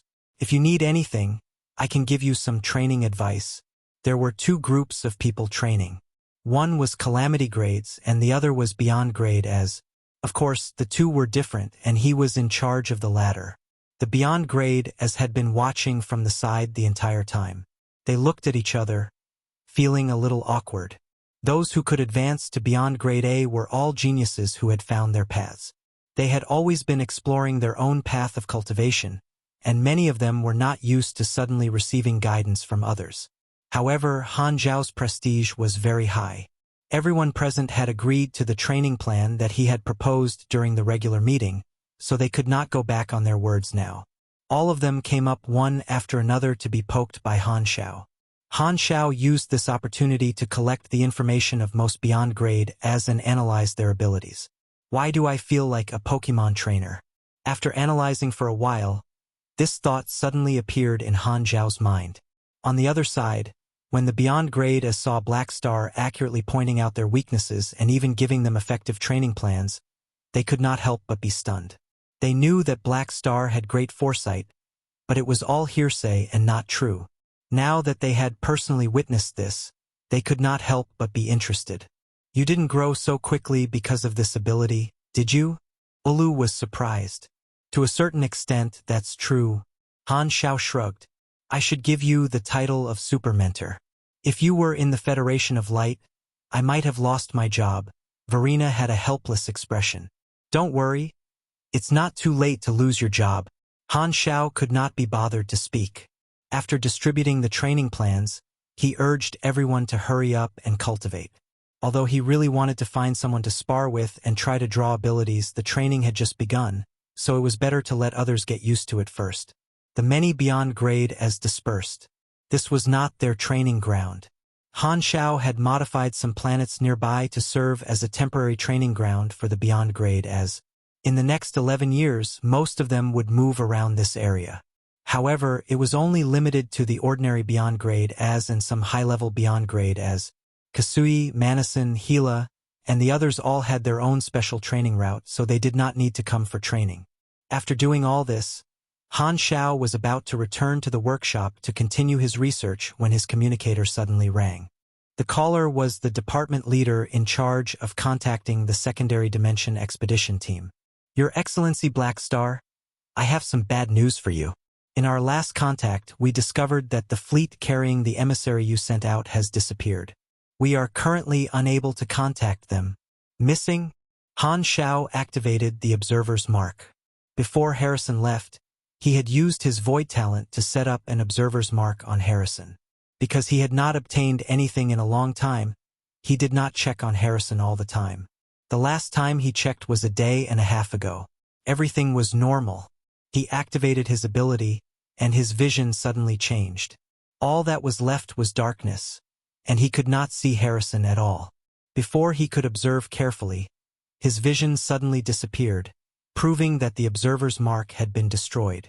What did they encounter in the secondary dimension world? Han Shao frowned. Being able to remove his observer's mark meant that there was a high chance of the appearance of beyond grade A energy level. Without hesitation, he changed into a specific king and teleported to the throne that Harrison had taken away. With a flash of light, the surroundings spun. Han Shao had already arrived in a black, deep sea-like space. There was nothing else around him. The throne should have been stored in Harrison's room, but at this moment, the fleet was gone. Harrison and the other crew members were nowhere to be seen. Only the throne was left floating alone. What is this place? Han Shao looked around and was surprised to find that his energy sense seemed to have disappeared. He could not even sense the situation in this deep sea-like area. The radar of his mechanical suit was also malfunctioning, and his vision was greatly suppressed. He released a group of detectors and connected them with his mechanical force. However, the detectors only flew for a short distance before they suddenly disconnected, and he could no longer sense them. It was as if they were swallowed by this black sea. Han Shao tried to shoot a few energy beams in one direction, but there was no reaction. This is a strange secondary dimension. What did Harrison encounter? Han Zhao's eyes sparkled. The secondary dimension world was filled with all kinds of possibilities, and anything could happen. It was very complicated, and this expedition team had been in there for more than a year, so he could not be sure what had happened. Just as Han Shao was about to start searching for this secondary dimension, a huge pressure suddenly came from all directions. A loud sound rang as if this black sea suddenly pressed toward Han Shao. At the same time, a cold mental wave suddenly invaded his mind, and a solemn voice sounded. Foreign high-level life form, leave immediately. Otherwise, you will become the Realmless King's enemy. Chapter 1366 Realmless King. Chapter 1366 Realmless King. Realmless King? What the hell was that? It sounded quite scary. Han Shao raised his brows with interest. It would have been slightly troublesome if the problem here was just a secondary dimension with strange rules. However, this was an actual sentient being that could communicate. He felt as though he was in the deep sea. The huge water pressure came from all angles, covering the sky and earth. However, this bit of pressure only made his body tighten slightly, causing almost no damage. Compared to the Dragon Emperor's force field, this bit of strength could not even be considered a massage. At most, it felt like he was wearing a tight suit. The secondary dimension world was extremely dangerous, but once one reached the level of a peak beyond grade A, most dangers would no longer pose a threat, especially since he was one of the best among the peak beyond grade As long as this being was not an anomaly like the Celestial Star Alliance, it would not be a problem. Han Shao floated on the spot and ignored the pressure around him. What is Realmless King? As soon as he said that, another message came with an even more majestic aura. Realmless King was born in the black space storm and rose from the void and unorthodoxy. He is the master of millions of dimensions, the hunter of millions of worlds. Any life form that enters his territory is a servant under the king's authority. Whoa! The scene suddenly turned magical. Not bad. With such a long title, I feel like he's almost catching up to me. Han Shao grinned. It sounded like a powerful dimension deity entrenched in a deep layer secondary dimension. If an ordinary beyond grade A were to encounter it, their lives might be in danger. Unfortunately for them, he was not an ordinary beyond grade A. While he was deep in thought, this voice became more and more powerful, as if a huge bell was ringing in his mind, echoing with a powerful buzz. Foreign life form, leave this place immediately, or I will expel you. "Wanna try?" Han Shao raised his brows and activated the cells in his body. It was as though he had activated a mini reactor and pumped out energy. Chi. Golden electric arcs shot out of his body, leaving a burning trail of light as if splitting the surrounding Black Sea. With a flip of his palm, a light blue psionic energy appeared in it, releasing spherical shock waves as if it was stirring up endless ripples on the surface of the sea. Although he did not know what was going on in this secondary dimension, his previous probing was ineffective. It was most likely because he did use enough energy. Because he was worried that he would hurt Harrison and the expedition fleet, Han Shao did not explode the entire secondary dimension with too much energy. Instead, he controlled his energy output and increased it bit by bit. At the start, there was no change. The explosive energy was like a rock sinking into the ocean, and it did not cause any reaction. However, after a while, the black liquid substance that filled the entire space started to vibrate. It seemed to have exceeded the limit of its endurance, causing huge waves. Boom! Amidst the tremors, Han Shao could feel the strong undercurrents shooting toward him. At the same time, he felt a sharp pain in his brain as he got hit by the enemy's mental attacks. However, to him, it was no different from scratching an itch. With just a blink, his HP was full. There was something strange about this black liquid. It caused his energy perception to fail and his radar to be ineffective. He could not find the other party, so he could only use violence to force the other party to appear. If this was a dimensional consciousness, then the dimension itself was the other party's body. If he released energy inside, it would be equivalent to giving the other party an enema. The other party would not be able to last long. Not long after, the entire space was shaking violently, as though it was going to explode and disintegrate at any time. The mental attacks were getting weaker and weaker and extremely dangerous, but once one reached the level of a peak beyond grade A, most dangers would no longer pose a threat, especially since he was one of the best among the peak beyond grade As. As long as this being was not an anomaly like the Celestial Star Alliance, it would not be a problem. Han Shao floated on the spot and ignored the pressure around him. What is Realmless King? As soon as he said that, another message came with an even more majestic aura. Realmless King was born in the black space storm and rose from the void and unorthodoxy. He is the master of millions of dimensions, the hunter of millions of worlds. Any life form that enters his territory is a servant under the king's authority. Whoa! The scene suddenly turned magical. Not bad. With such a long title, I feel like he's almost catching up to me. Han Shao grinned. It sounded like a powerful dimension deity entrenched in a deep layer secondary dimension. If an ordinary beyond grade A were to encounter it, their lives might be in danger. Unfortunately for them, he was not an ordinary beyond grade A. While he was deep in thought, this voice became more and more powerful, as if a huge bell was ringing in his mind, echoing with a powerful buzz.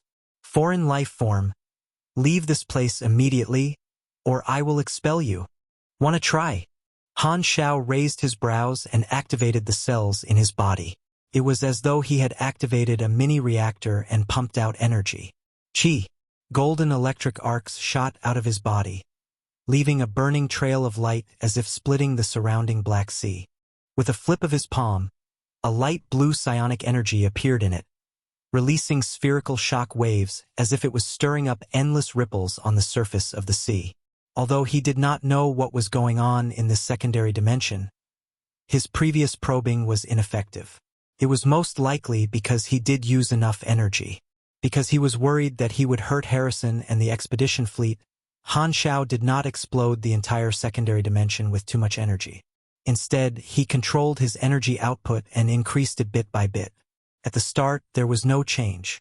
The explosive energy was like a rock sinking into the ocean, and it did not cause any reaction.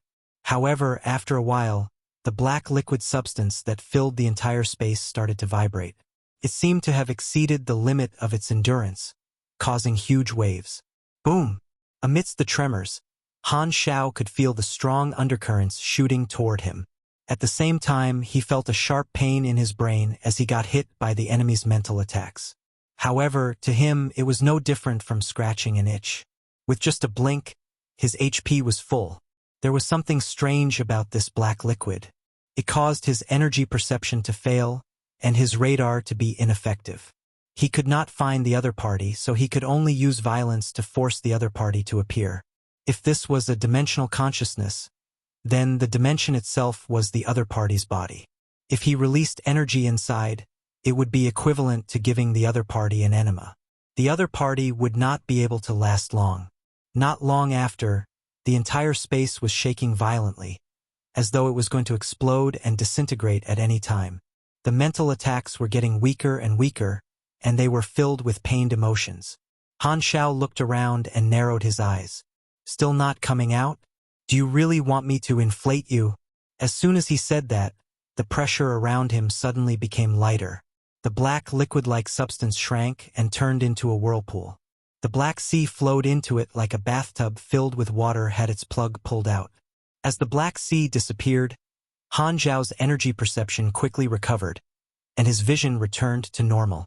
This secondary dimension was a white world without anything. It was like the prototype of a secondary dimension that had yet to be fully formed. It was also like all matter was swept away by the receding Black Sea. In the distant horizon, there was a black vortex that was getting smaller and smaller, sucking away all the black matter. It was about to open a spatial rift and escape. Running? I will break your legs. Han Xiao opened his hands, and mechanical soldiers appeared one after another. The mechanical army that appeared immediately released the binding force field and held onto this black mass, preventing it from moving.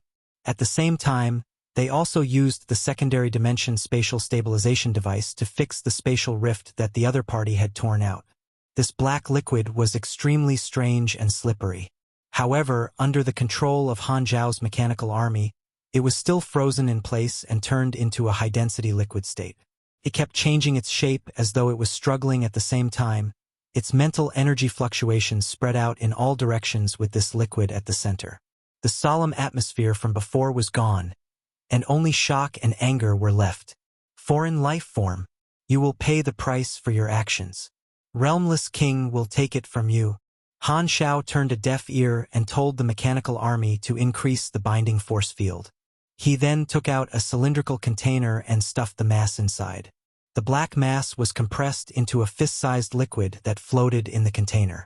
Tiny electric arcs were attached to it, causing the liquid to jolt non-stop. It was extremely painful. This was a special equipment that he had used to capture primal Esper ability entities. He did not expect it to be suitable for this strange substance. After locking it in the container, the liquid finally stopped. Han Xiao knocked on the outside of the container and asked curiously, "What are you?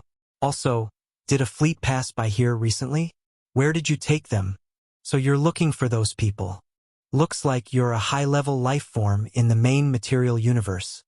The mental fluctuation of this liquid was unstable, and it was already covered in a layer of fear. However, it soon turned into anger. "I'm just one of the guardians of the millions of dimensions. I've already offered them to the Realmless King. If you have the guts, go find him." Offerings. Han Xiao raised his brows. "Tell me everything you know. Forget it. Since you're not cooperating, I'll just interrogate you." Han Xiao injected his mechanical force into the container, and the container was instantly filled with lightning, forming a mini-ion thunderstorm. This liquid was like a bug trapped in an electric mosquito swatter, crackling from the electricity. After torturing it for a while, Han Xiao finally got the information he wanted. This liquid life form was an energy field type life form, born in the secondary dimension of a nurturing type life form. This black liquid was the shell given to it by the so-called Realmless King. It called itself one of the guardians of the million dimensions, the confidant, doubtful of the Realmless King. Its name was Bobanica, meaning erosion and swallowing. Through this kind of black substance, the Realmless King devoured the matter and energy of the various dimensions and transformed them into his own territory. He occupied this area with a large number of guardians guarding the dimensions that he occupied. The fleet that Harrison was in had indeed been taken away by him. Through the special connection between the black liquid and the Realmless King, it had used dimensional teleportation and sent them to the King's Land where the Realmless King was. This was the main job of a guardian like Bobanica. The life forms that had been intercepted and sent to the Realmless King were called offerings. Tisk. Looks like I'll have to find this Realmless King if I want to get them. I wonder if it's a good or bad thing for Harrison to encounter something like this with his luck. Han Shao stroked his chin. He pondered for a few seconds, shook his head, changed into the dimension travel mechanical suit, set the coordinates given by Bobanica, and headed toward the Realmless King's location. In the middle of a secondary dimension, on a huge platform that looked like a black crystal, Harrison was floating in midair. His eyes were closed, as though he had lost consciousness, but his face was filled with pain. One end of the black fog-like energy stream was connected to his glabella, while the other end was connected to a gigantic black finger. Light flowed on the finger. The owner of the finger was a black entity the size of a mountain. It had a human form and had many heads and arms. It was sitting on a black throne. It was the Realmless King. After a while, the Realmless King retracted its energy stream, and Harrison lost the ability to float. He fell onto the platform and was still unconscious. Interesting. With that tree finding a new prey, I can harvest delicious souls again. The Realmless King let out a deep laugh, but in the ears of others, it would only be a frenzied roar. As a powerful entity in a secondary dimension, the soul of a life form was a rare delicacy. However, it could not completely descend into the main material universe and could only project a portion of its power. Furthermore, the main material universe was extremely vast. Without coordinates, one could only wander the endless universe, and it was very difficult to find life. At this moment, he had absorbed the memories of these life forms from the main material universe, learned the coordinates of the 3 universal civilizations, and also knew that the famous World Tree civilization was fighting with them. In his eyes, this was a feast to harvest souls. Under normal circumstances, even a powerful dimensional entity like him was afraid of the power of a universal civilization and was unwilling to provoke them.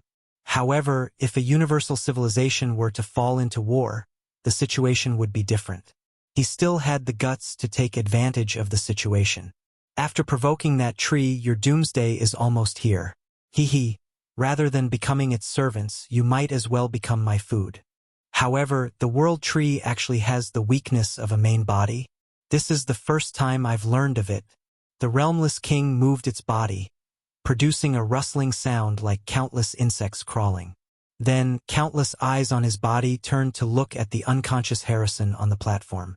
Greed and desire appeared in the eyes, but they quickly suppressed them.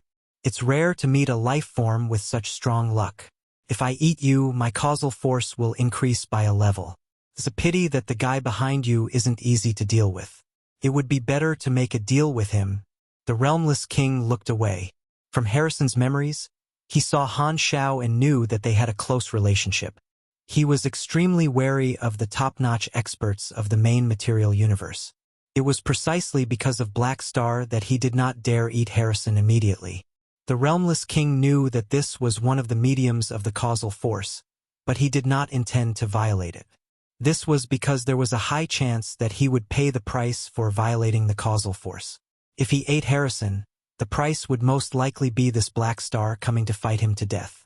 Right at this moment, a black mass suddenly fell from the sky filled with black fog and floated in front of the Realmless King. It contained the emergency message from Bobanica before he was captured, showing the image of Han Shao releasing energy to open up the Black Sea. Oh, he came so quickly. It seems like this useless thing, Bobanica, will not be able to escape his grasp. He will give me my coordinates. This is good too.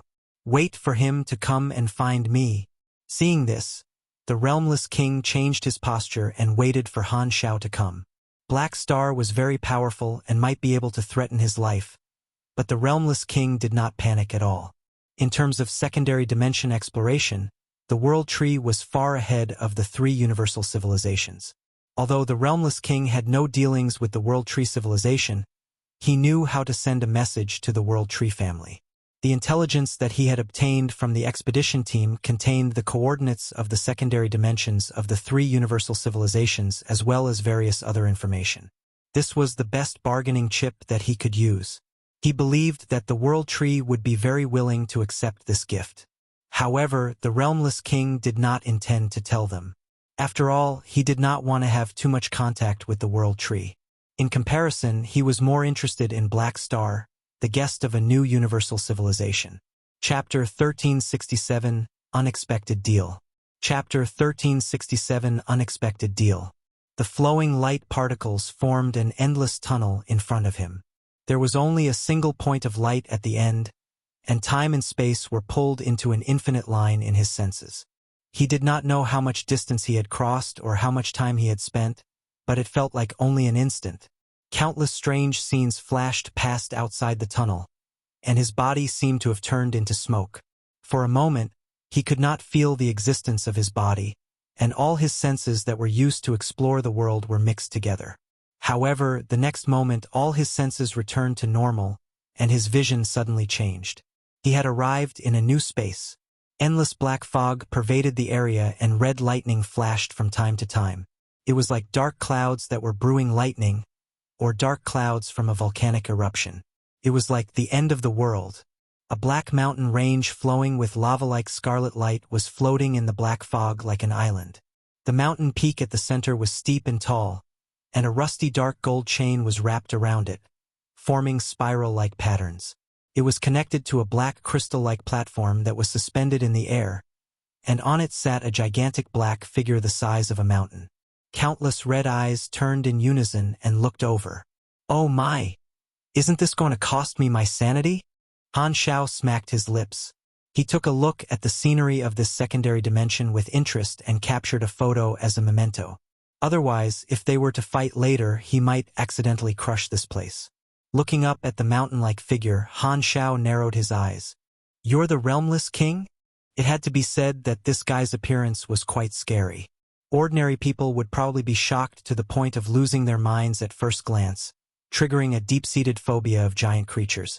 However, Han Shao was used to seeing all kinds of things, so this scene did not have any impact on him at all. The shock was far less than a fleet salvo during the interception battle. "Yes, I was waiting for you, Black Star," the Realmless King replied slowly. "You know me?" Han Shao was a little surprised. He looked down at Bobanica in his hands and remembered that he did not mention his name. Could it be that his name had already spread from the main universe to the secondary dimensions? "I know why you're here. You want to take this fleet and this intelligent creature called Harrison away, right? I learned about your civilization from their memories." The Realmless King sat still, but the black fog in the sky suddenly moved away, revealing a fleet. It was the missing expedition team of the three universal civilizations.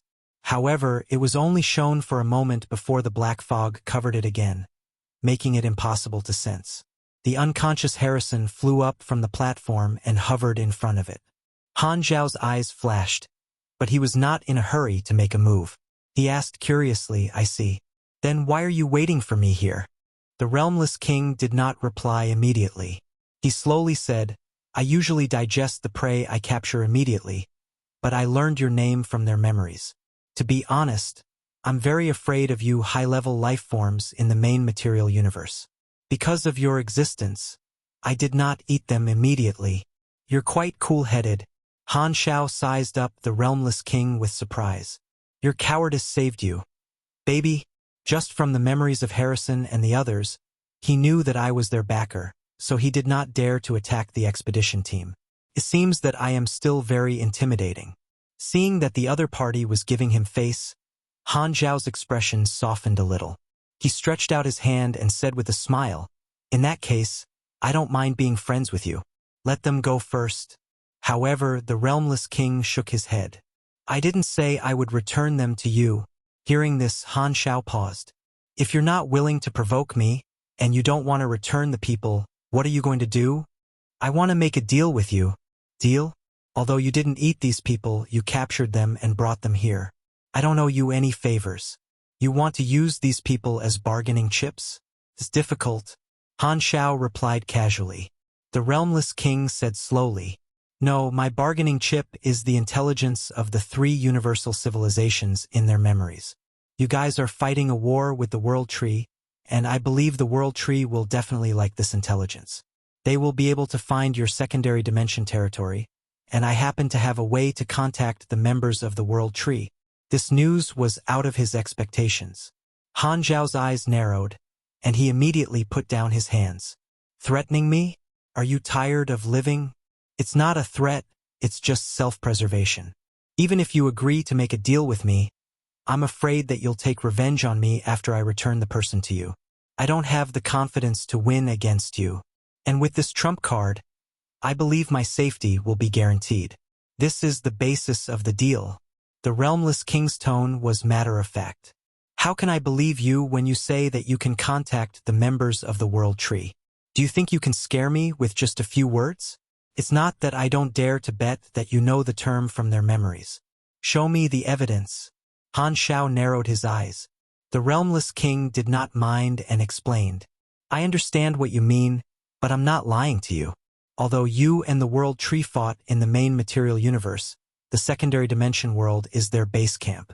They have devoured secondary dimensions one after another for countless years. However, the secondary dimensions are endless, and the World Tree does not eat every single one of them. Its main method of expansion is to take root and imprint the secondary dimensions into their territory, turning them into territories that allow them to travel quickly. For some special secondary dimensions, they don't even interfere with them and instead focus on observation and research. At the same time, they sent out countless members to explore the outside world, spreading the name of the World Tree and its connection channels. It's similar to what they did in the main material universe. One of their exploration teams passed by my outer territory, and one of my guardians received a lot of information and reported it to me. As he spoke, the Realmless King shared a small portion of his memories through mental communication. Han Zhao did a check, but there were no signs of forgery. He did indeed have the contact information of the World Tree members, and he was a little annoyed. This is a little tricky. There's no 100% chance of stopping the information leak if I try to kill this guy. If the World Tree starts a secondary dimensional battlefront, our situation will become worse. Han Zhao's eyes sparkled, and he quickly calculated. The World Tree's main body was rooted in the secondary dimension, and this was its territory. Although its main body was found in his previous life, if not for the multidimensional sky-opening transportation device transporting to the central area and launching a sneak attack, it would have been almost impossible for frontal attacks to pass through the secondary dimension defense circle near the World Tree's main body. Right now, the three universal civilizations were in a good situation. One of the reasons was that the World Tree did not have the time to figure out the secondary dimension territory of the three universal civilizations like in his previous life and did not activate this battlefront, which reduced the pressure on them. Seeing the change in Han Zhao's expression, the Realmless King spoke again. You don't have to worry about me using this as leverage to threaten you. With the abilities of high-level life forms like you, even if your civilization is destroyed, there's a high chance that you can escape. At that time, this trump card won't be able to protect me anymore. So you can rest assured. I just want to make a deal with you. I won't force you to do anything overboard. As long as you don't attack me, there's no need for me to tell on you. Trust me, no one is willing to take the initiative to have dealings with the World Tree. The Realmless King's tone was sincere. Although he had a hold on him, he did not dare make any outrageous requests. He did not think that this trump card could support him in doing whatever he wanted in front of the other party. In his eyes, it was just a qualification to make a deal with the other party. Han Zhao stroked his chin and looked at the Realmless King thoughtfully. This Realmless King was a powerful dimensional deity, and his name was very intimidating. However, he remained humble in front of Han Zhao. Although he had a hold on him, he did not act tough. Instead, he was a little cowardly. Han Zhao pondered for a few seconds and suppressed his hostility. Tell me about your deal. What do you want me to do for you? There are only two things. One is that after the battle breaks out, you will allow me to project my power and harvest the souls of those who died in battle, as well as some destroyed battleships. The materials of the main universe are quite valuable to us.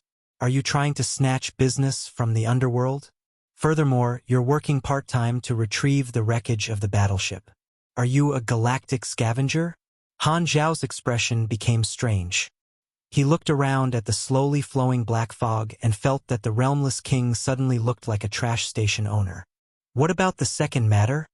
I once had a special secondary dimension, but it was snatched away by another group of dimensional entities. They are not easy to deal with, and I have never been able to deal with them. I hope you can help me snatch it back. Han Xiao smacked his lips and said, I can help you with these two things, but since you said that the method of snitching is only to protect yourself and not threaten me, I won't take it as a bargaining chip. The price you offered isn't suitable, so I need more. What do you want? The Realmless King did not reject the bargain. I need more information about the World Tree's force in the secondary dimension. Tell me everything you know. Also, I want some black matter for research. Finally, maybe we can work together to deal with the World Tree. They have been expanding in the secondary dimension and will arrive at your territory sooner or later. It's best to strike first, Han Xiao said slowly. I can promise you the first 2 points. As for dealing with the World Tree, forget it. I can't afford to provoke them either. I'll just hide. As expected, the Realmless King rejected. Han Xiao smiled. Don't be too afraid. The World Tree has the weakness of the main body. As long as the main body is destroyed, your threat will be resolved once and for all. Isn't that good? Also, you might even be able to free a large number of souls to be your food. Although Harrison and the others had been captured, causing the leak of information to appear with Harrison's luck, he could turn bad luck into good luck. From a good perspective, this was also an opportunity for him to find out about the World Tree's force in the secondary dimension. Therefore, he did not launch an attack. Instead, he was trying to see if he could pull in a new ally. After all, he was once the successor of socialism, and it had become a habit to unite all forces. It sounds very tempting, but I'm not sure if the main body really exists. Let's talk about it after you find it. The Realmless King did not comment. Seeing this, Han Xiao did not force him. He already knew that the other would not agree so easily, and only mentioned this topic. At this moment, a notification popped up on the interface. You have triggered the mission transaction with the Realmless King. Mission introduction. For some reason, the Realmless King has something to ask of you. He has proposed a deal with you. Mission requirements. Retrieve the target's secondary dimension. Reward, 250 billion EXP plus 25 Realmless King favorability. X1 character summon card. Remarks. This mission may have unknown effects. Please accept carefully. Han Xiao was curious. What kind of secondary dimension was it that the Realmless King would risk offending him to snatch it back? Could this be his wife? Chapter 1368 Strange Encounter and Lies. Chapter 1368 Strange Encounter and Lies. Seemingly noticing Han Xiao's confusion, the Realmless King explained with a deep voice. This secondary dimension is nurturing one of my children. It was a special case as it was still an embryo, yet to take form when it was taken away. The dimension entities that took it planned to eat it after it matured, so I hope that you can snatch it back while protecting the secondary dimension from shattering. So it's not your whiff. Cough. I'll try my best. Han Xiao hid his words with a cough, before asking, by the way, what is the origin of that dimension? Realmless King shifted his sitting posture, before slowly speaking.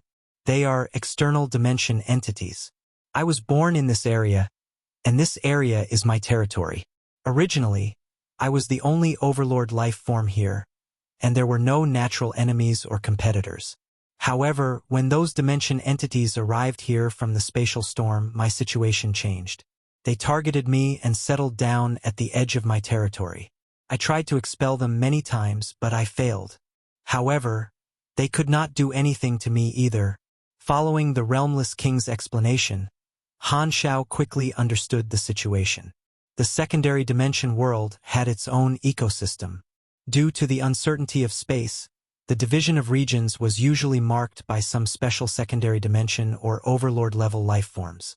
For example, the territory controlled by the Realmless King was a representative stable region. The areas outside this region were akin to the desolate universe belt of the main universe, except they were not only desolate but filled with unknowns. This was akin to being cut off from the rest of the world.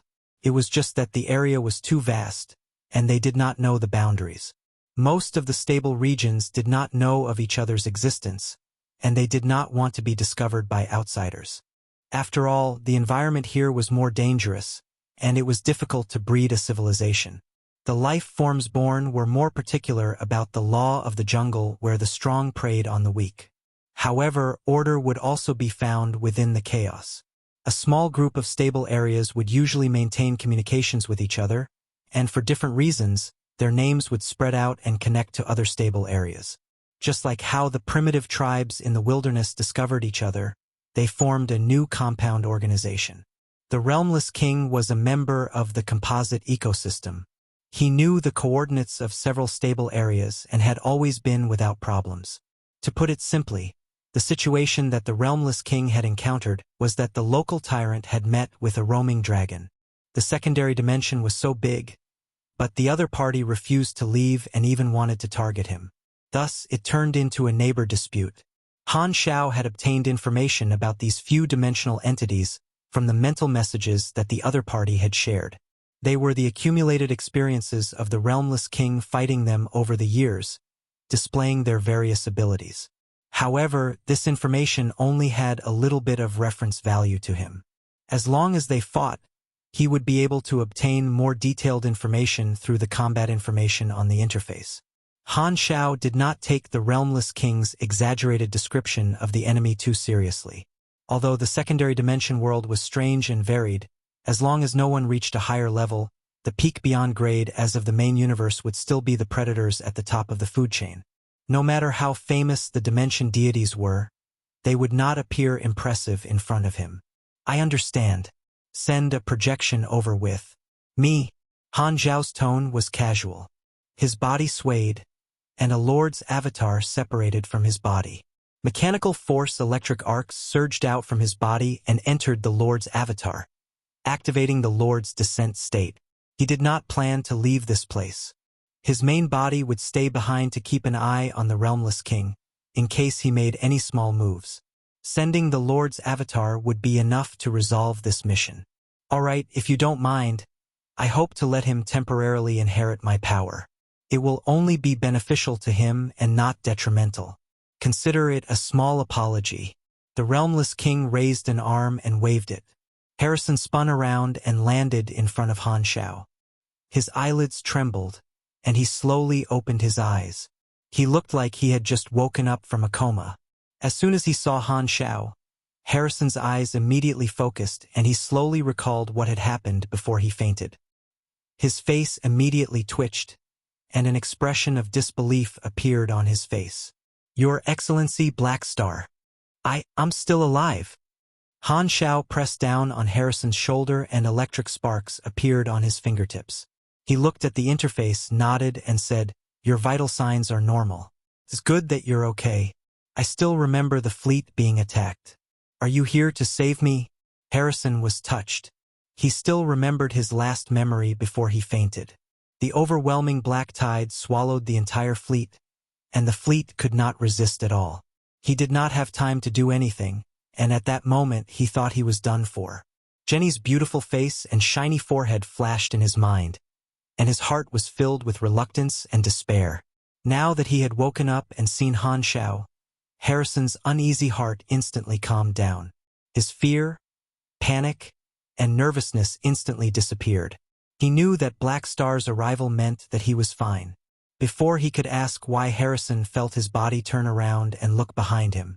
At the same time, a message appeared in his mind. Kid, I'm the Realmless King. Relax your body and mind and accept my infusion. As soon as Harrison turned around, he saw the strange sight of this dimension, as well as the terrifying body of the Lord of the Realmless. An instinctive fear rose from the depths of his soul, and it was like a chill that spread through his bones, freezing his body in an instant. However, the feeling disappeared in the blink of an eye. If he was alone, Harrison might have felt that he had gone crazy from fear. However, the moment he thought about how Black Star, his father-level universe expert, was standing right behind him, an incomparable sense of security immediately dispelled all the fear in his heart. Without fear, the explorer's soul was immediately ignited. Harrison looked at the Realmless King, and his tone was filled with curiosity. Your Excellency Black Star, what sort of thing is this? He's not a thing. He's called the Realmless King. He's a life form from a secondary dimension. He's basically a trash collector, Han Xiao replied casually.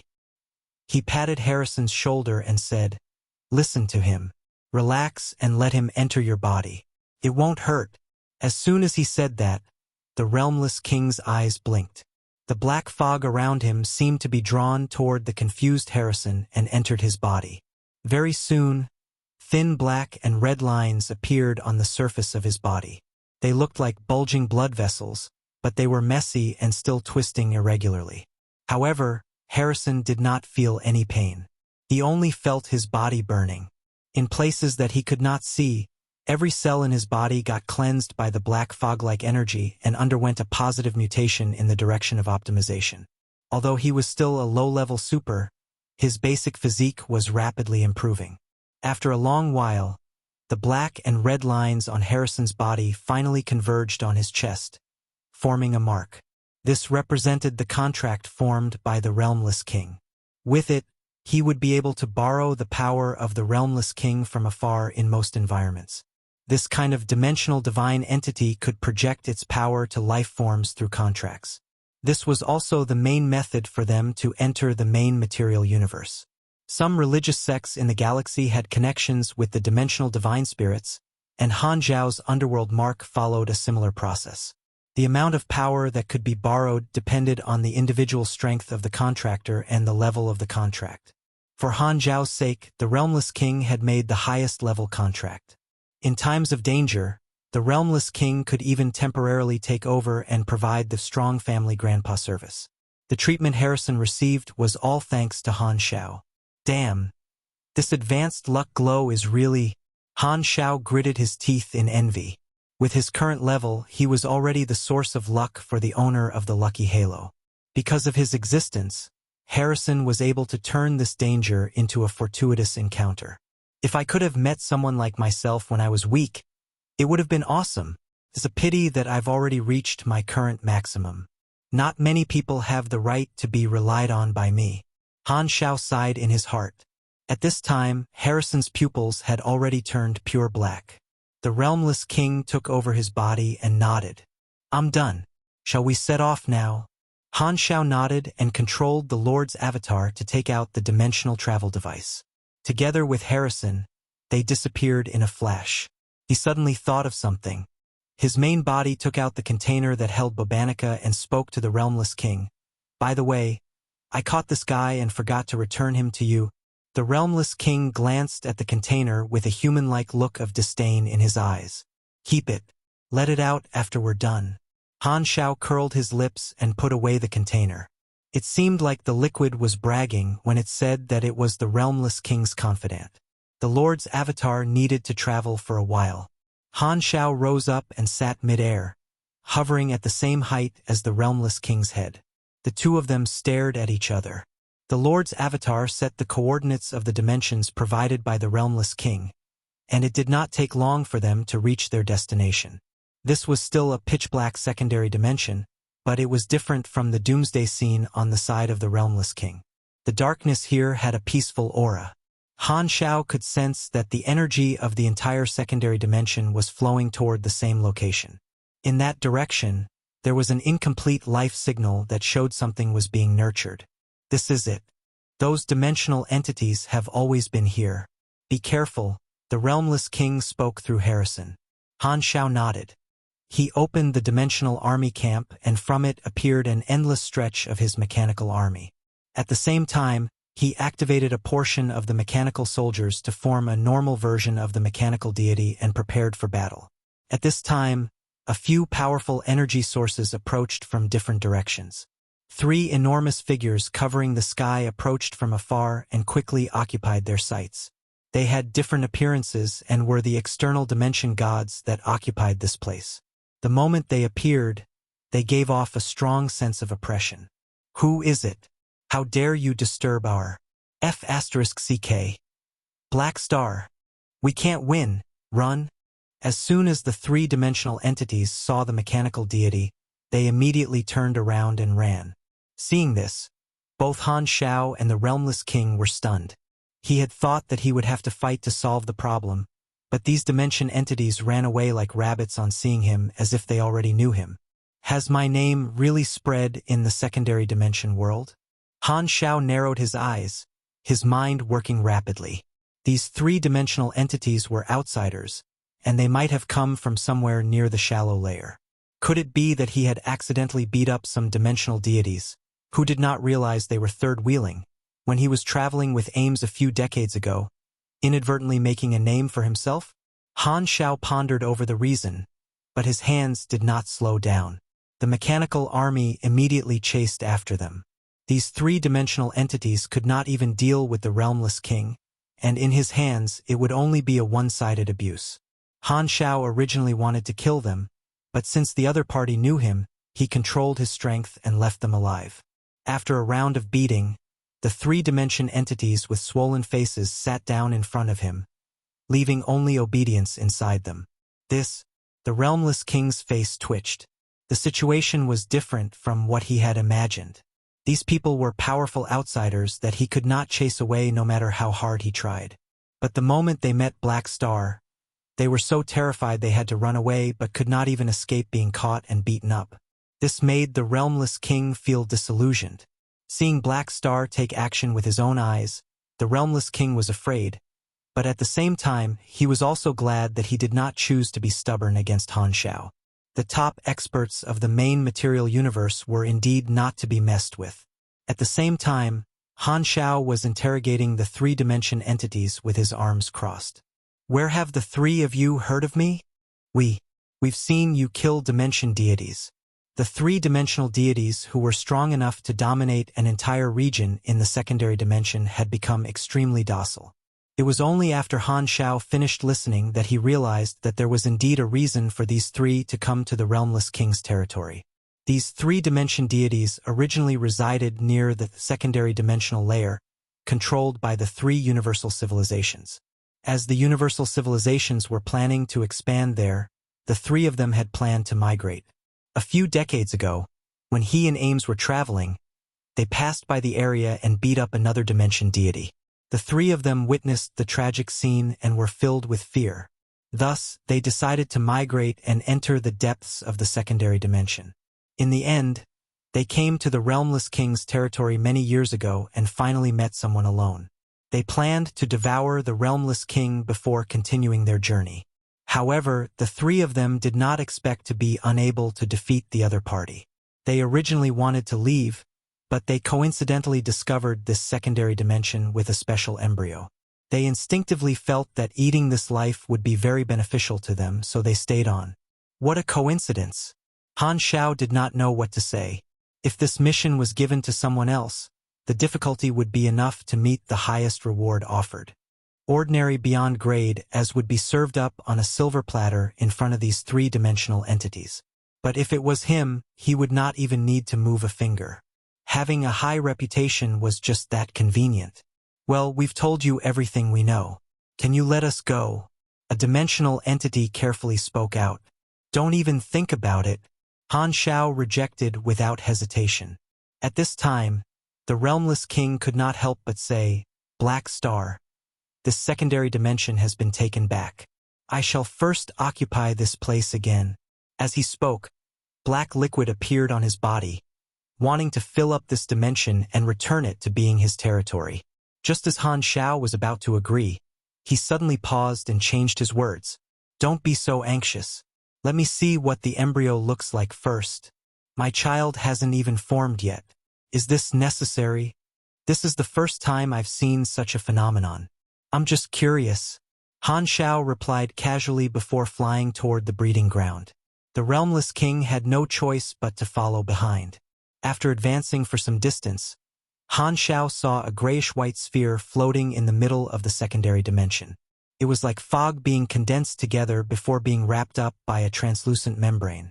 Energy flowed in from all directions to nourish this embryo. In his senses, this embryo had an extremely vigorous life force, as dazzling as dozens of stars put together. Han Shao looked inside and saw that within the gray fog flowing in the membrane, there seemed to be a long figure flashing around like a dragon. The realmless king came over and helplessly lamented, It's not even born yet. What's there to see? Han Shao ignored him and touched the embryo. Although the membrane was thin, it was very pliable and tough. At this moment, the item introduction popped up on the interface. Han Shao cursory glanced at the interface before stopping short. He slowly turned to look at the realmless king with a smile that was yet not a smile. You said, "This is your child. What's wrong?" The realmless king met Han Zhao's gaze and suddenly felt a little guilty. Boolsh *T. No wonder you took the risk to order me to help you snatch it back. Turns out to be such a magical item. Are you betting that I won't be able to discover its wonders? Han Shao flicked the embryo with his finger, and the sarcasm in his tone could not hide the joy within. Speaking half-truths? You almost fooled me. Chapter 1369, Lucky Halo, Forever God. Chapter 1369, Lucky Halo, Forever God. You're mistaken. This is my child. It's just mutated slightly. The realmless king pretended to be calm. Keep pretending. Han Shao snorted inwardly and ignored him. He turned to look at the item introduction on the interface. Pivotal Snake Egg. Pivotal snake, also known as world-devouring snake, is a rare species that lives in chaotic space stream. It is a creature that lives alone and feeds on secondary dimensions and special information form phenomenons. Every world-devouring snake will only lay 7 eggs in its lifetime. After laying eggs, it will abandon them in the space storm, allowing the eggs to drift freely. When the egg encounters a secondary dimension, it will automatically parasitize and turn into an embryo state, absorbing multiple secondary dimensions until it completely matures. At the same time, pivotal snake eggs have an extremely strong attraction to some secondary dimension life forms. Eating them as infants is very beneficial. It has a certain chance of strengthening one's talent and raising one's life level. Remarks. The origin of this species is closely related to the world tree. It can eat the body of the world tree and has a certain level of restraint. The item introduction was not long, but the information it revealed shocked Han Shao. The pivotal snake was like a space louse back then. It was not in the database of the 3 universal civilizations, and it had never been discovered in his previous life. Even to him, it was a foreign species. What surprised Han Shao the most was that this creature was actually related to the world tree. The item introduction even stated that it was the world tree's nemesis to a certain extent, which surprised him. The world tree was a unique space wonder, but there just happened to be a type of creature that could restrain it. Could it be that there was always a paper to every rock? Perhaps the pivotal snake was, in a sense, a companion species of the world tree born to restrain it? If one thought deeper, what was the origin of the world tree? All kinds of guesses flashed through Han Zhao's mind, but he did not have a clue. However, there was one thing he could confirm. If he did not have the item introduction on the interface, he would definitely not have been able to discover the uniqueness of this embryo. The realmless king had claimed that this was his child, so it would be difficult for him to investigate further. It would be difficult for him to discover anything strange, and he would most likely be fooled by the realmless king. This was probably what the realmless king had planned. All kinds of thoughts flashed through Han Zhao's mind. He raised his hand and pressed on the realmless king's shoulder. Do you really think I don't know what's what? This can't be your child. Are you lying to me because you're worried that I'll be tempted by this thing? Our deal needs to be honest, and my impression of you is quite good at the moment, so I'll give you a chance to come clean. If you still lie to me, then don't blame me for holding a grudge. No matter how my civilization and the world tree fight in the future, I'll guarantee that you'll definitely die. The realmless king's face twitched. Although he had something on Han Shao, it could not protect him forever. Facing Han Zhao's threat, he was still very weak. His original intention of lying was to not let Black Star investigate further to avoid more problems. After all, as long as they came to this secondary dimension, they could feel the birth of a certain life form, which would easily make people curious. Furthermore, the embryo had a special attraction to the dimension deities. If he did not claim to have a special relationship with it, he was worried that Black Star would be tempted. He had originally thought that since Black Star was a guest of the main universe, he might not be able to feel the attraction of the embryo. As long as he did not study it, he would not be able to discover anything amiss, and he would be able to fool everyone. However, he did not expect Black Star to see through it so easily, causing his plan to fail. Of course, he could not rule out the possibility that Black Star was trying to trick him, but since he had made a threat, the Realmless King was not confident. After hesitating for a while, the Realmless King said helplessly, "If you know what this is, why ask me? I just want to hear it from you." Han Shao crossed his arms. He was mainly curious about how much the Realmless King knew about the pivotal snake egg. If he was only tempted by the special attraction shown by the item introduction, then the Realmless King's goal should also be to wait for the embryo to mature and eat it. However, if he knew the origins of the pivotal snake, then the Realmless King's actions would be a little subtle. However, in his opinion, the Realmless King most likely did not know about the relationship between the pivotal snake and the world tree, or even about the pivotal snake. If not for the item introduction, he would not have known about this secret. In the secondary dimension world where information was difficult to spread, the Realmless King would not have known about this secret. As expected, the Realmless King's answer was roughly the same as what Han Shao had guessed. He said that he had discovered this embryo when he was expanding his territory and felt the attraction, so he had brought it back to wait for it to mature, but it had been snatched away. After explaining, the Realmless King asked Han Shao if he knew the origin of the embryo. "Of course I know, but the information isn't complete. I only saw it once when I was exploring the secondary dimensions, but it disappeared afterward." Han Shao waved his hands and found an excuse. Of course, he would not reveal the information about the pivotal snake to the Realmless King. As for whether he was pretending not to know the pivotal snake, he could only observe. "All right, then how do you plan to deal with this embryo?" "Our deal?" the Realmless King probed. "Tisk, you're hiding something from me. Logically speaking, the deal should be cancelled, but since your attitude is all right, the deal can continue. This embryo is still yours." Before the Realmless King could heave a sigh of relief, Han Shao paused and said, "However, the deal is only to help you get the embryo back. Although the embryo is in your hands, you can't eat it. I'll have a mechanical army stationed here.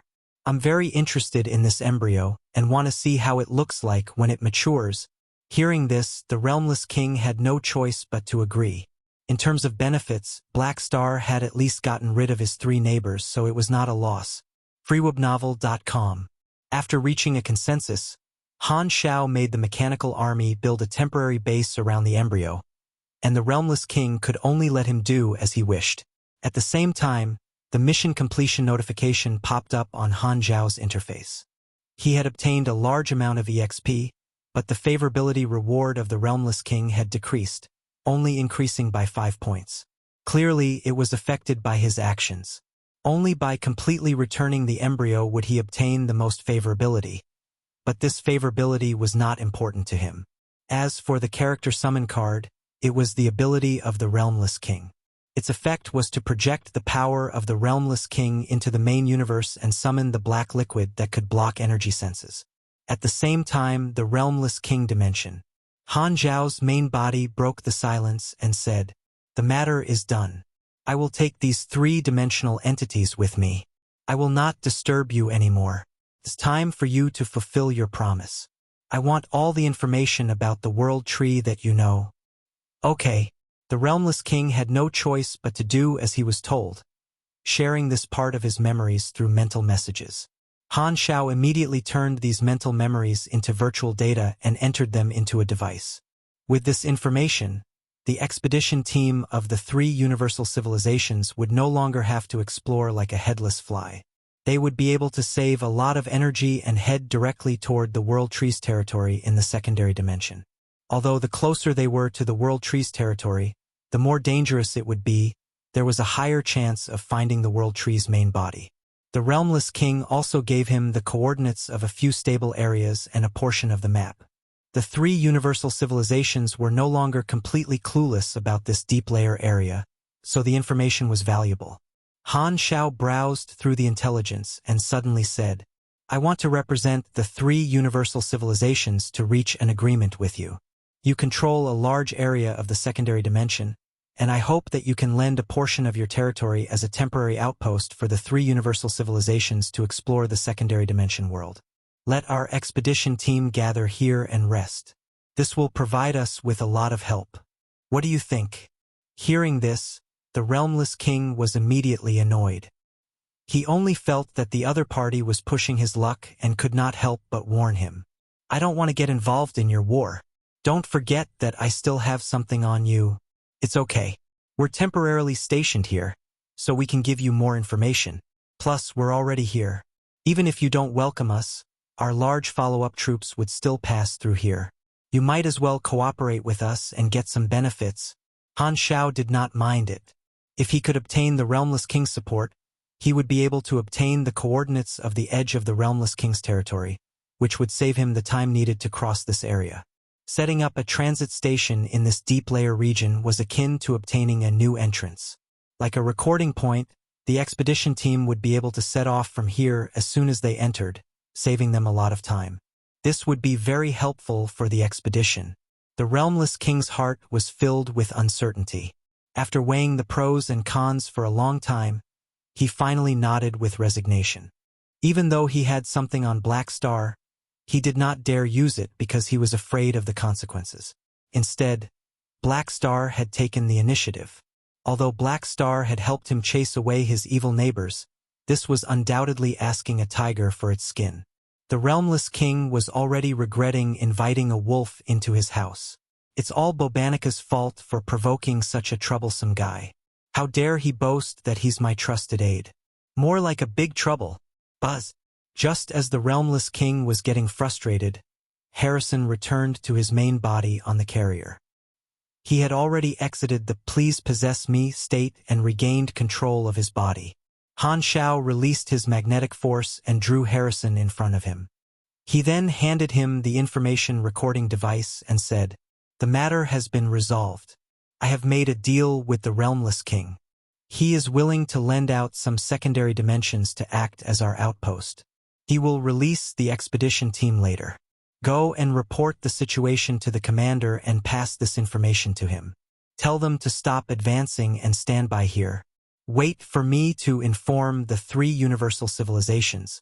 Understood. I promise to complete the mission." Harrison nodded repeatedly.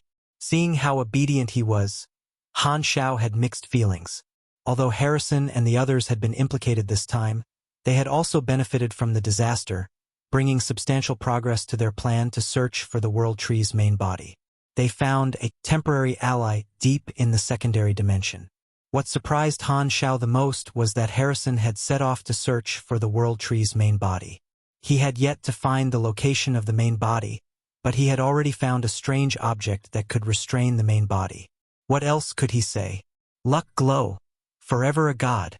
Letting Harrison join the expedition team was indeed the right decision. Han Shao was pleased. If not for the Realmless King discovering him from Harrison's memories, this expedition team would have been a goner.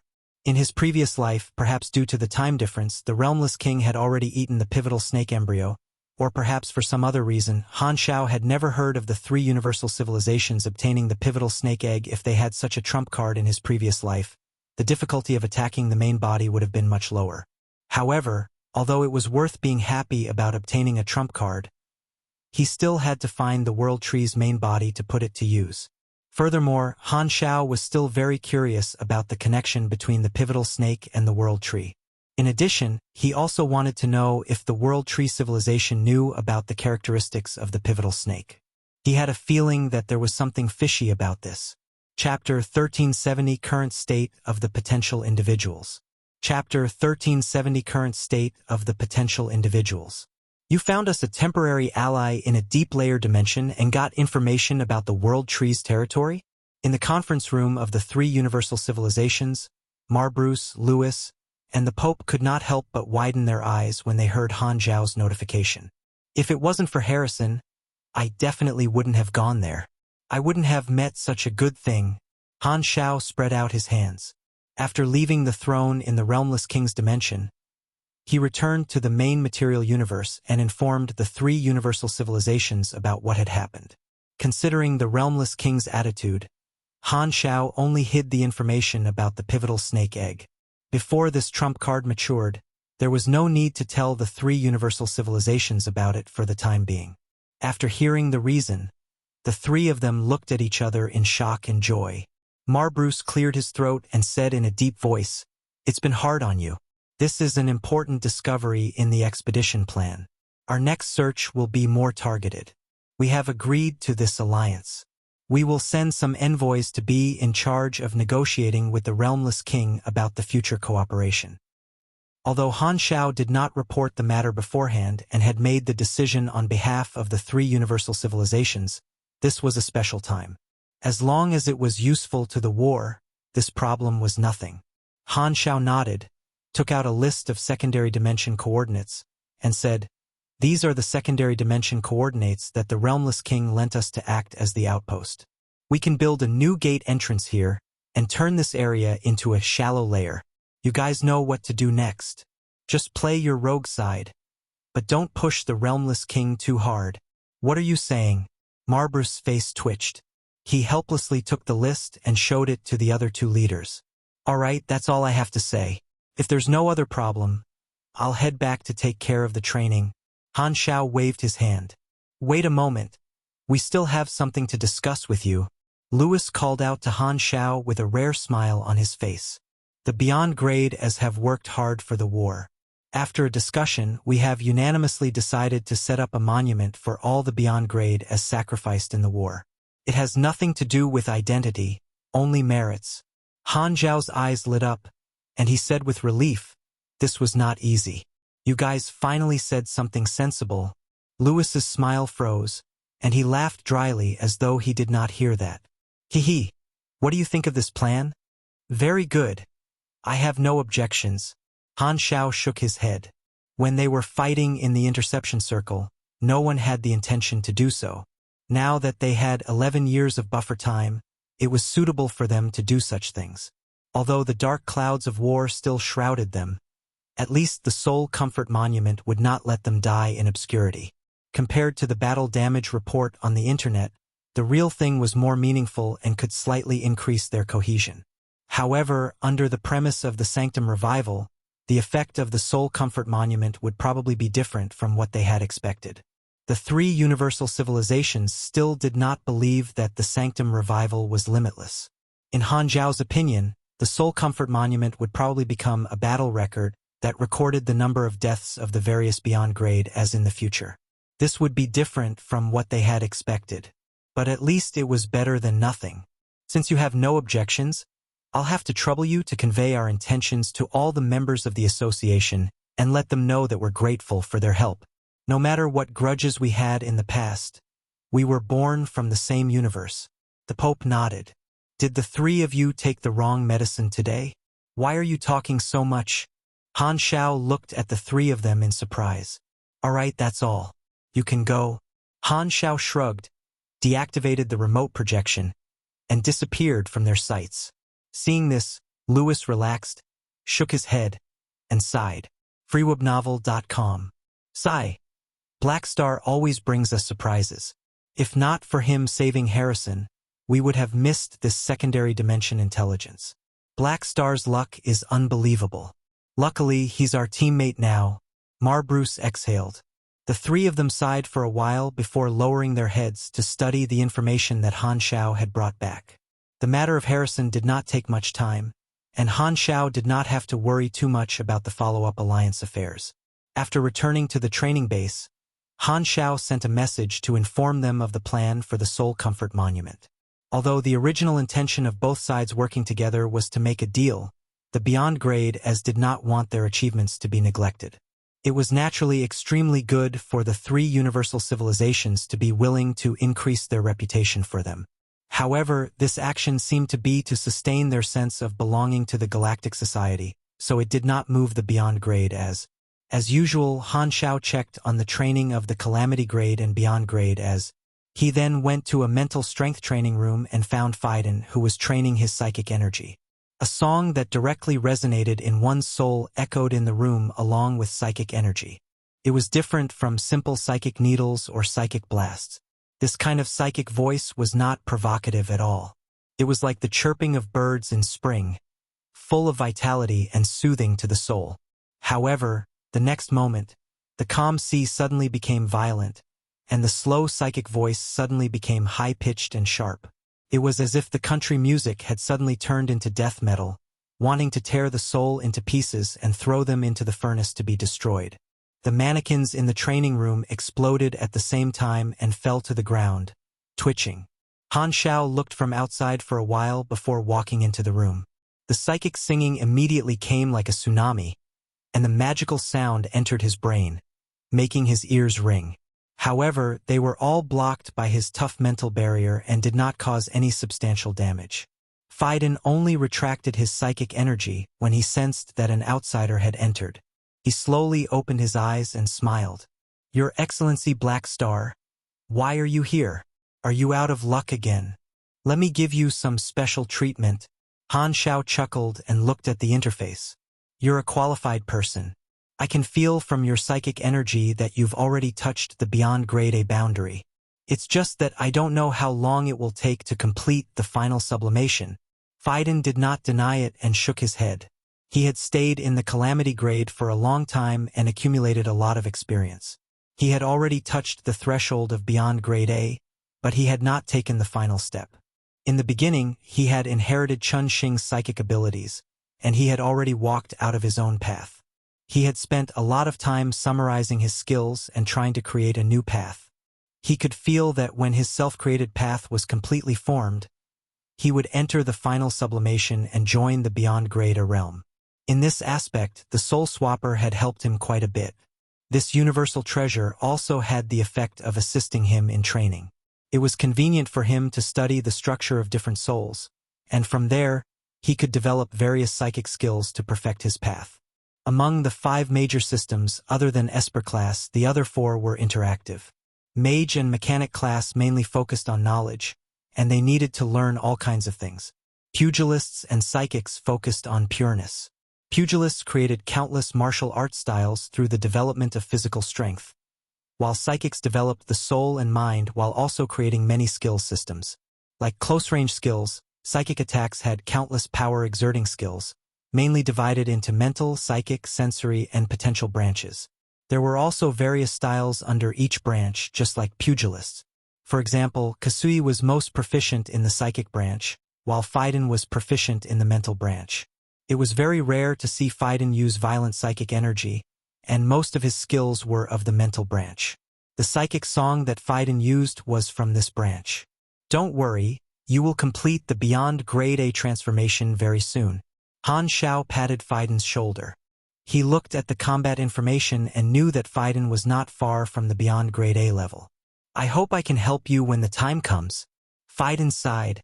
"In just 11 years, even if I become a Beyond Grade A super, I won't have enough time to accumulate. I'll probably be cannon fodder on the battlefield." "You have to be confident in your luck, and you have the Soul Swapper. No one will use your basic combat power to measure your usefulness," Han Xiao encouraged. Phaidon did not have the same exaggerated talent as Karlitz, Everlasting Martial Path, but he was the only one who was perfectly compatible with the Soul Swapper. The power of this universal treasure depended on Phaidon's own strength. Once he entered the Beyond Grade A realm, the Soul Swapper's effect would undergo a qualitative change. Although the soul of the World Tree expert was absorbed by the Mother Tree and could not be transferred completely, he had specially let Phaidon test it in small-scale battles. The Soul Swapper could tear the soul of a World Tree member and cause heavy damage. If all the soul was pulled out, the enemy would die on the spot.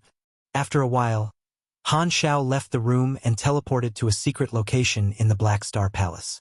With a turn of his gaze, he had already arrived outside a potential stimulation training room filled with all kinds of cosmic radiation and immense pressure. Evans stood in the middle of the room, and a gentle light flowed on his body, using the harsh environment to temper himself. Han Xiao opened the door and walked in. The training room immediately stopped operating. Evans sensed something and turned around. "Commander, what can I do for you?" Evans greeted. Han Xiao waved his hand. "There's no need to be so formal. I'm just here to check on your training." As he spoke, he sized up Evans and nodded with satisfaction. Han Xiao had always been planning Esper ability absorption for Evans. At this time, his genes were very stable, and all his Esper abilities had been carefully selected. They were not many but were chosen meticulously, enough to deal with all kinds of complex situations. Not a single Esper ability slot was wasted, and the combination of abilities was many times better than ES Gods. At the same time, Evans also absorbed the gene-enhancing ability that increased Esper ability cultivation speed. Coupled with his highest grade Esper ability affinity physique, his growth speed was extremely delightful. After many years of bitter training, Evans had already reached the level of a high-level calamity grade and was not too far from becoming a beyond grade A. Han Xiao poked Evans, looked at the interface and said with a smile, "You're in the process of transforming, and it won't be long before you complete your sublimation. I'm afraid I have to congratulate you in advance for becoming a beyond grade A. What are your plans, then?" He did not doubt Evans' talent. With Esper ability copy and highest grade Esper ability affinity physique, it was only a matter of time before he became a beyond grade A. Evans smiled and said steadily, "If not for you, I might still be an ordinary person. You've been helping me improve my strength for the past few decades, and I owe you too much. If you don't mind, I hope to stay in the army and repay this debt." Han Xiao was quite satisfied with this answer. To be fair, he did not want to let this talent go either. With his correct guidance and stabilizing himself for the first half of his life, Evans was not the type of Esper who took shortcuts. Instead, he became firm like a rock and made people free from worry. Furthermore, Evans had always been grateful to him for stimulating his suppressed talent and giving him a new life. His loyalty was probably even higher than Lothair. Han Xiao pressed on Evans' shoulder with a smile and said, "Enter beyond grade A as soon as possible. I'll give you a gift then." "What gift?" Evans was curious. "It's a secret. You'll know when the time comes." Han Xiao's eyes sparkled. When Evans enters the beyond grade A realm, he would be able to absorb Esper abilities of the same level. God, who had been locked up in the spacetime amber for many years, would be of use. After many years of observation, he was certain that Evans was qualified to accept this gift. A super high-risk Esper ability like energy control definitely could not be wasted. Letting Evans take this Esper ability was the best way to make use of it, making ES God's Esper ability, which he had painstakingly synthesized, become someone else's wedding dress. He would also let this evil guy have a taste of being a victim.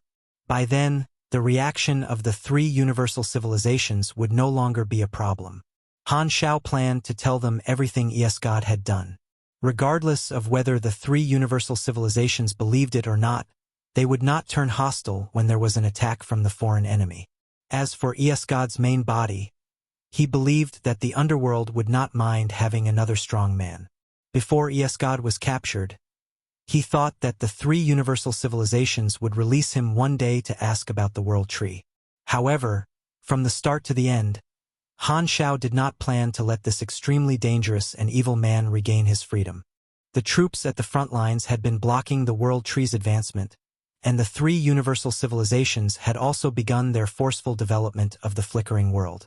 The Galactic Society was in a state of panic. On the contrary, the training base was in rare peace. The changes in the battle outside could not interfere with their training plan for the time being. Time passed quickly during the training. Under Han Zhao's training plan, many of the trainees were overjoyed at their progress. Other than one person, the rest of the trainees were working harder. After spending a few months in training, Oathkeeper finally sent a message saying that he had gathered another set of keys to the first sanctum. Han Xiao had been waiting for this moment. Without any delay, he informed everyone and entered the sanctum again. Under the gaze of many Holy Accord members, he disappeared into the galaxy. Chapter 1371, Suspicion and Reaction. Chapter 1371, Suspicion and Reaction. A few hours after Han Xiao entered the sanctum, a group of association members gathered in the secret conference room under the call of Dylan. Black Star has finally entered the sanctum again. What do you guys think? While chewing on a fluorescent grass leaf, Dylan gently rubbed his finger and looked at the beyond grade as on the table with a scrutinizing gaze. Everyone remained silent and looked at their companions. No one wanted to speak first. Seeing this, Dylan removed the blade of grass from his mouth and knocked his fist on the table. Since no one is saying anything, let me explain. The last time Black Star went to the Sanctum, he spent about 2 months. This time should be about the same. I think this is a good opportunity to leave. Everyone paused and turned to look at him, their gazes uncertain. Dylan shrugged, waving his hands in response. Everyone understands me. I always say what I want to say. The last time Black Star entered the Sanctum, I wanted to make this suggestion. However, I did not know how long Black Star would disappear back then, and everyone was watching to see if the interception could really stop the enemies, so I did not make the suggestion.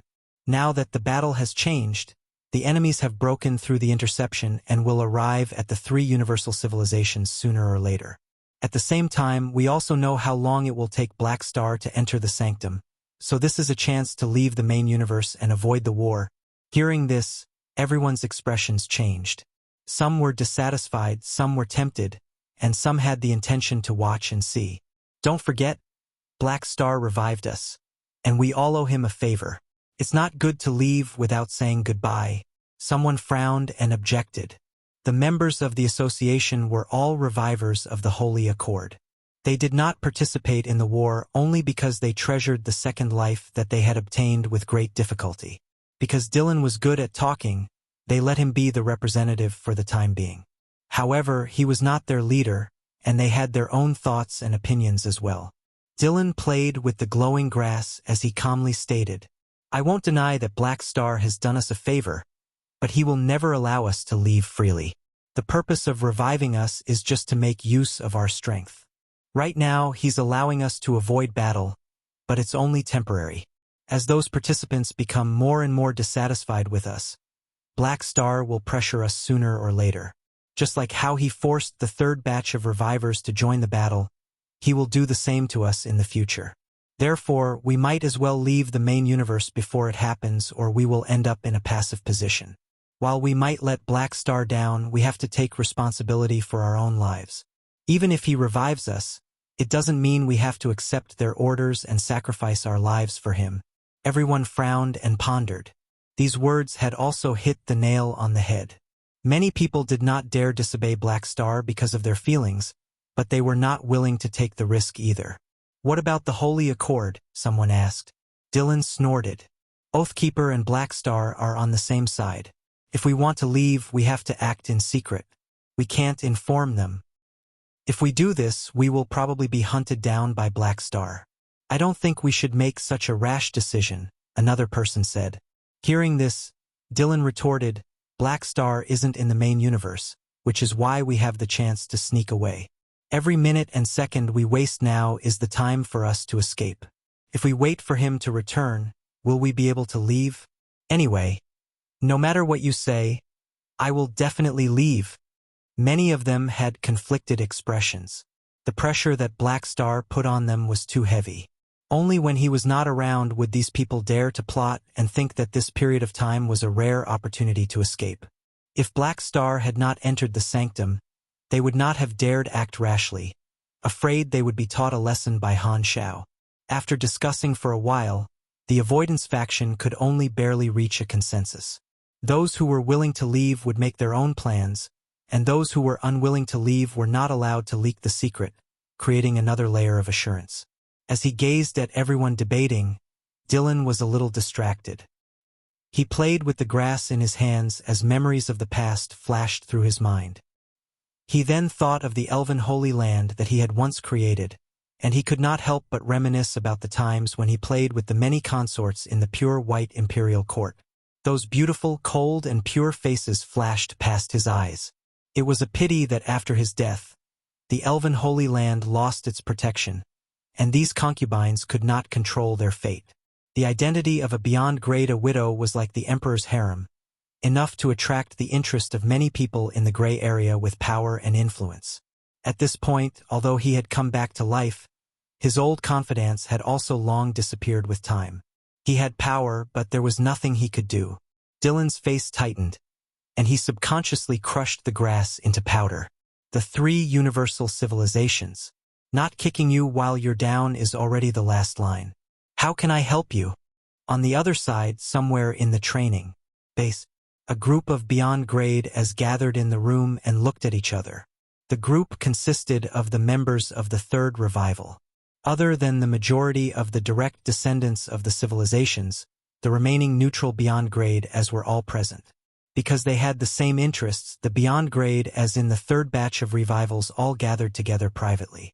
The revivals formed a faction, and the free beyond grade as formed a faction. Although the three universal civilizations had placed everyone under house arrest, they could still communicate privately. After all, they were a group of important combatants, and they could not restrict all their freedom as though they were in prison. After a while, one of them broke the silence. Black Star has gone to the Sanctum. Why did he summon us at this time? Everyone immediately turned to look at the initiator of this gathering, a high-level beyond grade A named Stein. Stein was a male demon with transparent wings, and his outer appearance looked like a moth. Other than his wings and antennae, his other body was shaped like a human. At this moment, his two antennae trembled, making him look nervous. I heard some news. The infinite number of times the Sanctum has been revived that Black Star mentioned might be a lie meant to deceive us. What? Hearing this, everyone's expression changed. The three universal civilizations had always controlled the channels and did not allow the third batch of revivers to come into contact with the relevant information. Therefore, they never knew that Han Shao had once said that the Sanctum Revival could only be done once. What exactly is going on? Everyone asked. Stein quickly explained. Black Star's explanation to us was different from what he told the other beyond grade as when it came to the Sanctum Revival. In the past, he claimed that the Sanctum Revival was only limited to one time, but to us, he said it was unlimited. I only came into contact with this information by chance. There must be a problem. Is the news reliable? I can't guarantee it, but it's most likely true, Stein said hastily. Everyone's face turned gloomy as they sunk into their own thoughts. If Black Star had two theories, the other beyond grade as would definitely know about it. However, no one had exposed it yet. Perhaps, Black Star's words to them were a lie on purpose to trick them into contributing. The other beyond grade as were all beneficiaries, so they tacitly agreed to this. Not only did they not expose them, they even cooperated to deceive the third batch of revivers. This was everyone trying to use them as cannon fodder. This speculation was probably correct. Based on their perspective, this possibility was completely reasonable and extremely convincing. However, because they misunderstood the key information, their conclusion was completely different from the truth. The more they thought about it, the more shocked they became. Then what should we do now? Someone asked with a deep voice as he took a deep breath to calm his anger. If we can only revive once, then this will be our last life, and we have no choice but to consider our path of retreat, Stein mused. Are we going to take the opportunity to escape? Although Black Star isn't here, we're being confined in this area, and those beyond grade as aren't easy to deal with. After a heated debate, someone suddenly made a suggestion. The situation is still unclear. We will wait for Black Star to come back and revive the Sanctum. We will most likely be invited to watch it together. At that time, we will see if he revives a second death. If not, then no matter what reason Black Star gives, we will question him face to face and make sense of it. This way, we will be able to shake the new revivers and the direct descendants of the same batch as us. Together, we will break the restrictions of the three universal civilizations and resist the fate of being cannon fodder. Hearing this, many people's eyes lit up. Freewebnovel.com. It would be difficult for them to fight back on their own, and the next revival might be an opportunity to seek a temporary alliance. Then it's settled. We'll attack together. Stein agreed. Primeval Star River, Mechanical Race Territory. In the Mechanical Palace, Manison's Lord's avatar and Kasui's remote projection sat opposite each other, casually playing cards. I really envy you. You don't have to manage the affairs of the association and can spend all your time digesting the war insights. I want to do the same, Kasui grumbled as he watched the layout of the cards. Manison did not mind and casually said, since Black Star isn't around, we will need someone to supervise the association. I have long been stripped of my position as president, and I'm not even the vice president. This job is yours. Sai, there's nothing I can do. Before Black Star left, he told me that some of the association members and revivers might not know their place during this period. He told me to be careful of any variables, so I can only do as he says. Kasui shook his head helplessly. Just like the exploration era in the past, the war had always been the catalyst for the strong. Many beyond grade as had been stationed in the interception circle for the past year, and after experiencing all kinds of battles, they more or less had new insights. Madison and Kasui had both discovered a wider room for improvement. As long as they were in seclusion for some time, their strength could still improve. It was a pity that Black Star had gone to the Sanctum and even told him to be careful. Kasui could only suppress his desire to digest the war experience in the wormhole and manage the association instead. Thus, he was very envious of Madison being able to focus on training behind closed doors. You're thinking too much. I've also encountered some miscellaneous matters, Madison said with a calm tone. Nilfgaard has been restless recently. He was unwilling to let the machinery faith and the mechanical race be controlled by Black Star and me. He felt that these benefits were originally his, so he tried to regain his former leader position. Oh? What did he do? Kasui was curious. Humph, just as Black Star left, he sent people to promote his return to the machinery faith. He wants to use his identity as the founder to harvest the believers' main faith. He wants to take advantage of the situation. What's the result? Kasui was interested. What else can he do? He's the founder who was eliminated by history and only revived because of Black Star. He wants to shake Black Star's position? Dream on. Madison snorted. That's true. The prestige of Nilfgaard has long been worn down by time. He still doesn't have the qualifications to compete with Black Star. Kasui nodded, paused, before jokingly saying, furthermore, even you can't beat Black Star, let alone him. Humph.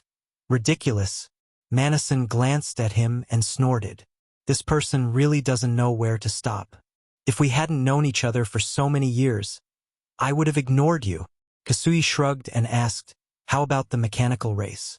It should be quite troublesome for him to return as an ancestor, right? Who do you think I am? I've managed the mechanical race for many years, and he wants me to give up my base just because he's an ancestor? Is that possible? Madison's tone was calm. So what did you do to him? If it was in the past, I would have made him into a criminal a long time ago. However, I haven't done such a thing for a long time. After all, Nilfgaard is the ancestor of the mechanical race, and I can't do anything to him even if I want to. Therefore, I gave him a batch of mechanical race members and told him to set up a new mechanical race. So, the mechanical race has already split up? Kasui raised his brows. Madison did not take it to heart and said calmly, it's not that serious. I can hand over some clansmen since they can be replenished. However, he won't get even a single strand of my accumulated wealth. You're still the same. Other than Black Star, no one can gain anything from you. Kasui shook his head and laughed. Humph. Even Black Star can't take much advantage of me. Madison was simply being hard-mouthed. Kasui only smiled and did not expose Madison's stubbornness. He changed the topic and said curiously, by the way, before Black Star left, he left me a stranger's contact number. Tell me, if those revivors have any abnormal movements, I can find this person to settle it. Black Star will not speak without thinking. What's that stranger's name? I don't know his name.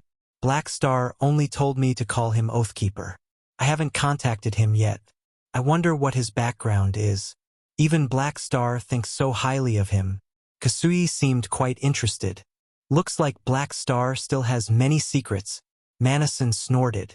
World Tree Territory, Tree King Palace. Dark green lights full of vitality flowed along with the roots and veins into a huge cocoon made of leaves. It looked like the heart of a cabbage, and below it was an opulent base that looked like an altar. After a long while, the leaves that formed the cocoon suddenly opened layer by layer, and a figure covered in a dazzling green light walked out. He walked down the steps step by step, and the green light slowly faded, revealing the appearance of subduing Tree King. You've finally revived. Below the altar, joy flashed in the eyes of Fortitude Tree King, who had been waiting for a long time. He took 2 steps forward to welcome him. After watering it for so long, subduing Tree King has finally matured. Now I can finally laze off. Phew, I'm still not used to it. Subduing Tree King let out a breath and moved his body stiffly to rouse his senses.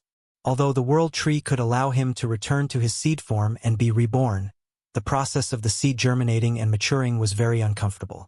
The thought of Black Star, who had caused him so much pain, made subduing Tree King furious. I died once. Next time I'll make that foreigner pay. You will have a chance. Fortitude Tree King immediately tried to interject. Subduing Tree King turned to look at him in surprise. Why are you here? Where's Heart Tree King? He's dead. Sealed by that foreigner. Fortitude Tree King's tone was filled with disdain.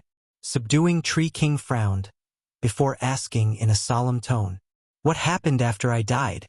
Fortitude Tree King did not beat around the bush, directly telling him the whole story through the mind network. After finding out the whole story, the former's expression softened, and he slowly nodded. So that's what happened. Heart Tree King restrained the Esper of the recovery class, which resulted in the successful exchange of attacks. Many high-level combatants of the enemy civilization were killed. Although Heart Tree King was defeated later, the strategic results he created have already laid a good foundation for us. The advantage in numbers is gradually slipping toward us. The high-level combatants of the enemy civilization will only become fewer and fewer in the future. Good job. But Ancestral Tree King is not satisfied. Heart Tree King has been captured, and we cannot recover the Tree King crown, Fortitude Tree King stated. It doesn't matter. It's just a crown. We'll find a chance to save Heart Tree King in the future. Using temporary losses in exchange for permanent damage to the enemy is undoubtedly a win for us. Subduing Tree King waved his hand, not taking it to heart. All right, since you've revived, I'll leave the matters here to you. I'll return to the mother tree first. Before Subduing Tree King could react, he immediately dispelled his physical body and returned to the World Tree. Humph! You still have to rely on me. Subduing Tree King snorted and had no intention of rejecting. As a pugilist, he was already used to doing such tiring work. Chapter 1372, Persuasion and Return. Chapter 1372, Persuasion and Return. In the blink of an eye, several days passed. Everything in the training base was the same as before. However, Black Star's temporary departure caused the emotions of many to fluctuate. After experiencing so many storms, in the eyes of the Beyond Grade as Black Star was like a stabilizing needle. Under his control, the common interests of the Beyond Grade as continued to extend. To a certain extent, they were gathered under the banner of the Beyond Grade A Association because of Black Star. Therefore, although Han Xiao said he was going for business and would not be gone for long, everyone still felt as though something was amiss. Kasui was in charge of the overall situation during this period, following Han Zhao's instructions and paying attention to the movements of the many revivors. He originally thought this was just a routine matter, but he did not expect there to be real changes. A few days after Han Xiao left, Dylan and some of the revivors disappeared. Kasui had been paying attention to the movements of the association members, and it did not take long for him to notice this anomaly. As comrades who stood firmly on the side of the association against the three universal civilizations, the treatment of the first two batches of revivers was naturally different from the third batch. The association had to consider the feelings of all the members. They would not take away the freedom of this group just because some of the members were unwilling to participate in the battle. Therefore, Dylan and the others were not placed under house arrest like the third batch of revivers. In shock, Kasui immediately investigated and asked those who had yet to leave. Only then did he finally understand that Dylan and the others wanted to take the opportunity to leave. However, no one revealed their route, only saying that Dylan had cast a spell and brought some of his companions into the secondary dimension to leave using this method. Kasui tried to contact Dylan and the others, but they seemed to be determined to leave and could not be contacted at all. Helpless, he thought of the Oathkeeper method that Han Xiao had left for him and turned to the stranger for help. In the office of the training base, Kasui was leaning on a chair. The communicator on the table shot out a cone-shaped light, sweeping out a virtual screen in front of him, showing the image of a dialing phone. The ringtone rang for a few seconds before the call was picked up. The black communication interface immediately changed, revealing a mysterious figure in a hooded black robe. Kasui looked at this person curiously and said, "I'm Kasui. Are you the Oathkeeper that Black Star mentioned?" "It is I," Oathkeeper replied calmly and looked at Kasui. The two of them sized each other up, and the atmosphere turned a little strange. After a few seconds, Kasui asked curiously, "Before Black Star left, he gave me your contact number. He said that if the revivors make any movements, I could ask you for help." "He informed me too," Oathkeeper nodded. "So, what's your relationship with Black Star? I've never heard of someone like you. It's normal that you don't know me. I have a closer relationship with Black Star," Oathkeeper said calmly.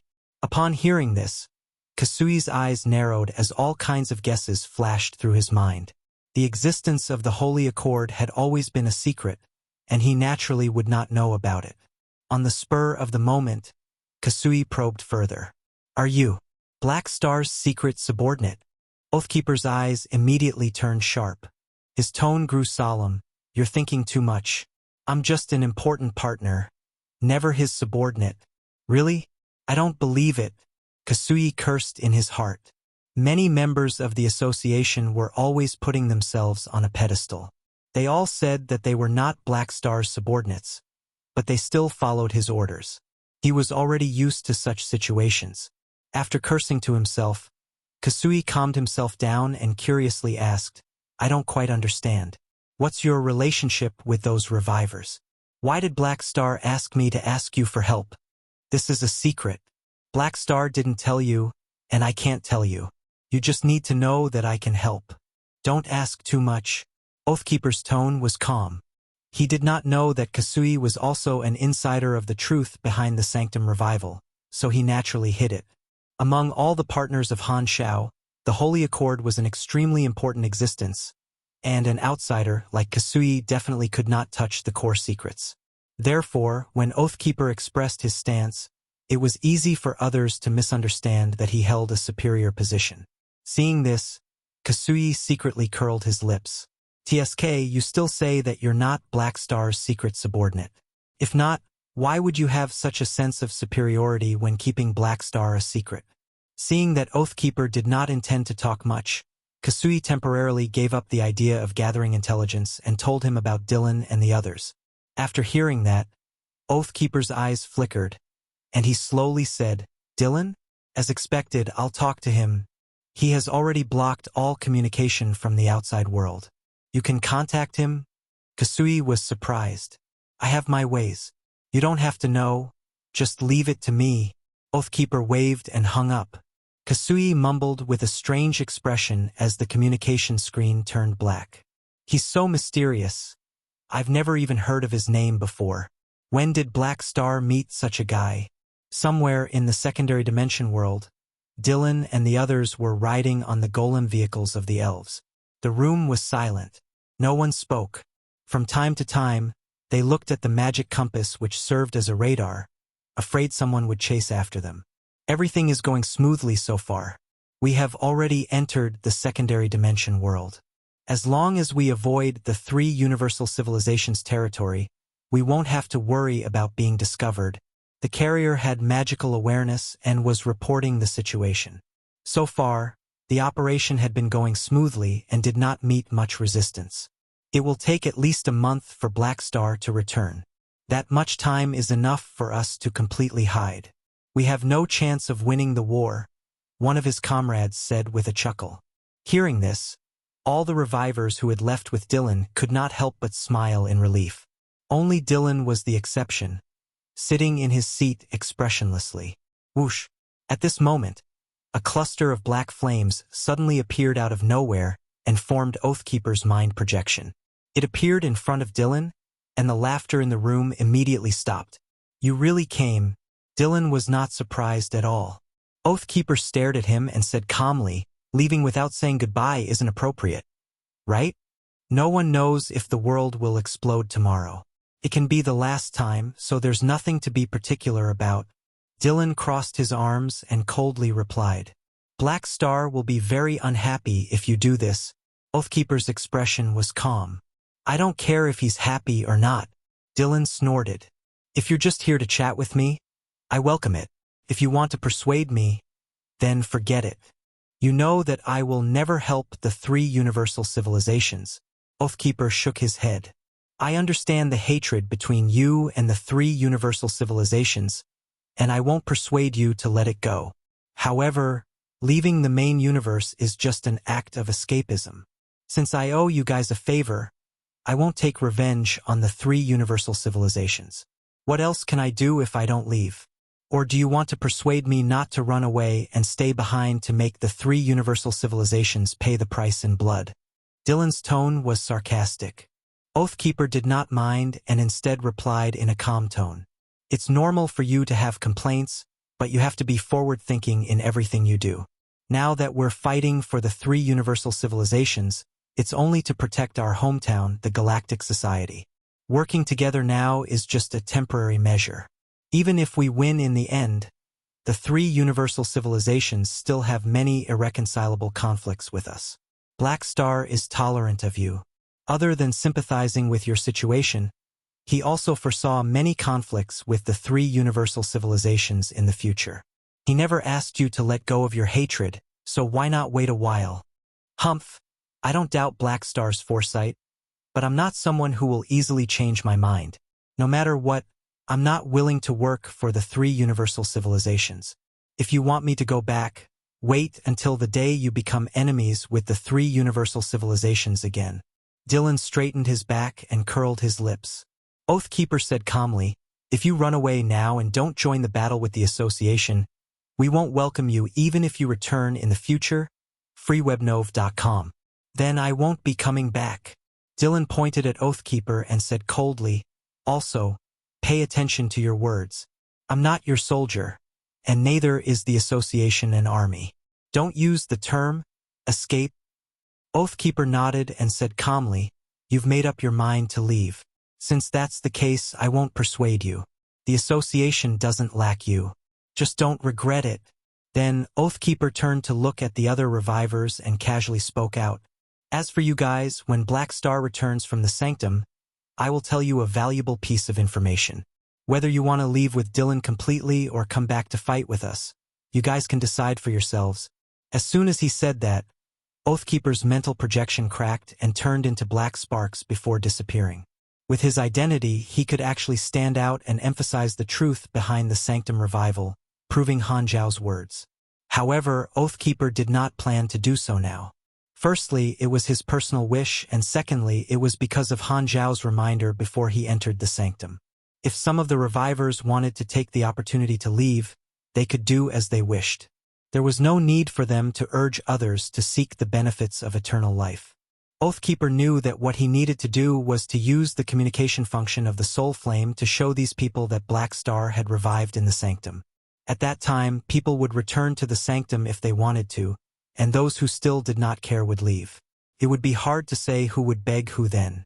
They have to put down the mentality that Black Star and himself would keep asking them to stay.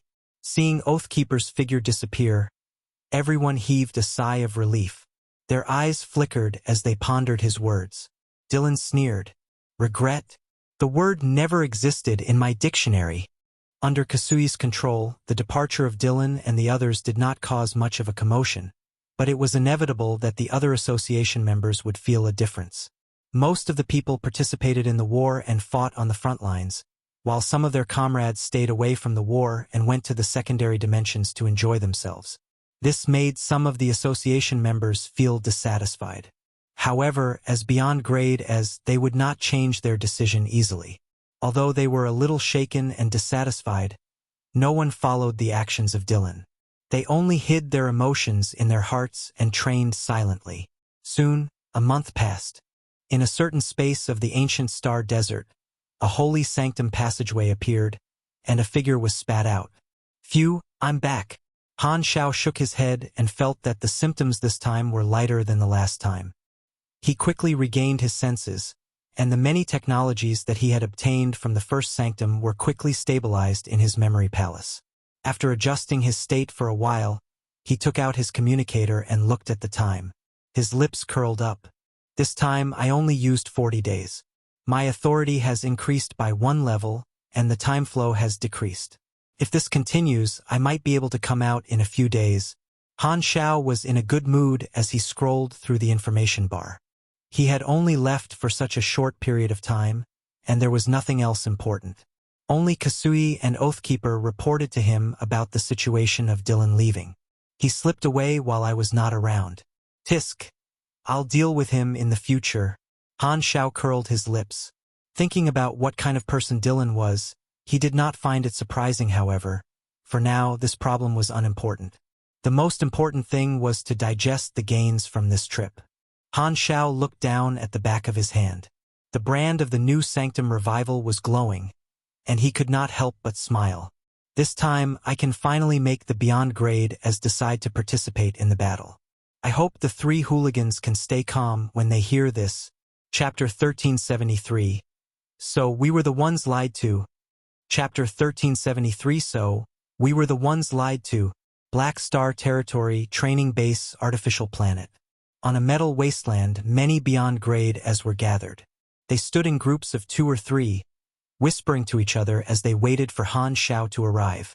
The situation had not changed much in the past month. Han Xiao had notified Kasui the moment he returned from the sanctum and told Kasui to gather everyone. But he had not arrived yet. Many of the Beyond grade as present had already heard from Kasui that this gathering was to carry out a new Sanctum Revival. Many of them were filled with curiosity, especially the 3rd batch of revivors who had yet to witness the process of their revival. Stein and the others were scattered in the crowd and deliberately did not stand together. Their eyes met occasionally when they turned their heads and communicated with each other with their eyes. They had a tacit understanding of today's plan. A month ago, when they found out that Han Xiao might have lied about the Sanctum Revival, they did not publicize it openly. Instead, they secretly prepared to question Han Xiao publicly on this special occasion and expose his lie, causing the 3rd group of revivers to be united against a common enemy. Therefore, they were the only ones who knew about it. On the other side, the association members and the first 2 groups of revivers were scattered at the edge of the crowd, forming a semicircle, sandwiching most of the 3rd group of revivers in the middle. On the surface, they were chatting with their companions, but in reality, they were secretly nervous. They did not have any private plans, and they did not know what Stein and the others were planning. However, everyone knew that Black Star had lied to the 3rd batch of revivers, and it was very likely that he would be exposed today. If the 3rd batch of revivers saw that the people who died twice did not revive, who knew how intense the backlash would be. Therefore, although many Beyond grade as did not plan in secret, they stood on their own and formed an obscure encirclement.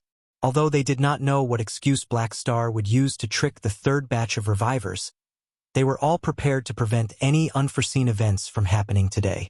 It's a pity that Aurora was defeated in the last battle of the intercepting circle.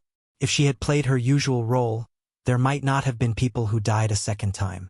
This way, Black Star's lies could have continued to stabilize these people.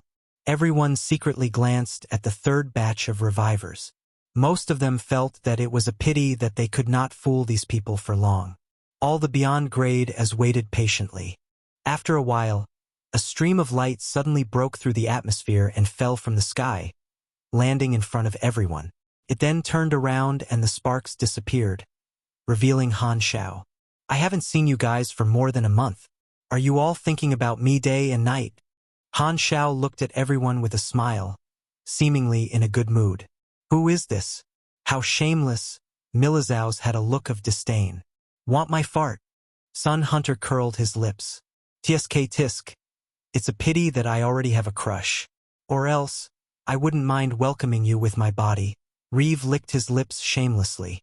As soon as he returned, it was as if they were injected with vitality. The crowd immediately became lively and started to joke around. After teasing the others for a while, Han Xiao stopped smiling and showed the Sanctum Revival mark. All right, let's get down to business. The sacrificed comrades are still waiting for us to wake them up. After saying that, he turned around and activated the brand, releasing rays of light. Everyone quietened down and watched him operate. The historical Beyond grade as in the explored universe were limited. The last revival had already used all the mediums that had been gathered, and the mediums of the remaining historical beyond grade as had yet to be found. Thus, there were no newcomers this time. All of them were those who had died in the intercepting circle battle. One after another, the figures of those who died in battle began to materialize. Stein and the others immediately perked up and stared at the reviving light cluster. Their bodies tensed up, and they all prepared to take action. As long as they did not see the people who died twice in this batch of revivors, they would act according to the plan. At the same time, the association members also quietly changed their positions. The intention of surrounding them became more obvious. They were tense and prepared to deal with the possible backlash from the third batch of revivors. Right at this moment, under the watchful eyes of everyone, the light slowly faded. This batch of revivors finally took shape, revealing their faces. They were all familiar. Stein's eyes quickly swept across and suddenly focused on a few figures. Surprise flashed in his eyes, and he turned to look at his companions. These figures were among the third batch of revivors who had died in the interception battle, the beyond grade as who had died twice. The people who have died twice really revived? Black Star did not lie to us. Stein was rather surprised, and his tense body relaxed. He secretly wondered if he had gotten the wrong information. Regardless, it's good news that Black Star isn't lying. According to the plan, there's no need to take the risk today. Stein breathed a sigh of relief. Since they were not exposed, they had already agreed to keep it to themselves and pretend nothing had happened. However, at this moment, Stein suddenly thought of something and his mood became strange. Wait, Black Star did not lie to us. Doesn't that mean? Stein subconsciously turned to look at the association members beside him and was shocked to find that their expressions were all frozen on their faces. They were staring at the people who had died twice in disbelief. The other third batch of revivors who did not know the truth looked as usual. They had always thought that Han Shao was not lying to them, so they had no reaction. However, the association members who believed that the Sanctum Revival was a one-time thing were completely dumbfounded. They had originally wanted to help Black Star prevent the backlash after his lie was exposed, but they did not expect to be the ones who were shocked. Didn't he say that the Sanctum Revival could only be used once? What was going on? The association members could not suppress their emotions and surrounded Han Shao, squeezing him in the middle. Black Star, what's going on? Sun Hunter's tiny head was filled with question marks, and he urgently asked what everyone was thinking. Although he did not point it out clearly because he was wary of the reaction of the third batch of revivors, everyone understood what he meant and stared at Han Shao. Han Shao raised his brows and said, "Didn't I say that there's no limit to the Sanctum Revival? Why are you making a fuss? You." Everyone stared at Han Shao, speechless. Only then did they understand. It turned out that Black Star was not lying to the third batch of revivors and was telling the truth. So the one you lied to was us? You made us think that the Sanctum Revival would only revive once, and we had to fight in fear. You really fooled us hard. Many association members looked at Han Shao with resentment. If looks could turn into blades, they would have given Han Shao a beating. Kant pressed on Han Zhao's shoulder, clenched his teeth, and said in a low voice, "You actually kept it from us." Facing the indignant looks of the others, Han Shao remained calm. He shook Kant's hand and smiled. "So what? Don't tell me you guys don't feel surprised now." Without waiting for a response, he tilted his head and continued. "Don't forget the situation we were in back then. If this matter was exposed at that time, would the three universal civilizations still choose to wait and see, giving us some time to accumulate? There could have been internal conflicts long ago, and the current situation would only be worse. However, our situation is different now. With the pressure from the enemies, the three universal civilizations can't do anything to us. Now that we've revealed the truth, it's good for morale. Just think about it and you will understand. You won't revive only once, you will find out sooner or later about this matter that is beneficial to the whole of Beyond Grade as what I hid in the past was just a deceptive tactic from a strategic point of view. Furthermore, I am not the only one who knows. I have long told this secret to a Beyond Grade A who is worth trusting." As he spoke, Han Shao looked at Kasui and nodded. Seeing this, Kasui stood out and said, "That's right. Black Star told me about this a long time ago, and I agree with the reason for hiding it. I didn't tell you guys in the past because I wanted to deal with the 3 universal civilizations, but now is the time to make it public. Kasui supported Han Zhao's words while cursing in his heart. His understanding of the Sanctum came from the Celestial Star Alliance, but when he received Han Zhao's signal, he could only say that it was Han Zhao who told him and played along. After listening to the explanation, the association members blinked their eyes and calmed down. They pondered over this explanation and had to admit that there was indeed a reason to hide it. If they took too big a step, they would most likely be in trouble. If Black Star had made this matter public back then, it would have been too much of a threat to the 3 universal civilizations. They would not have let the matter rest and would have probably started an even more intense civil war. Things like the mechanical race battle would definitely have happened earlier. Furthermore, although they had been tricked, this was not a loss to them but a pleasant surprise. They originally thought that they could only revive once, but it turned out to be an infinite number of times. As long as Black Star could continuously provide the Sanctum Revival, wouldn't that mean they had achieved another form of immortality? Thinking of this, a strong sense of excitement replaced shock. The eyes of the association members lit up, and their confidence skyrocketed. They felt that Han Zhao was emitting an extremely alluring aura, and they just wanted to hug this golden thigh tightly. Baiger, who was standing at the side, was shocked. Oathkeeper's instructions flashed through his mind, and he immediately understood that Oathkeeper was also someone who knew about it.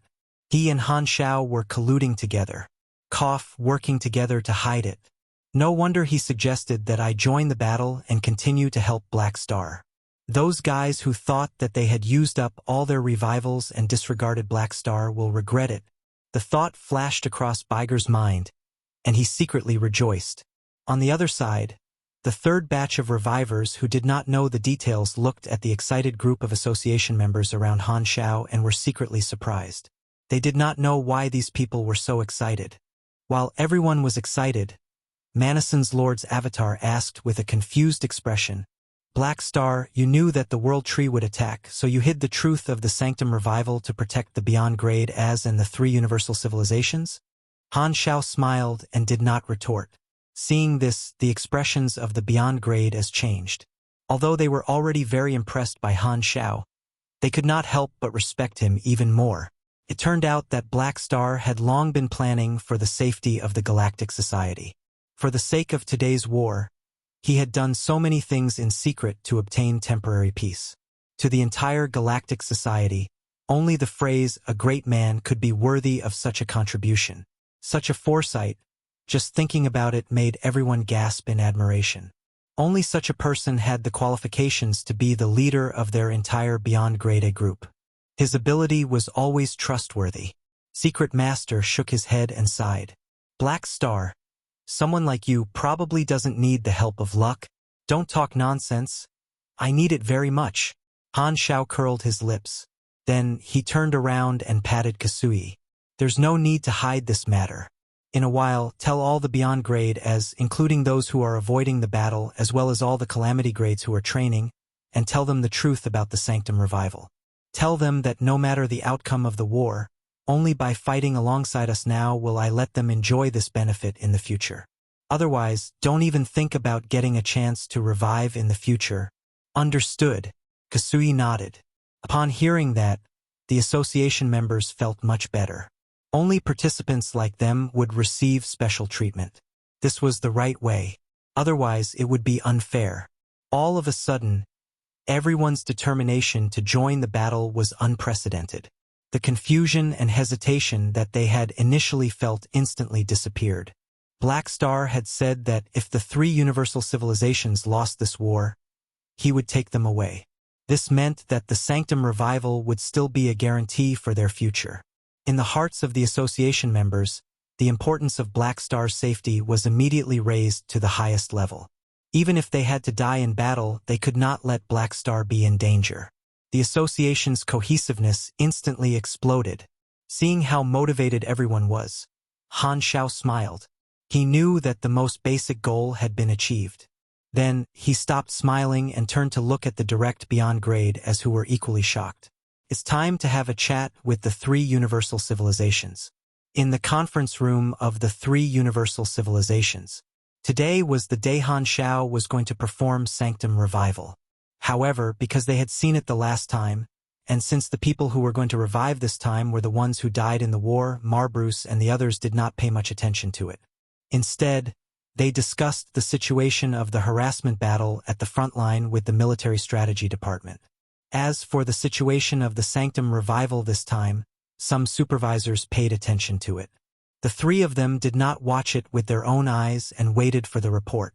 A meeting was being held in the room, and the remote projections of Simon and the other military officials were reporting. This is the current situation. The harassment troops at the front line have already done their best, but the World Tree Army is steadily advancing and cannot be stopped. Bruce, Lewis, and the Pope were listening attentively to the battle report. Beep, beep, beep.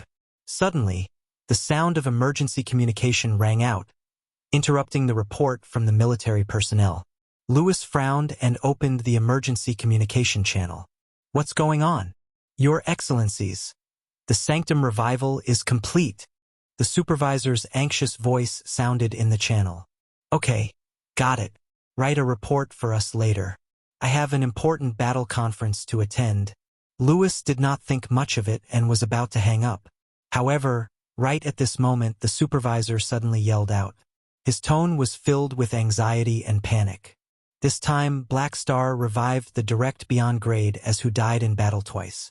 Your Excellencies, the Sanctum Revival is not limited to once. What he said about it being limitless might be true. Empty.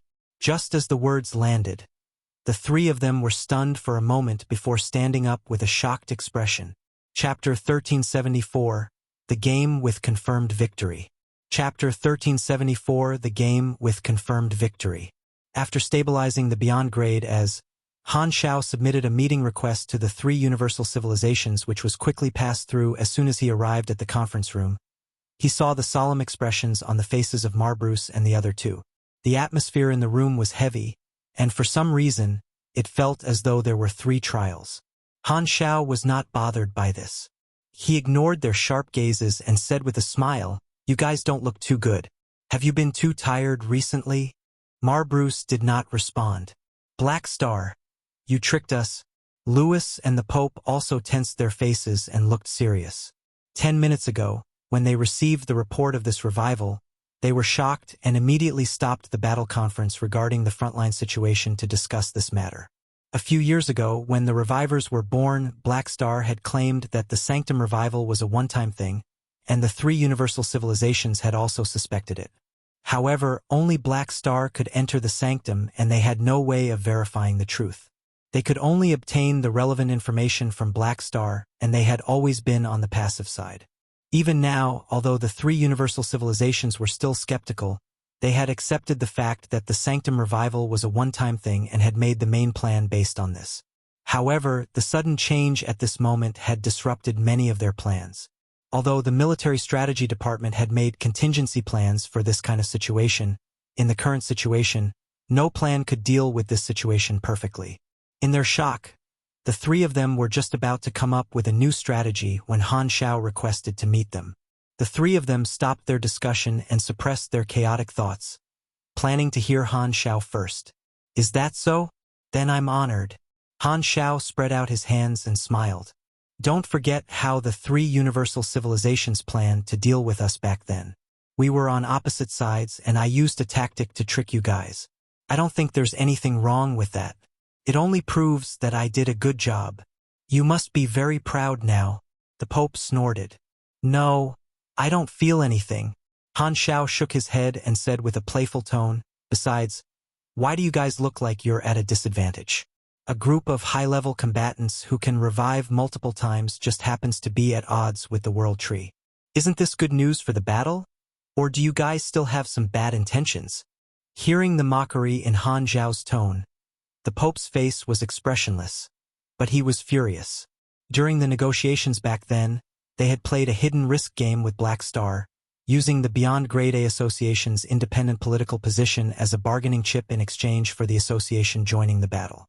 One of the reasons the three universal civilizations agreed to it was because they hoped the war would reduce the beyond grade as of the association, using external forces to clean up the high-level combatants and reduce the hidden dangers of beyond grade as. This way, they would not have to fight internally and waste strength. The starting point of this plan was the one-time use of the Sanctum Revival. However, this was a trap that Han Shao had dug long ago. When the three universal civilizations agreed to the deal, they had already lost this game. It was equivalent to the association getting a free political position without suffering any losses as the three universal civilizations wished. The three of them had also realized that Black Star was trying to gain something without risking anything of his own. He had benefited greatly from them, and now that he had revealed his trump card, they were filled with hatred. They knew that they had fallen into his trap. The pressure from the foreign enemies was huge, and the three universal civilizations could not focus on this game for the time being. Instead, they did not mind expanding the size of the high-level combatants. However, this was still a potential strategic direction. From the looks of it, this plan to ease the imbalance of the supers had failed. If they had known that there was no limit to the Sanctum Revival back then, they would not have chosen this game path. Unfortunately, the boat had already sailed and they could only swallow their losses, temporarily not having the energy to fight among themselves. Bruce took a deep breath and slowly said, "It is indeed as you said. This is good news for the battle. Black Star, we hope you can give us a definite answer. What is the situation with the Sanctum Revival? Is it really not limited to one time?" The other two stared at Han Shao without blinking. Han Shao did not give a definite answer. Theoretically, there's no limit. Theoretically, the three of their hearts skipped a beat, and they looked at each other with an expression that said, "What are you playing at this time?" Han Shao stroked his chin and raised his brows. Every beyond grade A individual can revive an unlimited number of times, but there is a limit to the number of people who can revive in the Sanctum. What do you mean? Bruce frowned. Activating the Sanctum Revival requires authority. Every time the Sanctum is opened, the activator's authority will increase by one level, and the number of times an individual can revive will be recorded. Every additional revival requires a corresponding level of authority. Let me explain it to you this way. If you die twice, then the third revival requires a level 3 authority, which means that only the person who opens the Sanctum for the third time can do it. If a new person opens the Sanctum halfway, the authority will not be enough, Han Shao said with a wave of his hand. Hearing this, the three of them exchanged looks. What you mean is, it's best to make the emissary who opens the Sanctum remain the same person till the end? Lewis looked at Han Shao up and down and said with a deep voice, "Why do I feel like you're lying to us again?" Black Star had already entered the Sanctum many times. If there was really such a thing as the authority, it would definitely be beneficial to him. If the war became critical, even if they could unravel the secret of the Sanctum in the future, the best candidate would still be Black Star. A new member would not be able to make the most of it. When you guys enter the Sanctum one day, won't you know if the authority is real or fake? Han Shao did not think much of it. He did not care if the three of them suspected him. The Sanctum mission from the past had yet to be completed. He used this excuse to build a foundation for it. It might be useful in the future. Seeing this, the three of them felt a headache coming on. Black Star was certain that they would not be able to prove the Sanctum's mechanism. He was not afraid of being exposed no matter what. There was no way he could get an answer if he kept asking. Bruce had no choice but to change the topic. No matter what, this is good news to boost morale. Are you planning to announce it to the entire Galactic Society? There's no need. The World Tree has yet to reach the mainland. There's no need to let the people know so early. It's enough for the upper echelons and some of the chosen ones to know. Han Shao waved his hands casually. Bruce nodded. Suddenly, he paused and changed the topic. Black Star, we know each other very well, so let's not make empty talks. Thinking about it carefully, it's understandable that you hid it from us back then. If we knew about the truth of the Sanctum Revival long ago, we would not have been able to sit still as we did back then, and a large-scale cleanup would have started. You knew about the intelligence of the World Tree long ago, and to maintain the internal balance, you had put in a lot of effort. But what I'm curious about is, if a large-scale civil war had broken out, what would you have done? I wanted to delay as much as possible and give us more time to prepare. But if you had insisted on acting willfully, I was also prepared to reveal the existence of the World Tree to you in advance and divert the conflict. Han Xiao did not hide his original thoughts. He smiled and continued. However, you found the World Tree on your own, which is a good thing for me. He only said half of what he wanted to say. Back then, he had not managed to gather the second set of keys and was worried that the three universal civilizations would get serious. This lie was also part of the empty fort strategy, but he naturally did not have to reveal it to the leaders of the three universal civilizations.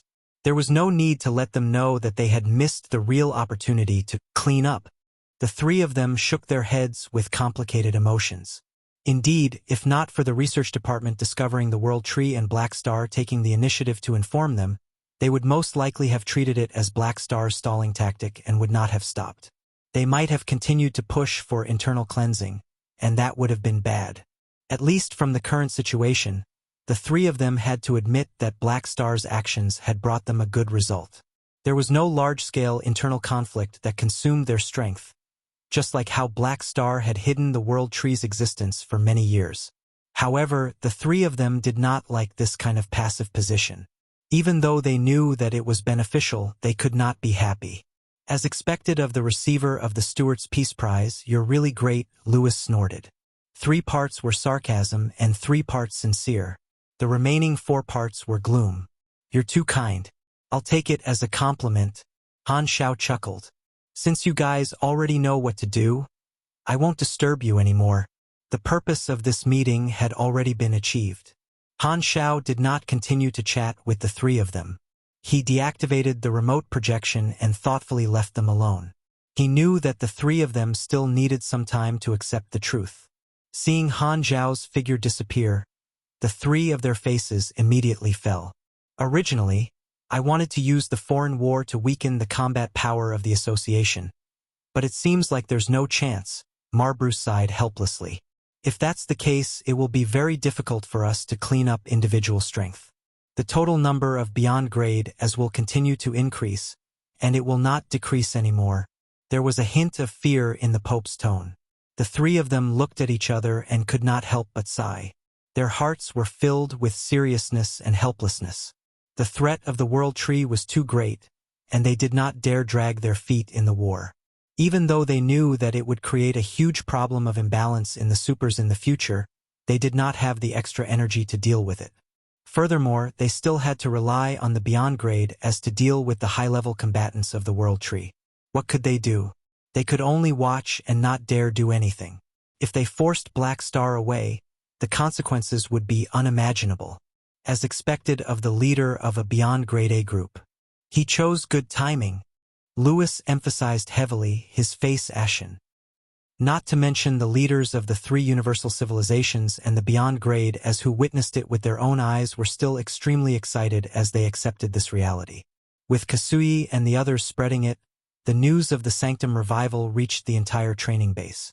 All the Calamity grade supers who were undergoing training felt their emotions boiling. They had thought that stepping into the beyond grade a realm would only grant them a second life.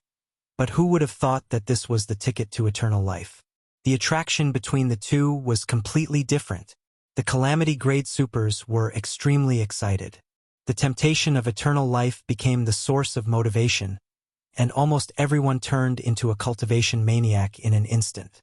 Even Lagi, who was extremely disheartened, secretly increased his training volume. On the other side, Baiger received Han Zhao's approval and secretly sent the news back to the Holy Accord Organization. Ancient Star Desert Holy Accord Organization Base. Many Holy Accord revivors forced Oathkeeper to a corner with their strong bodies. Their faces were filled with disbelief and shock. "Did you already know the truth and had been working with Black Star to deceive us? Damn it! You kept us in the dark. Say something." The group of revivors started talking at the same time. Oathkeeper pushed through the crowd with a calm expression. "That's right. Black Star had already analyzed the pros and cons. I also agreed with his plan back then. If you guys have any objections, go find him. After all, without his support, I won't be able to open the sanctum. He has the main responsibility. Hearing this, everyone was stunned. Even though they were talking in private, they did not dare look for Black Star to express their dissatisfaction. Furthermore, they had thought that they would only be able to revive once in the past and had already used it up, so their attitude toward Black Star was more or less a little casual. At this moment, everyone present immediately felt guilty and quickly recalled if they had respected Black Star before. After a while, one of the primordial ones asked, "Since there's no limit to the number of revivals, can we enjoy this treatment forever?" Oathkeeper looked at him and slowly said, "Didn't you hear what Black Star said? Only by fighting alongside them can we obtain unlimited revivals in the future." Hearing this, the Holy Accord revivors present were shocked. "We're doing the same? What else?" Oathkeeper was expressionless. "The first revival is free. We can't expect it to be free forever, right? Everyone is treated equally. There's no reason for you guys to enjoy such benefits while living in seclusion. If you want this kind of treatment, you have to contribute. Black Star's intentions are my intentions as well." The faces of many Holy Accord revivors twitched. They were all people who lived in seclusion and had rejected the invitation to leave. Initially, when they saw the association fighting to the death on the front lines, they felt that they were not involved at all and were overjoyed. But now, it seemed like Black Star was using the benefits that they could not reject to force them to leave their seclusion. Live in seclusion? Did they think that he was starting a charity? Don't even think about it. Many of the Holy Accord revivors understood this point, and their expressions immediately changed. Some of their eyes flashed with ominous intent. If they worked together to snatch away the sanctum information stored in the Holy Accord, they might not have to care about Black Star's coercion. However, before they could finish their thoughts, Oathkeeper spoke with a calm tone. "I suggest that you guys don't take the risk. That would be a waste of energy. The Sanctum Revival requires authority. Currently, only Black Star has opened the sanctum multiple times and has sufficient authority. Furthermore, Black Star isn't as gentle as me. It's best not to make a huge mistake, or the Underworld can grant you eternal life as well." The crowd fell silent. After more than 10 seconds, a reviver suddenly walked out from the crowd with a righteous expression. "My hometown is in danger, and everyone should contribute their strength. I'm ashamed to stay here and watch the show. It doesn't matter if I revive or not. I just want to join the battle." Everyone was surprised. They did not expect this person to be so thick-skinned. However, the next moment everyone followed suit.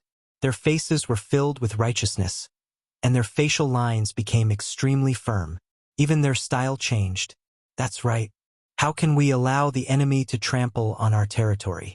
I will offer my heart to the world I love. My home has been invaded. My heart hurts too much. My sword is Black Star's sword. I'm willing to die for my home. Justice will never be absent." Everyone shouted and expressed their stance. It was as if they had all become warriors willing to protect their homeland. Their bodies were shining with righteous light, and they could not wait to rush to the battlefield. There was no lack of people who had grudges with the three universal civilizations, but they knew what was more important. In the face of the temptation of eternal life, the grudges of the past could be held back for the time being, because the future was limitless. Most beyond grade as had pride, but they also knew how to be flexible. In the face of almost eternal benefits, they could put aside all minor conflicts. Not many beyond grade as would be trapped by the past. Oathkeeper was not surprised by the Holy Accord reviver's choice. No one knew the allure of the Sanctum Revival better than him, and he had already expected this scene. As long as they could grasp the path of the Sanctum Revival, there was no need to care about what the beyond grade as were thinking. This was the lifeline of countless beyond grade as, if they were given 100 chances to choose, the result would be the same. Oathkeeper raised his hand and summoned a cluster of soul flames, which reflected Dylan's figure. "I wonder if you can make me see you differently." Chapter 1375, Your feud has nothing to do with me. Chapter 1375, Your feud has nothing to do with me. This was a secondary dimension. The sky was filled with a fluttering ribbon-like aurora. A high-speed stream of light passed through it, It was the magic vehicle of Dylan and the others. After sailing for more than a month, they had already left the area controlled by the three universal civilizations. The initial vigilance of Dylan and the others gradually became relaxed. A month ago, Oathkeeper had used mental projection to meet them and then disappeared. They were all revivors of the Holy Accord and knew the effects of soul flame very well. They knew that Oathkeeper could only talk to them and could not lock onto their location, so they were not worried about exposing their coordinates. It's been so long. It's about time for Black Star to return from the Sanctum. Oathkeeper said he would tell us something valuable, so he should be here soon. A Beyond Grade A teased the furry pet on the table and casually mentioned this. The other person was in a small ecological area in the cabin, watering and nourishing the decorative plants. Hearing this, he turned around and smiled. Oathkeeper seems to want to use this news to change our minds. I want to know what he will say. The revivors in the cabin were all doing their own things, but everyone was present. All of the Beyond Grade as who left the main universe with Dylan a month ago were there. Other than their special relationship, the Beyond Grade as were not willing to submit to others, and they did not treat Dylan as their leader. The reason they had yet to part ways was mainly because of the risks of dealing with the secondary dimensions. After all, this place was still a threat to normal Beyond Grade as someone turned to look at Dylan. I'm quite curious. What about you? I'm not curious at all. Dylan closed his eyes to rest, not even bothering to open them. Since you've chosen to leave, be firm. You're all Beyond Grade as don't you have any backbone? Anyway, no matter what he says, I won't go back. Everyone laughed and was about to say something when black sparks suddenly appeared in the cabin and quickly formed Oathkeeper's mental projection. Seeing this, Dylan's brows twitched, and he slowly opened his eyes. The other revivers' expressions also changed slightly, and they stopped smiling. They stopped what they were doing and stared at Oathkeeper. You're here again. Dylan narrowed his eyes. What, you still want to persuade me to go back? It's up to you to return.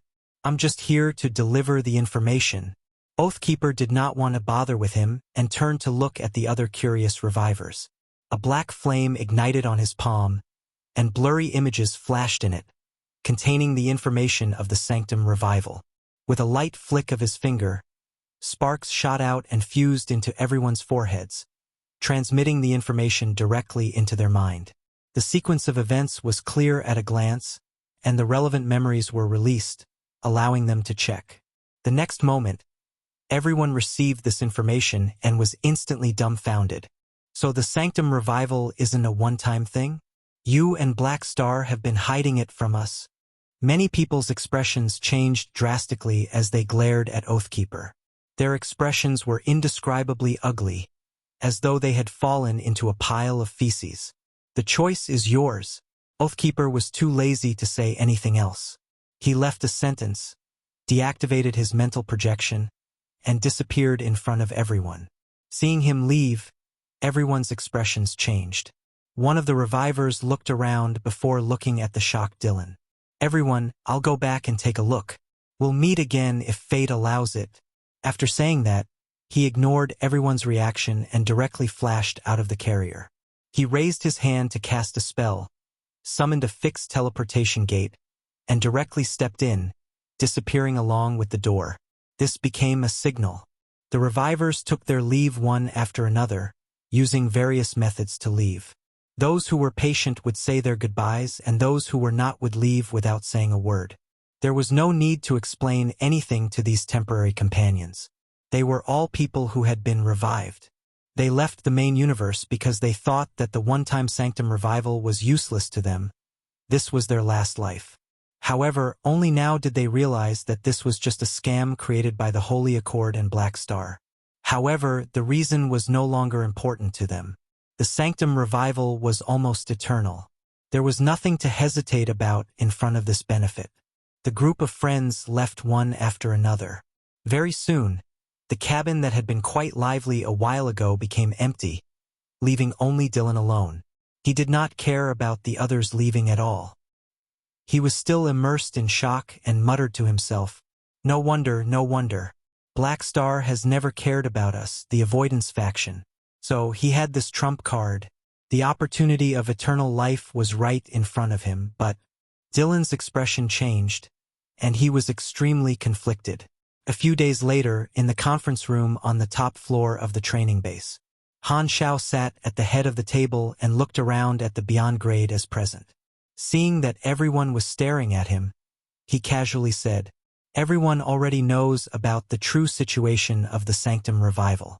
I believe there's no need for me to repeat the unnecessary explanation.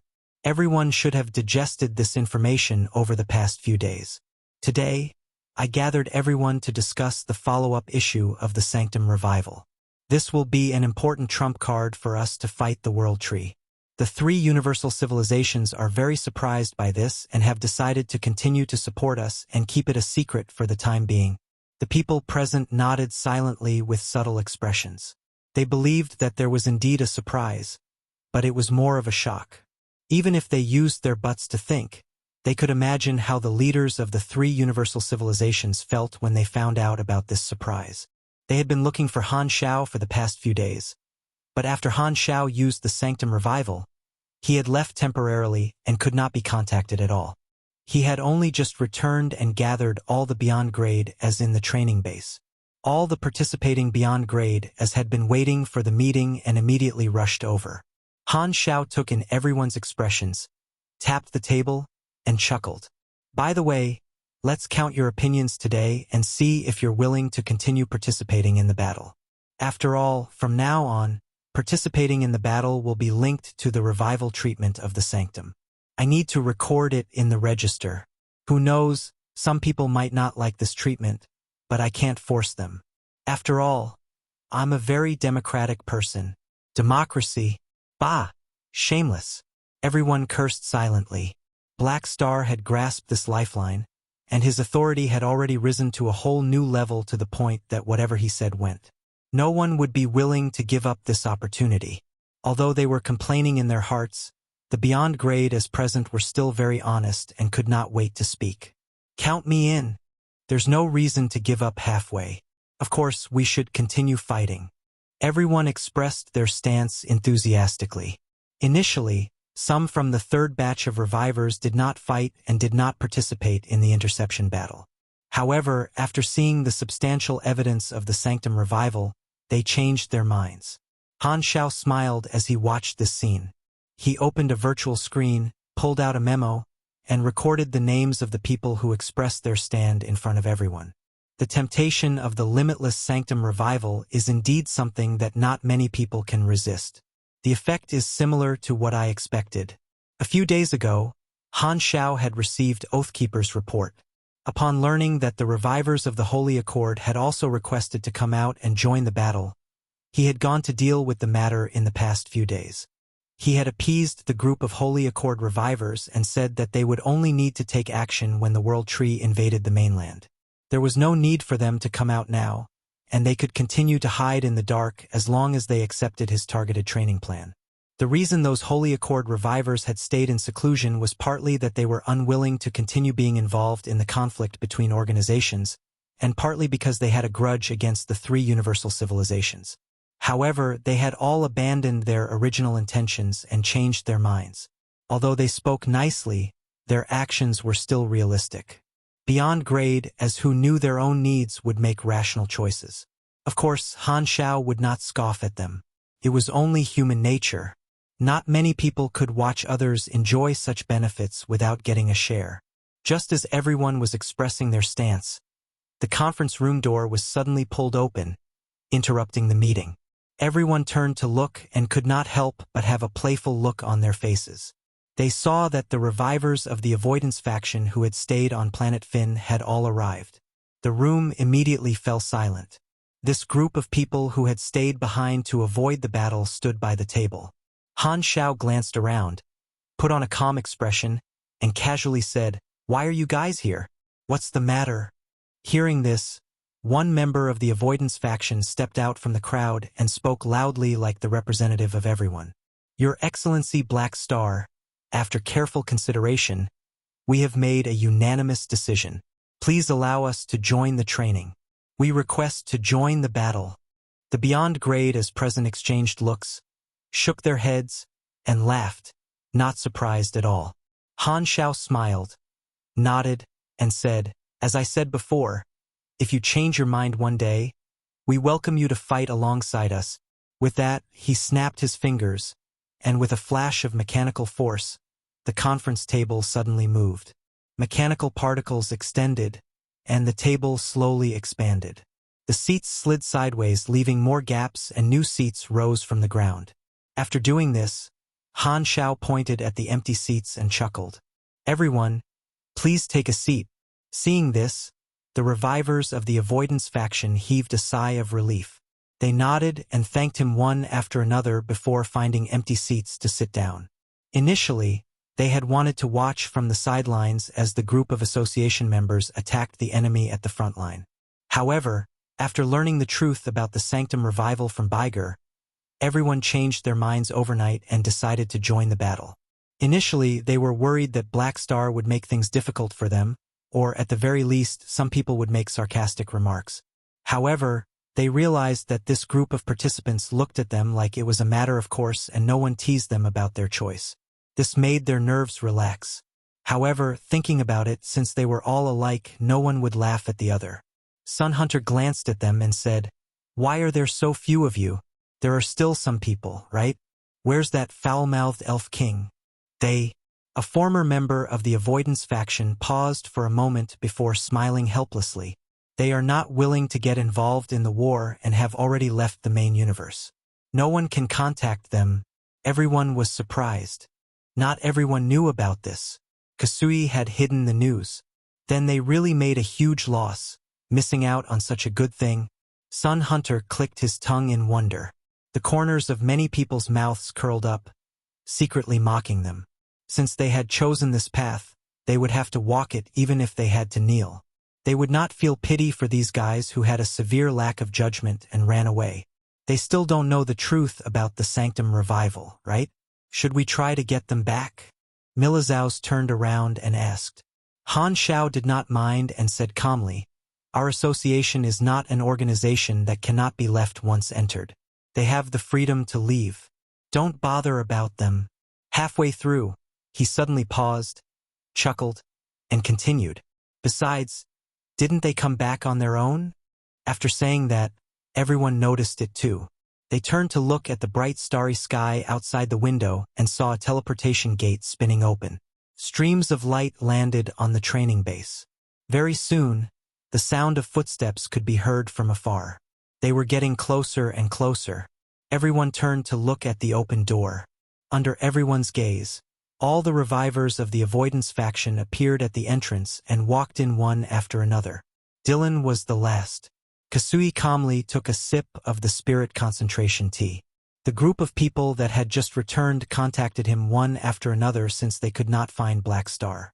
He arranged for them to appear together today, separately from the other group that stayed behind to avoid battle. However, only he and Han Xiao knew about this. "Yo, we were just talking about you guys. Didn't you say you were going to stay away from the war? Why are you back?" Sun Hunter winked and teased. The others also had a mocking expression on their faces. Their eyes kept sweeping past Dylan, who was at the end of the line. They still remembered that Dylan was the most determined member of the avoidance faction. They could still remember how he had slammed the table and objected to the battle in the past. But now, he was silent, expressionless, and looking straight ahead. It was as if he saw everyone else's air and did not even look at them after entering the room. Dylan ignored Sun Hunter and looked at Han Xiao. "Black Star, we wish to participate in the war. Do you agree?" The others stopped talking and turned to look at Han Xiao, waiting for his decision. Han Xiao looked at this group of people and knocked on the table. Another batch of empty seats appeared on the ground. "Have a seat, fruobnov.com." Seeing this, the group of people finally relaxed, not daring to look into Han Xiao's eyes. They quickly sat down after bowing. Seeing that Han Xiao had no intention of talking to him, the anxiety in Dylan's heart dissipated a little. He found a seat and sat down obediently. Before he came back, he had been worried about being punished. After all, he had always been against the war, so it was very likely that Black Star was not willing to accept him. He did not have much confidence and felt that he would be mocked no matter what. He did not expect Black Star to treat him the same way, as though he did not care about him at all. This time, Sun Hunter curled his lips and looked at Dylan with disdain. TSK, didn't you say that you would never regret it? Didn't you say that you have a deep grudge? Weren't you quite stubborn? I am disappointed in you. Dylan did not mind. He could not help but retort, do I need you to think highly of me? Whatever I do is my freedom. Can't I change my mind? To make you think highly of me, I have to give up the chance to live forever? Who do you think you are? He had always done what he wanted. If he cared about what others thought, he would not have died so miserably in the past. After a series of internal conflicts, he finally chose the opportunity to live forever. Although the hatred in the past was unforgettable, it did not blind his rationality. He was not willing to fight for the three universal civilizations. Hatred was one factor, and another was the lack of benefits. Now that the truth of the Sanctum Revival was right in front of him, he naturally knew which was more important. There were endless possibilities as long as he was alive. The disdain of others did not hinder him from making the right decision. Humph! I'll kill you one day. Sun Hunter snorted coldly and turned around, too lazy to argue with this guy. The others also looked away. For the sake of important benefits, not many beyond grade as would be affected by the opinions of others. It was fine to tease them in their hearts, but there was nothing to look down on since they could understand their choice. Han Shao ignored them and waited for everyone to quiet down before continuing with the main topic. Not long after, the simple meeting ended, and everyone dispersed. Just as Dylan was about to leave, Han Zhao's voice sounded from behind him. Stay for a while. Everyone paused and looked back at the calm Han Shao with a contemplative look. They then sped up and left the room, leaving only the two of them. Dylan's expression froze, and he turned around to look at Han Shao. He did not dare meet Han Zhao's indifferent gaze, so he forced himself to ask, "What's the matter?" Han Shao tilted his head and pretended to be confused. You incited the members to leave the association. Don't tell me you think this matter is over just like that. What do you want to do? Dylan's heart skipped a beat. Although he had a foul mouth, that was because of his personality. He was not really afraid of anything. Han Shao did not reply immediately. Your past was indeed tragic. However, this isn't an excuse for your repeated incitement. Are you the only one here who has a grudge against the three universal civilizations? But you are the only one who jumped the gun like this. I don't care about your hatred. That's your private matter. How you deal with it has nothing to do with me. I don't pity you either. You deserve to be beaten to death. I only care about whether my plan can be carried out as usual, whether the battle can progress smoothly. You've obstructed me many times. You should pay a price. I've already let go of my hatred and am willing to come back and work for the three universal civilizations. What else do you want? Dylan said with a deep voice. What does it have to do with me whether you let go of your hatred or not? Do you think that just because you've overcome your own difficulties, I'll let you have your way? If there's no chance of eternal life, will you come back? I'm only concerned about whether you can be of use. Han Shao did not buy it. But you came back of your own accord and you did make the right choice. No path leads to darkness, so I'm giving you a chance. What are you going to do? Dylan clenched his fists and backed away carefully.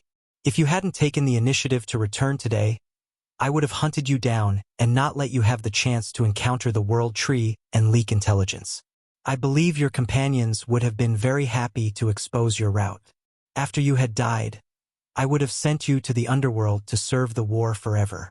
However, I'm very satisfied with your return, so I won't kill you. But I still need to send an unstable factor like you to the Underworld. But I promise that after the war ends, I will remove your heroic spirit status and use the Sanctum Revival to return you to normal. You will also obtain eternal life in the future. As he spoke, Han Shao slowly stood up, rubbed his fists, and narrowed his eyes. I hope you can fight back. You talk senselessly all the time. I've always wanted to beat you up and cure your mouth. Chapter 1376 Violent Beating and Establishing Power. Chapter 1376 Violent Beating and Establishing Power. What do you think Black Star intends to do? making that annoying bastard stay behind. The Beyond Grade as walked out of the conference room and left along the corridor. Sun Hunter's tiny body floated midair as he followed the crowd.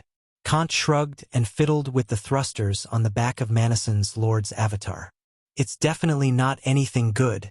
Secret Master looked down at the light of the enchantment tattoo and said calmly, I did divination just now. Dylan's luck is dark, and there seems to be a bloody disaster. Looks like Black Star is planning to teach him a lesson. He deserves to be beaten. Up. Sun Hunter smacked his lips and chuckled. Just as they were guessing, there was a loud explosion behind them. Bang! A powerful shockwave suddenly came from behind, causing everyone to stagger. The Beyond Grade as turned around in surprise, only to see that the corridor they had come from had exploded into pieces. The conference room was at the center of the explosion, and it had already turned into a huge hole. The changes in the internal and external pressure exerted a shocking suction force, sucking away a large pile of junk. Two streams of light intertwined and soared into the sky, instantly entering the universe. The group of people looked up in surprise and realized that the psionic energy in the sky was exploding, and magic power was surging. Han Xiao was fighting with Dylan. His black robe danced, and dark blue psionic energy shot out, colliding with the spells that Dylan was continuously releasing. Whoa, they're fighting. Hit him hard, Black Star. I support you mentally. Count me in. Punch him a few times on my behalf. Be it the association members or the direct members of the civilization, all of them had gathered. They looked up at the two people fighting in the sky through the open hole. With Dylan's lacking social relations, no one went up to help him. Everyone was watching the show with gloating expressions. In outer space, Dylan kept trying to pull away from Han Xiao, but he was stuck to him. Because it was a close-range attack, Dylan could not react in time and was flustered. His fair face was punched a few times and was slightly swollen. Dylan hurriedly took out a magic tool, and his magic power circulated along the complicated circuits. The Elven secret skill was released, and thin blue and green light ribbons quickly extended out. They were densely packed, and the light rays almost solidified, wrapping around Han Xiao's hands and feet, flashing countless elven inscriptions. Taking advantage of the short duration of control, Dylan quickly activated the short-range teleportation enchantment. With a flash of light, a large distance was opened up, and he hurriedly raised his hand to cast a spell to construct a long-distance transportation door. He was not willing to sit back and do nothing, nor did he want to fight it out with Han Xiao, so he only wanted to escape as soon as possible. However, the door had just emitted a spark when Han Xiao tore apart his control spell and shattered his weapon. He then used Void Hyperdrive to appear beside Dylan. The next moment, an elbow condensed with psionic energy slammed into Dylan's magic shield. The powerful force instantly shattered the shield into pieces of light, and the unhindered iron elbow slammed into Dylan's chest. Dong! A dull vibration spread from the point of impact. Dylan's eyes bulged out, and he felt as if a huge force was crushing his internal organs. Many of his bones broke, his chest caved in, and his back suddenly swelled up. Cough! A gush of blood rushed up to his throat, and Dylan could not help but cough out a mouthful of blood. Enduring the pain, he quickly activated Phase Void Transformation, instantly avoiding Han Xiao's headbutt. However, before he could use this opportunity to cast a spell, a mechanical palm wrapped in a pale white light quickly attacked him. The force field emitted by the phase stabilization device instantly neutralized his spell. The large hand immediately grabbed onto the physical body and held onto his throat. Immediately after, a storm of fists quickly enlarged in Dylan's vision. Bang! Bang! Bang! Bang! In just a blink of an eye, Dylan had lost count of the number of punches he had received on his face. He felt as if his head had become a sandbag that someone had hit crazily. Parts of his head caved in, and his entire body deflated. Waves of shock penetrated through his skin, muscles, and bones, penetrating deep into his brain. His brain was almost shaken into foam-like matter. Get lost! Dylan gritted his teeth, and his magic power flowed into his mind through a specific circuit, stimulating his mind. The dizzy negative status was cleared, and he regained his focus state. Without a word, he raised his hand and cast 5 instant cast spells. Amidst the flow of magic, the 5 spells instantly formed a combo. A shield that specialized in defending against melee attacks was formed again, barely blocking a few chain attacks. Following this, an escape spell broke free from the control, followed by a high-level body immobilization spell, which blocked Han Xiao for an instant. Then, the shock wave from the explosion of magic power pushed him away, and he used a starlight evasion skill to slide out, pulling away from Han Xiao again.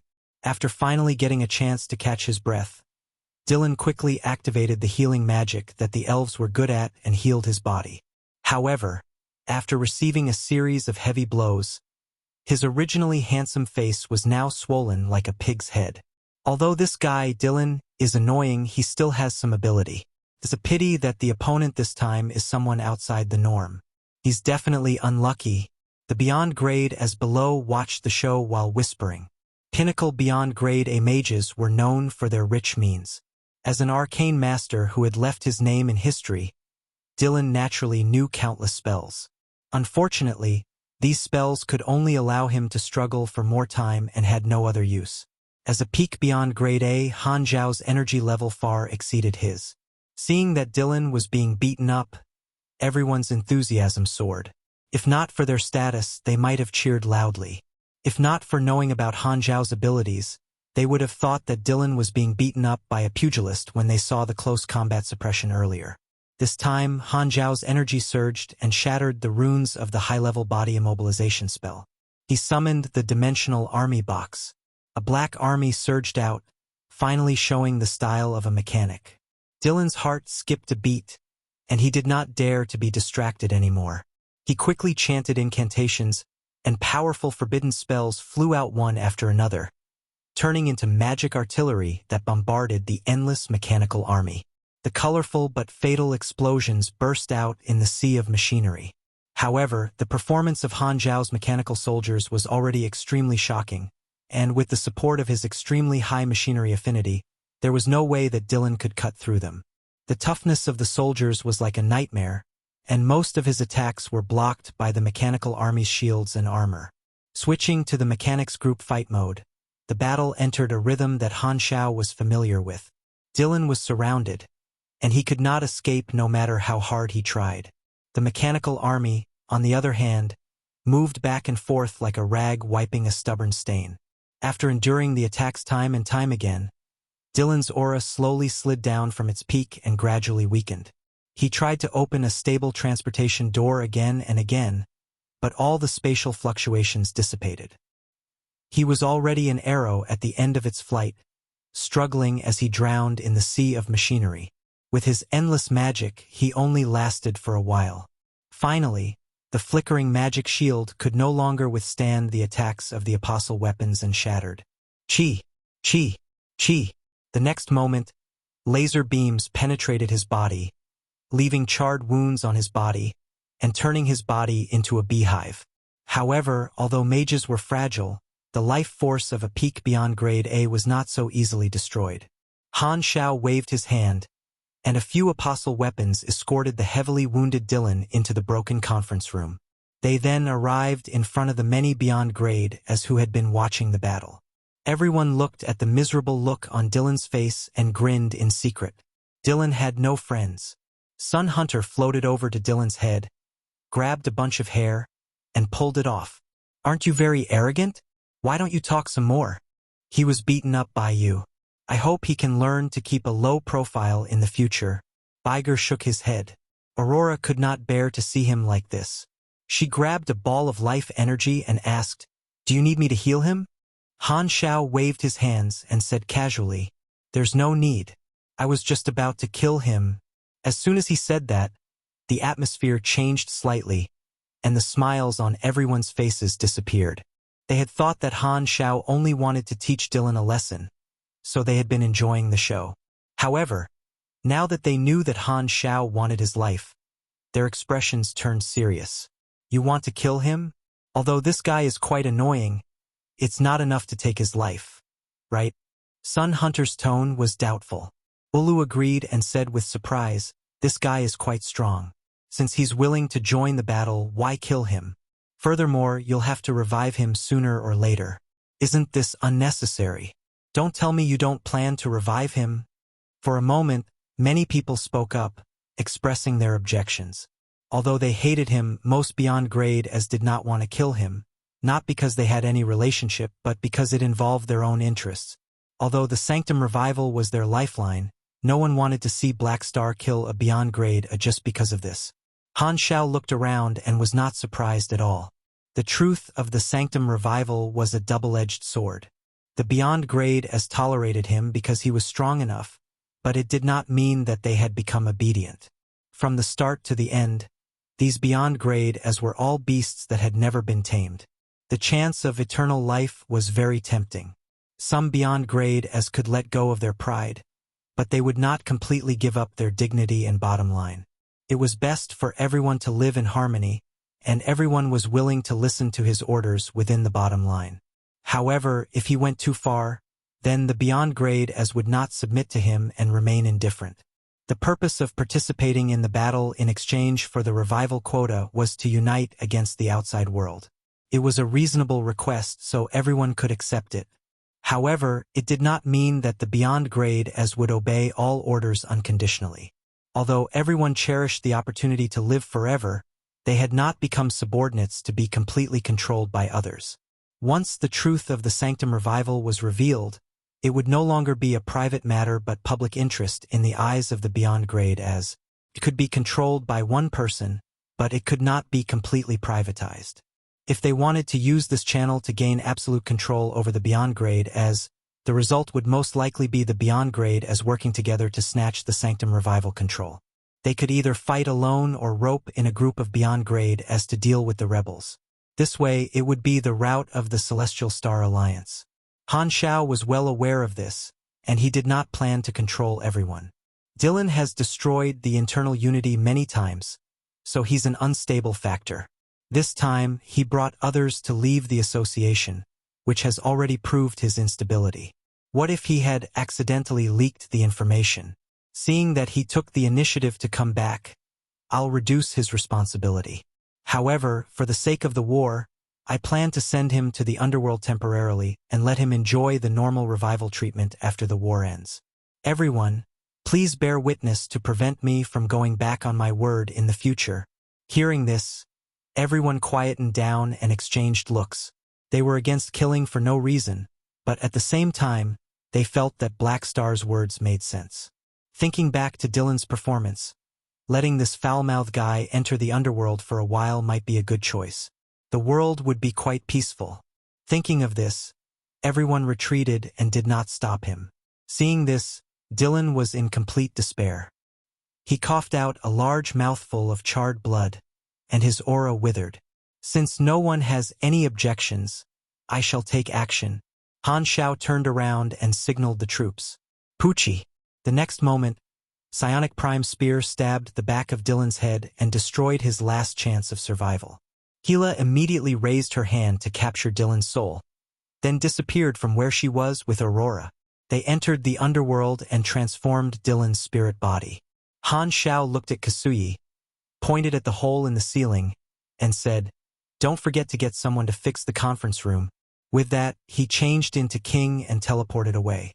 Seeing the mechanical army dragging away Dylan's corpse, the beyond grade as present were all shocked. After thinking about it for a while, everyone felt that Black Star was deliberately killing Dylan in front of them to show his might.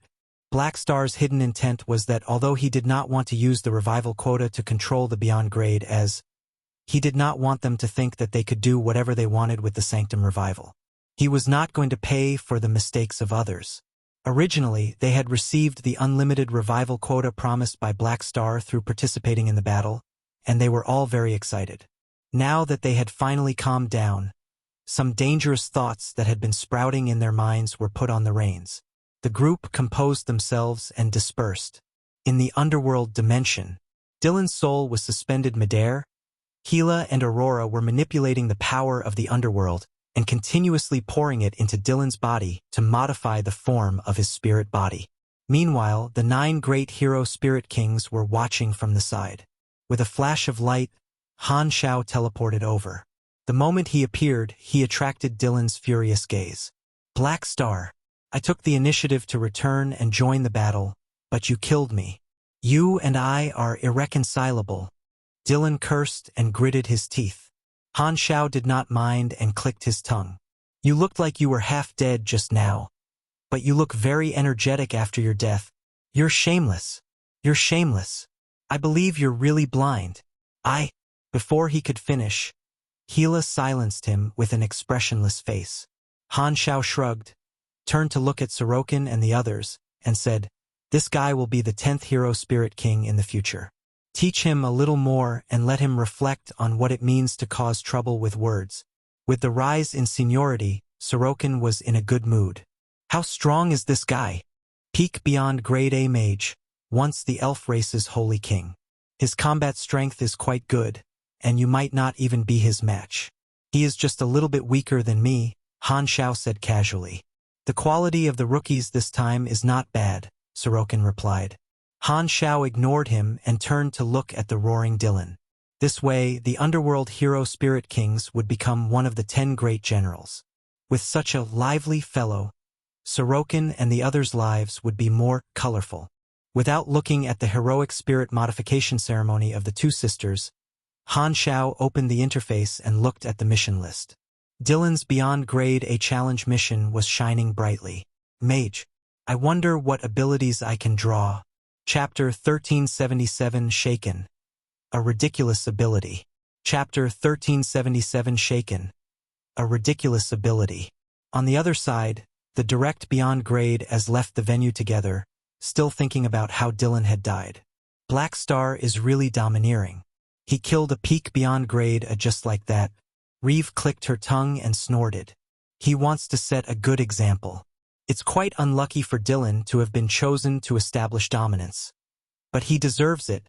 Claudie looked straight ahead and said with a calm tone.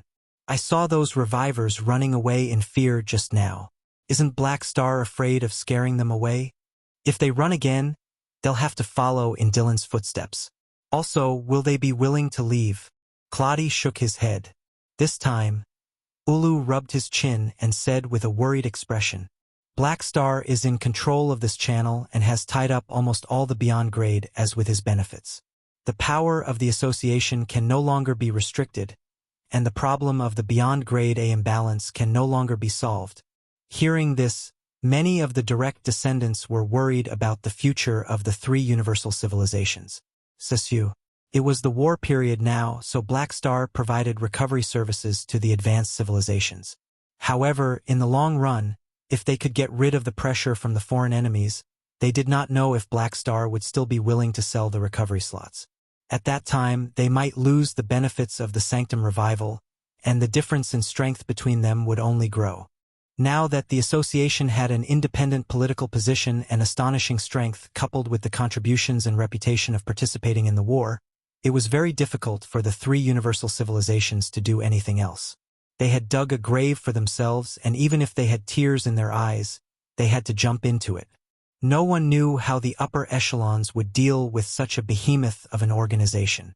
The only way to break out of this situation is probably to develop the Sanctum Revival. It's a pity that I don't know how long it will take. Ulu sighed. The Sanctum Revivals now had a fatal attraction, and some direct descendants in the crowd were tempted. After all, the treatment of the two was worlds apart. While everyone was worried, Hilbert did not say a word, but his eyes constantly twinkled. As a retiree who had completed his military service and felt that he had fulfilled his duty to the 3 universal civilizations, he was very interested in the treatment of the association. When compared to the benefit of the Sanctum Revival, the retirement treatment that he had paid using his life was worth nothing. Although he had the patience to wait for the 3 universal civilizations to come out with their own Sanctum Revival, with his understanding of the 3 universal civilizations, he knew that it would not be a free lunch. In his opinion, the 3 universal civilizations would probably set some terms as restrictions, such as continuing to serve the civilization.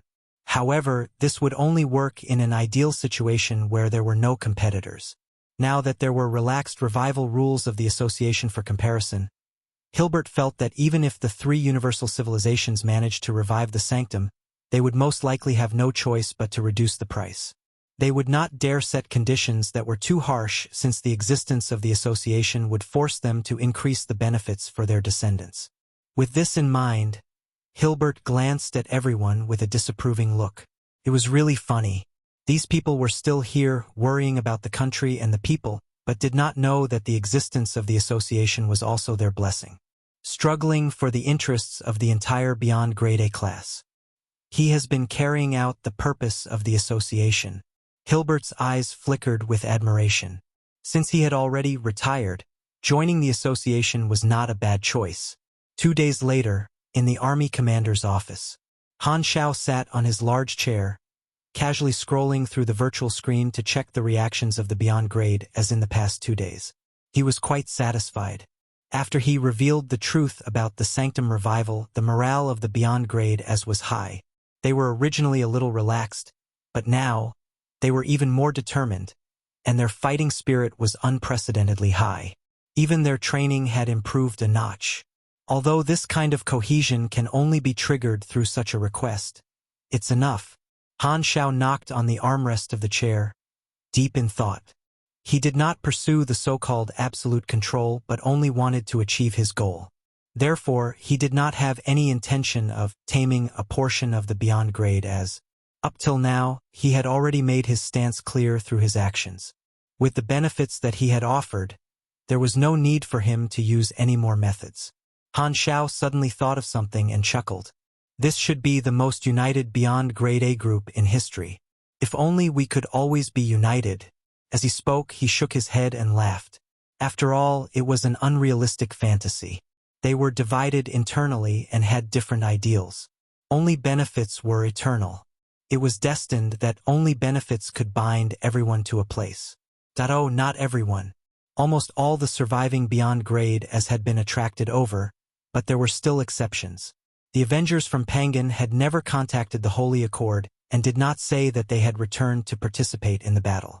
Their civilization had been destroyed, and their hatred was much deeper than Dylan's. They had long decided to sacrifice their lives for revenge. Although the Sanctum Revival was tempting, it would not make them give up on revenge. The main reason was that they knew that as long as they did not give up on revenge, Black Star would not revive them to let them continue causing trouble. Pangan did not want to come back and implicate the association, so he simply ignored them. The front line did not lack these few combatants, and Han Shao did not want to revive these troublesome fellows, so he let them be. He did not call them back on purpose, not wanting to give them a way out. Tisk, they're pretty firm about their ideals. Hopefully you guys can keep it up. Han Shao curled his lips. These Avengers had set their sights on their goal and were not tempted by the Sanctum Revival. However, with Han Zhao's position, he no longer had any admiration for them. Everyone had their ambitions. The choices of Pangan and the others as well as Dylan did not matter to him. He was satisfied that these people were sensible and did not bring him any trouble. Sitting in this position, he had too many responsibilities. He did not have the time to indulge others in war, class benefits, and dealing with the three universal civilizations. Everything had to be focused on the goal. Whoever caused trouble for him, he would not hesitate to stop them. All the difficulties and reasons were meaningless. Why should he understand other people's difficulties if they would not understand him first? Therefore, for the past 2 days, Dylan had been cursing and swearing in the underworld, but Han Shao could not be bothered to talk with him. Previously, Han Shao had deliberately promised to let him go in front of everyone and get them to monitor him before deciding how to deal with him. This had given him hope, so no matter how he behaved, as long as Han Shao could hold on to this point, the former would have no choice but to do his job obediently. However, this guy has provided me with an interesting ability. Han Shao calmed himself down, opened the interface, and looked at the skill list with a weird expression. 2 days ago, he had already settled the mission reward.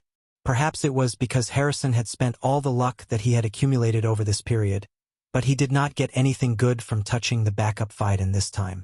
They were all ordinary skills except for one. Taunting habit. After you activate the skill, it will be easier for the other party to misunderstand your language. minus 50% increase in favorability, plus 100% decrease in favorability. When you communicate with the enemy in battle, the enemy will have a higher chance of targeting you. Judgment probability depends on charm, luck, and favorability. The lower the related stats, the easier it is to become the target of hatred. No energy consumption. Buff lasts for 3 minutes each time you activate before it can be deactivated. No cooldown. No wonder this guy is so annoying. He probably never turned this skill off before, right? Every time he saw this ability introduction and thought about Dylan's daily performance, Han Xiao could not help but ponder. Was it because of Dylan's habit of having a foul mouth that resulted in this ability? Or was it because of this ability that caused Dylan to have a foul mouth? This was a question of whether the chicken or the egg came first. Putting these factors aside, Han Xiao was quite satisfied with the effect of the skill. The taunt skill was not a common skill but was rather rare in the Star Sea. The biggest difficulty for players to fight a boss was that intelligent beings did not have a rigid aggro system. If they wanted to pull monsters, they could only use tactical cooperation. There was no rough and simple taunting method. The most common ability to attract aggro was the mental guidance of mages or psychics, hinting to the enemy which targets they wanted to hit, but it was often rendered immune due to the boss' mental resilience. There really are all kinds of strange things in the vast universe. Even chatting can create some decent skills. I have to use my skills more in the future. Han Xiao raised his brow. My style is becoming more and more like a qualified MT. I feel that if this goes on, my Galaxy Chief Mechanic title will change to become the #1 tank in the universe. Chapter 1378 For the Lucky, even their advanced missions are different. Chapter 1378 For the Lucky, even their advanced missions are different.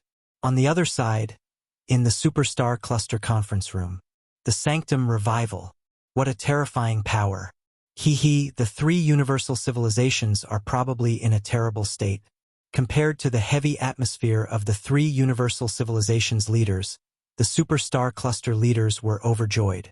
As the rulers of the explored universe, the 3 universal civilizations were hostile to all existences that could shake their rule.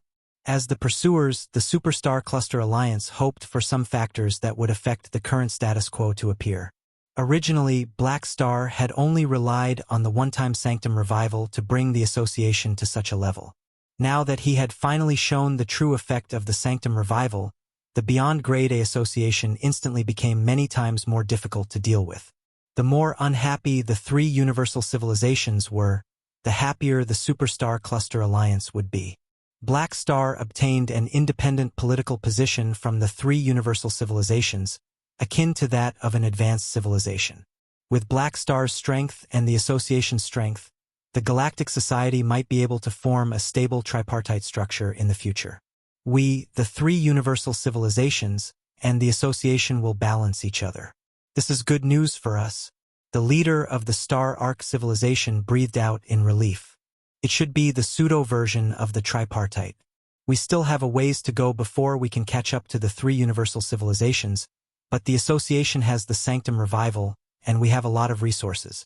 If we cooperate more closely, we won't have to fear the suppression of the 3 universal civilizations. The Galactic Society is no longer under their control, someone corrected with a smile. One of the Moto 3 kings said with a depressed voice, "It's too early to say all this. The premise is that the 3 universal civilizations win this war. Otherwise, all of this will be empty talk."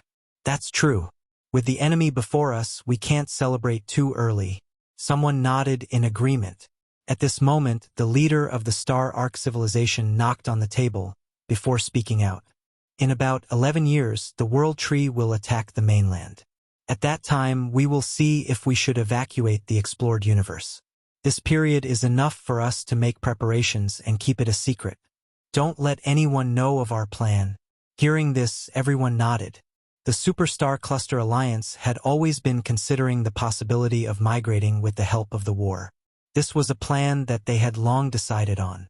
During the Interception War, they had secretly started to build secret stargates in their respective civilizations, connecting them to the Superstar Cluster civilizations at the border. Once they started to migrate, they would be able to directly arrive at their departure point from their capital territories. At the same time, they used taking refuge as an excuse to gather most of the population and manage. As long as they started the plan, they would be able to migrate everyone efficiently. A large number of resources were also secretly stored, and some of the shipyards under them had been secretly mass-producing starships during the Interception War to prepare for the long-distance migration. Everything was in full preparation.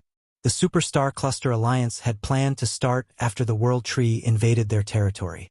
They would observe the situation and decide if they wanted to escape. If the three universal civilizations are defeated, Black Star and the others will not be destroyed together with them. They will retreat. At that time, we might have a chance to take over the Beyond Grade A Association. Someone whispered. The leader of the Star Arc civilization rubbed his finger and shook his head. You can't say that. If we migrate to another area, we will become the new ruler. An existence like the association will also become a threat to us. Therefore, if the three universal civilizations explode, it's best that we don't contact the association. It's not bad to live our own lives.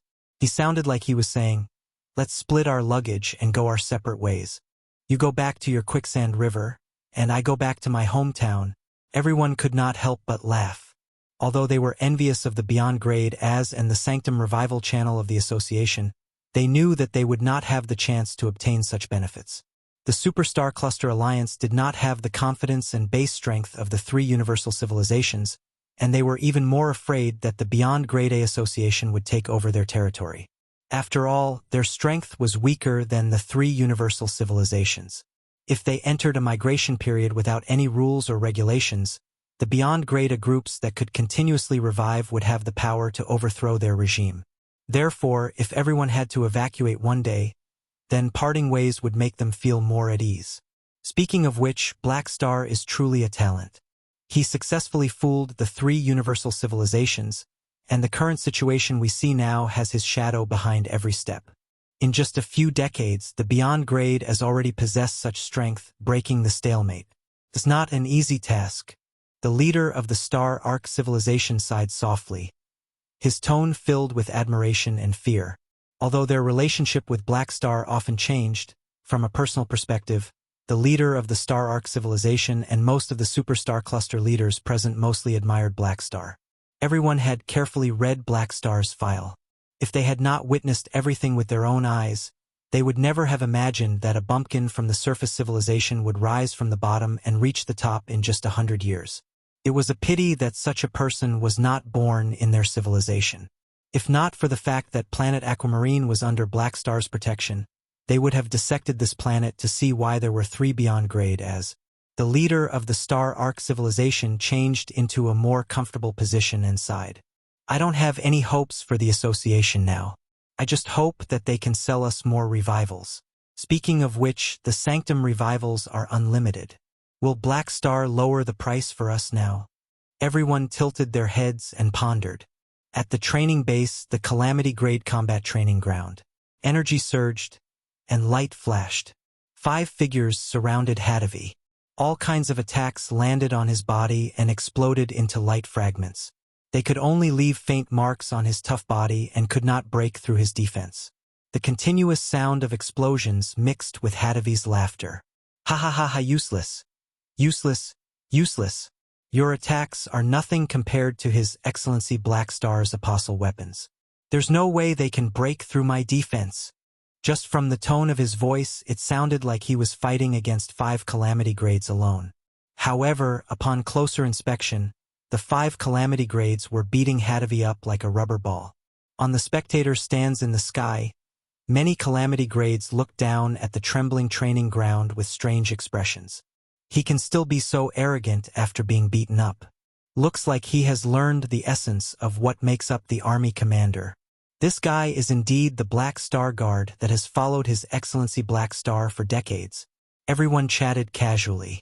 The Black Star Army had once harvested hundreds of Beyond Grade A seeds, and most of the spectators were members of the army. However, not only were they watching the show, but they were also waiting to beat Hadavi up. After decades of training by Han Shao, Hadavi's Esper ability had been developed to an astonishing level. He was used to being beaten by a Beyond Grade A apostle weapon, and normal calamity grade attacks were nothing to him. Even the weaker calamity grades would be able to break through his defenses. Thus, Hadavi became a human sandbag in the training base. Many calamity grade students were willing to use him to test how far away they were from the beyond grade as long as they could beat Hadavi to the point that he screamed, it would mean that they were half a step away from the calamity grade. The beating lasted for quite a while, and the 5 attackers stopped while panting. Hadavi immediately got up from the ground and pretended to pat the non-existent dust on his body. He shook his finger at the 5 of them and snorted. "That's it? I don't feel anything yet.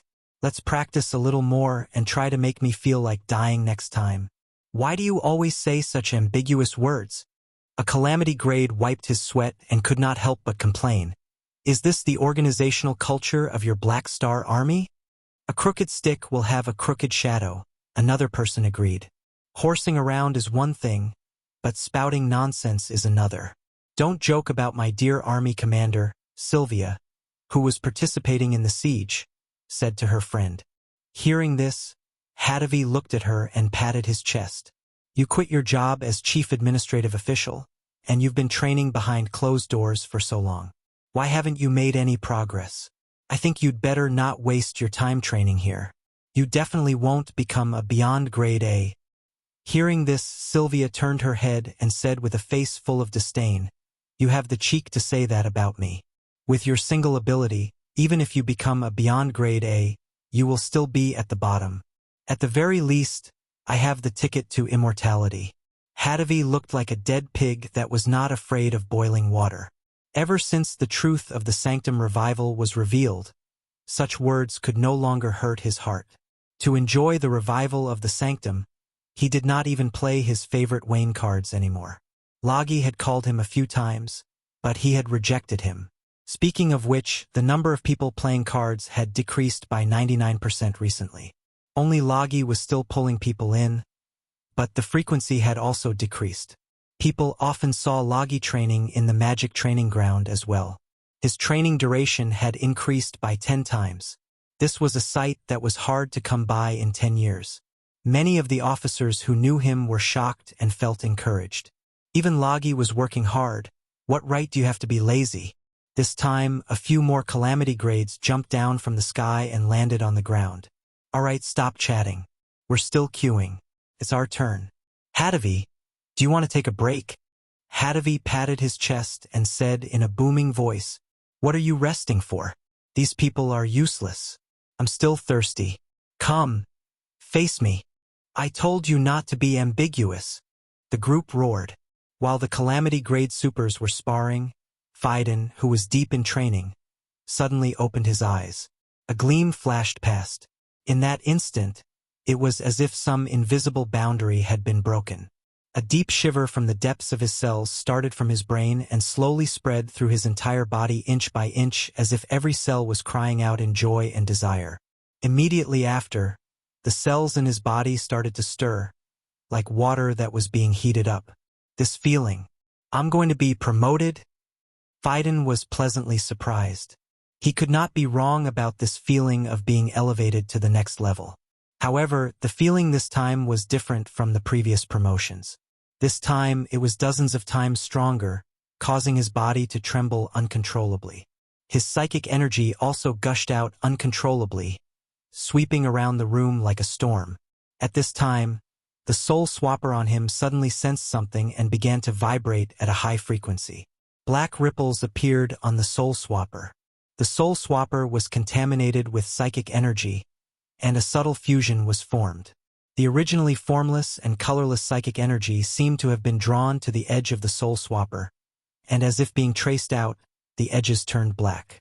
Before Phaidon could even react, he realized that his psychic energy seemed to have reached into an unknown realm, and countless voices began clamoring from his soul. "Ah!" Phaidon cried out in pain, feeling as though his head was about to explode. Amid the pain, a piece of information appeared in his mind. He realized that he had sensed an unknown existence, and a strong intuition was guiding him. The path to ascension was here. It was a pity that Han Shao did not see it at the moment, or else he would have sighed. He was very familiar with this rare treasure. As expected of a child blessed by the heavens, even the promotion mission was different from the others. If he was here, he would have to interview Phaidon and see what it was like to be one of the 3,000 faces of the goddess of luck. Chapter 1379, Opportunity for Sublimation, Soul Terminal. Chapter 1379, Opportunity for Sublimation, Soul Terminal. You said that not only did you sense the opportunity of sublimation, but the soul swapper also changed, causing your psychic power to mutate? In the private workshop, Han Shao turned around and looked at Phaidon with a strange expression. That's right, I'm also very surprised. The soul connection level has increased by a level, and part of the soul swapper's characteristic is added to my psychic powers. In addition, I can vaguely sense the existence of a secondary dimension, and my intuition leads me there. Phaidon shook his head in resignation. What's with that helpless expression of yours? Why do you find it so troublesome when you've had a fortuitous encounter? Is this what it means to be favored by the heavens? How beautiful, Han Shao said in his mind. Speaking of which, he had used Bold Explorer to look at the origin of the soul swapper before, and it was not that rare. It was an artificial product, but it might have formed a connection with a secondary dimension when it transformed into a space wonder. He guessed that once a suitable person touched the beyond grade A sublimation, they would be able to activate this hidden benefit. The possibility was quite high. No wonder the soul swapper was so eager to be pampered by Phaidon. It turned out that it was because it saw the opportunity to unlock its new form in Phaidon. Han Shao then poked Phaidon. Phaidon's main purpose for coming to report was to accept his physical examination. The moment he poked, combat information popped up on the interface. Han Shao looked at Phaidon and realized that Phaidon had a new energy attribute that involved the soul. At the same time, he had two new talents. One was the bonus from the soul swapper's mutation, which increased his psychic strength and other attributes. The other talent was a question mark and was still in a gray frozen state. This was literally the scenario of sitting at home, talents descending from the sky. TSK, what was this? Han Shao coughed and said, since it's your intuition that leads you to that secondary dimension, you can go over and take a look. Did you get a sense of direction or specific coordinates? Coordinates? Phaidon replied with a nod. Oh, that's convenient.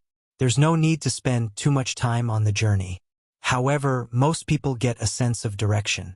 Your coordinates should be the information recorded by the soul swapper.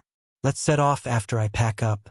As he spoke, Han Shao prepared to put away the technology he was studying and summon the carrier. However, Phaidon shook his head and rejected.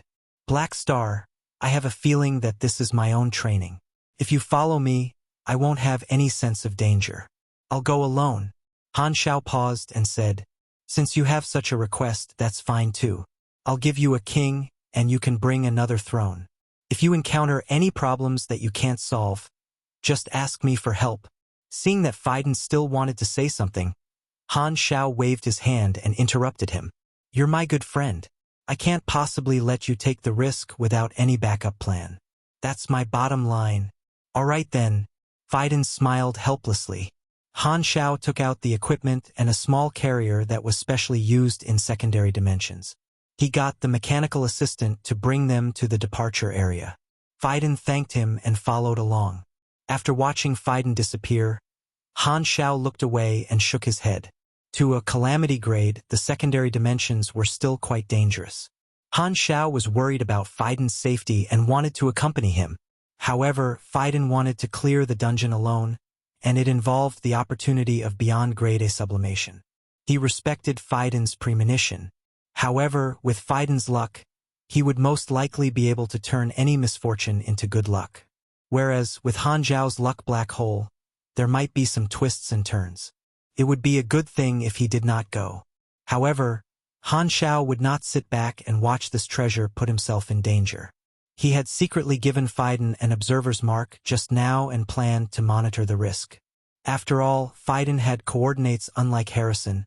It would not waste too much of his time. EW. Han Shao turned around and looked at the research device that was analyzing the new technology. He temporarily stopped the progress. Every Beyond Grade A had their own training plan. Han Shao had brought out more blueprints from the Sanctum this time, and he was researching these technologies during this period while also optimizing and raising his attributes. To mechanics, this was called optimizing the allocation of resources. Putting the attribute points in a more cost-effective area could also increase his combat strength. After entering the first sanctum this time, his authority had increased to level 9, and his memory capacity had increased again. Furthermore, there were fewer gaps in the message board, but the last few paragraphs were still mostly empty. The last time, the valuable information about the information form stripping plan had appeared in the fourth last paragraph, but this time the last paragraph caught his attention. Han Shao could not help but recall. The previous iteration plan route should be correct, but because of some flaws and failures, we decided to add a controlling terminal on to reduce the processing cost of. However, what will the controlling terminal become after the mutation of? In the days after he left the sanctum, he had been pondering over this piece of information. It seemed that the last iteration had agreed with the previous iteration's plan and made some improvements. Generally speaking, a civilization that was facing the Great Reboot would not place all its hopes on the path of its predecessors. After all, the failures of their predecessors had already proved that their plans were not effective, and they could only provide some experience. However, the previous iteration was actually willing to believe in the past iteration's plan. If not for the fact that this plan had its merits, the subsequent civilization would not have made such a decision. This way, the plan that had improved the two iterations was very valuable as a reference. Han Shao was also secretly interested. I'll have to enter the first sanctum a few more times in the future. I wonder how much authority I need to unlock these two messages. Han Shao calmed himself down, left the workshop, and returned to the office on the top floor.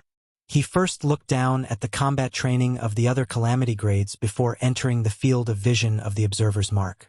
At the private space dock, the mechanical assistants quickly finished the adjustments in the small carrier. Phaidon sat in the pilot's seat and recalled for a while. He then entered the secondary dimension coordinates into the navigator and started the shuttle engine. He immediately felt the spaceship tremble. Locking the secondary dimension coordinates. Preheating the shuttle engine. Activating the internal space stabilization device. The artificial intelligence of the spaceship kept reporting, and a large number of navigation parameters appeared on the screen. Phaidon set the autopilot, took out the soul swapper, and pressed it against his chest. He took a deep breath to calm himself down. Not long after, the spaceship completed its self-examination before the voyage and the vibration suddenly disappeared. Phaidon felt his body suddenly become heavy, as though he was pressed onto his seat by a strong force. The scene of the dock outside the window also shattered in an instant, turning into endless streams of light, and the spaceship entered the traveling mode. After an unknown period of time, the spaceship shook again and exited the traveling mode. The scene outside changed. This was a pitch-black space with no end in sight. A gray nebula vortex with an immeasurable area was slowly spinning outside the window, right above the spaceship. He looked up, but he could not see the entirety of the vortex. He could not help but be shocked. A gigantic white pillar of light shot out from the center of the vortex, extending all the way out of sight. At the same time, wisps of gray airflow floated in from all directions and were pulled by the nebula vortex. It was like 100 rivers converging into the sea, all fusing into it. This was the main material that formed this vortex. Before Phaidon could even exclaim in surprise, he discovered something special. Being in this space, his mental strength seemed to have become more active, and the soul swapper was also vibrating slightly. What is this place? Phaidon looked around, but there seemed to be no signs of life around him. He released his psychic energy, which was too active and difficult to control, and captured a gray stream of air that passed by him to see what it was. After checking carefully, Phaidon's expression suddenly changed. This is a soul. He turned around and looked at the endless gray airflow in disbelief. This nebula vortex was made of souls? This time, Phaidon suddenly thought of a piece of information and muttered, in the visions of some psychic ability users, when a living being dies, their soul might seem to have completely dissipated, but in reality, there are still undetectable bits and pieces left behind. One part will turn into the psychic current, and the other part will drift in the universe. There should be some places like this in this world that took in the soul residue from the entire universe, filtered it, crushed the residue extracting the remaining thoughts inside, condensed them into the universe consciousness, and sank them into the bottommost layer of the pan-consciousness dimension. Some psychic ability users called these places Soul Terminal, Spirit World Sanctuary, and Ruins of End. However, no one has ever found a similar secondary dimension. Could it be that the legend is real? Phaidon was shocked.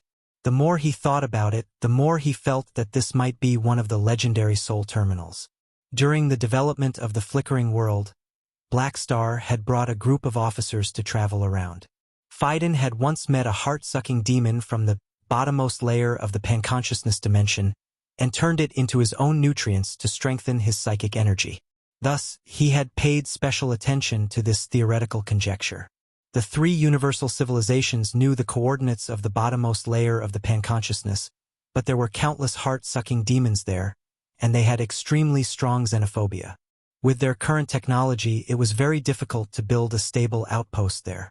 The heart-sucking demons, on the other hand, fed on the universe consciousness. Therefore, Soul Terminal was equivalent to their kitchen. The soul residue here was all ingredients that had not been processed. The soul swapper guided me here. Could it be related to this dimension? Fewenvel.com. Phaidon thought to himself. The effect of the soul swapper had long exceeded what was envisioned when it was first created. Perhaps the soul swapper had such a strange effect because it could transform into a universal treasure. After guessing for a while, Phaidon carefully sensed the gray airflow around him and smiled bitterly. The gray airflow was the soul residue, and the center of the nebula vortex was constantly smelting the residue and serving food. Heart-sucking demon was a great supplement to the mind, but the side effects required a lot of time to resolve. The soul residue was even more complicated. Although he could absorb the soul energy within it to refine his mental strength, most of his energy had to be used to deal with side effects such as split personality and schizophrenia. Furthermore, the energy contained in the soul residue was almost undetectable. The conversion efficiency was extremely low, and the amount of energy invested far exceeded the output. As for the universe consciousness after the smelting process, it had already removed the soul energy, and the side effects were even more violent. It was not beneficial to him at all. Speaking of which, this place is suitable for Hila. Her power of the dead can quickly purify the soul energy. This might be her holy land of cultivation. Phaidon mumbled to himself and was stunned. He almost forgot that he had the soul swapper. If the target was only soul residue, the soul swapper should be able to separate the remnant thoughts and soul energy and purify it, right? Doesn't that mean I can absorb these countless soul dregs without any side effects? Phaidon immediately understood and was pleasantly surprised. Is this why the soul swapper guided me here? After cultivating here for a while, there was an 80% chance that he could advance. His intuition told him that this was indeed the opportunity to advance. Amazing! On the other side, Han Shao, who was peeping, had a complicated feeling.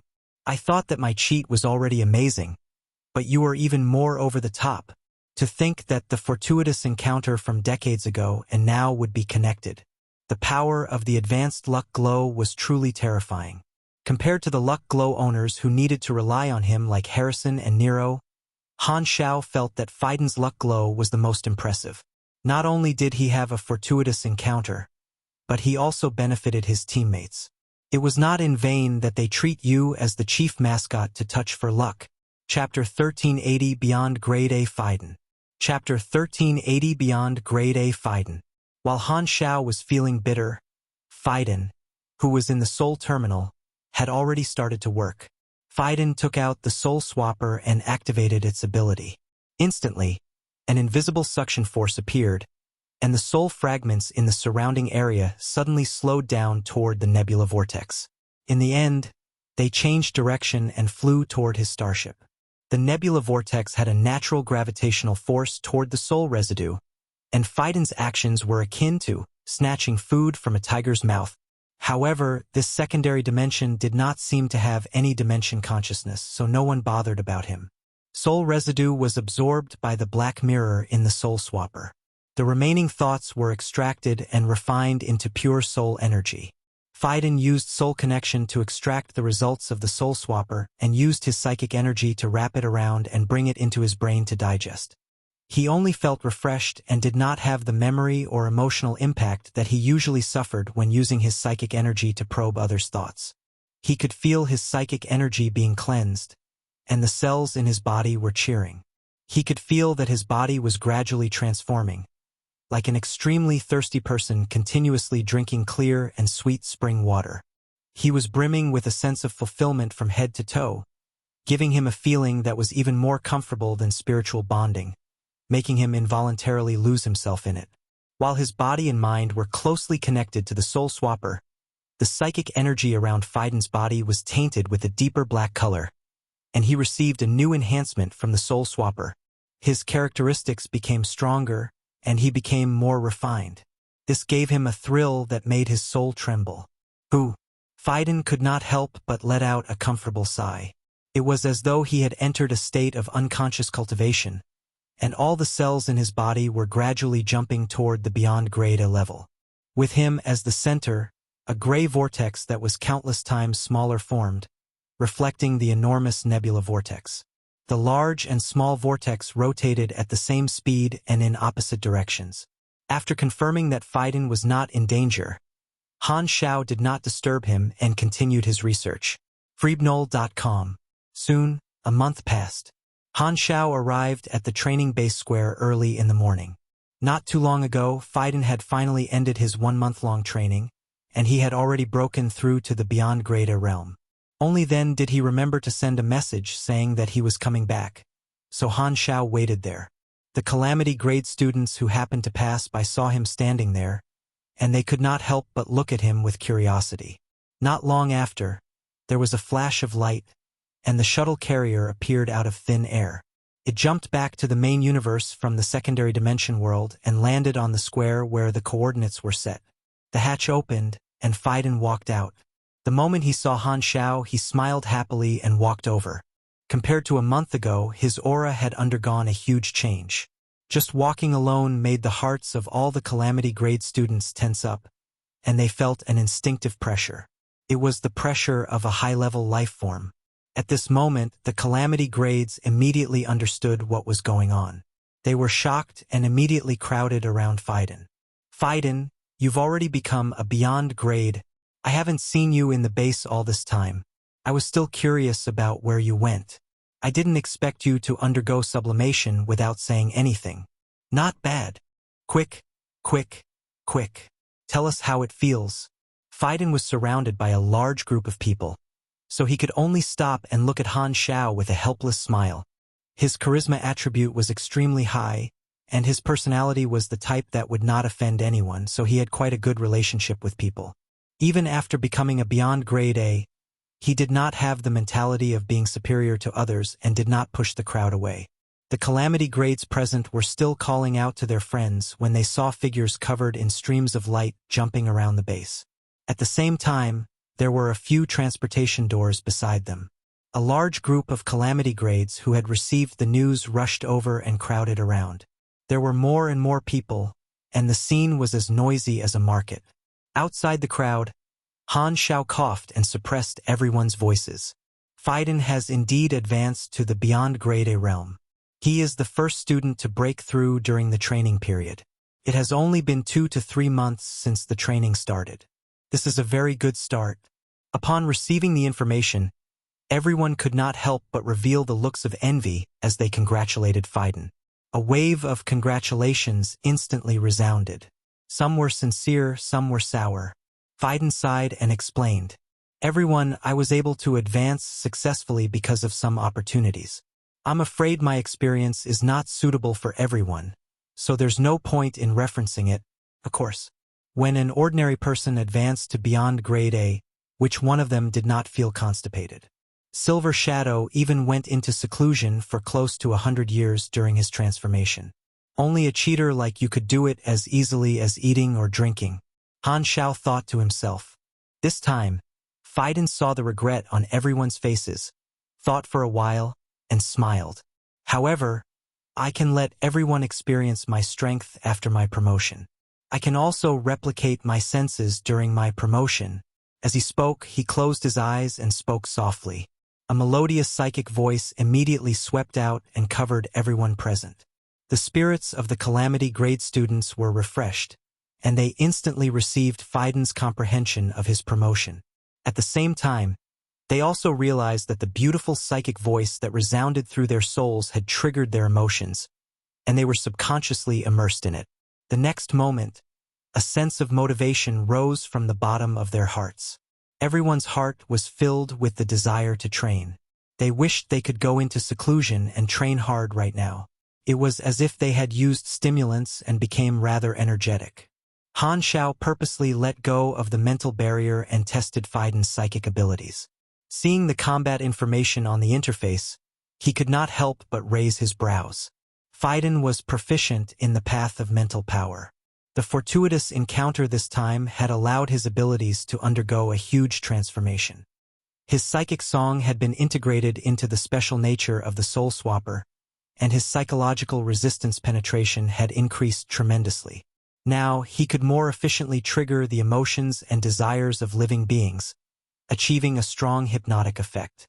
Every time he triggered different emotions, the target would enter a similar state.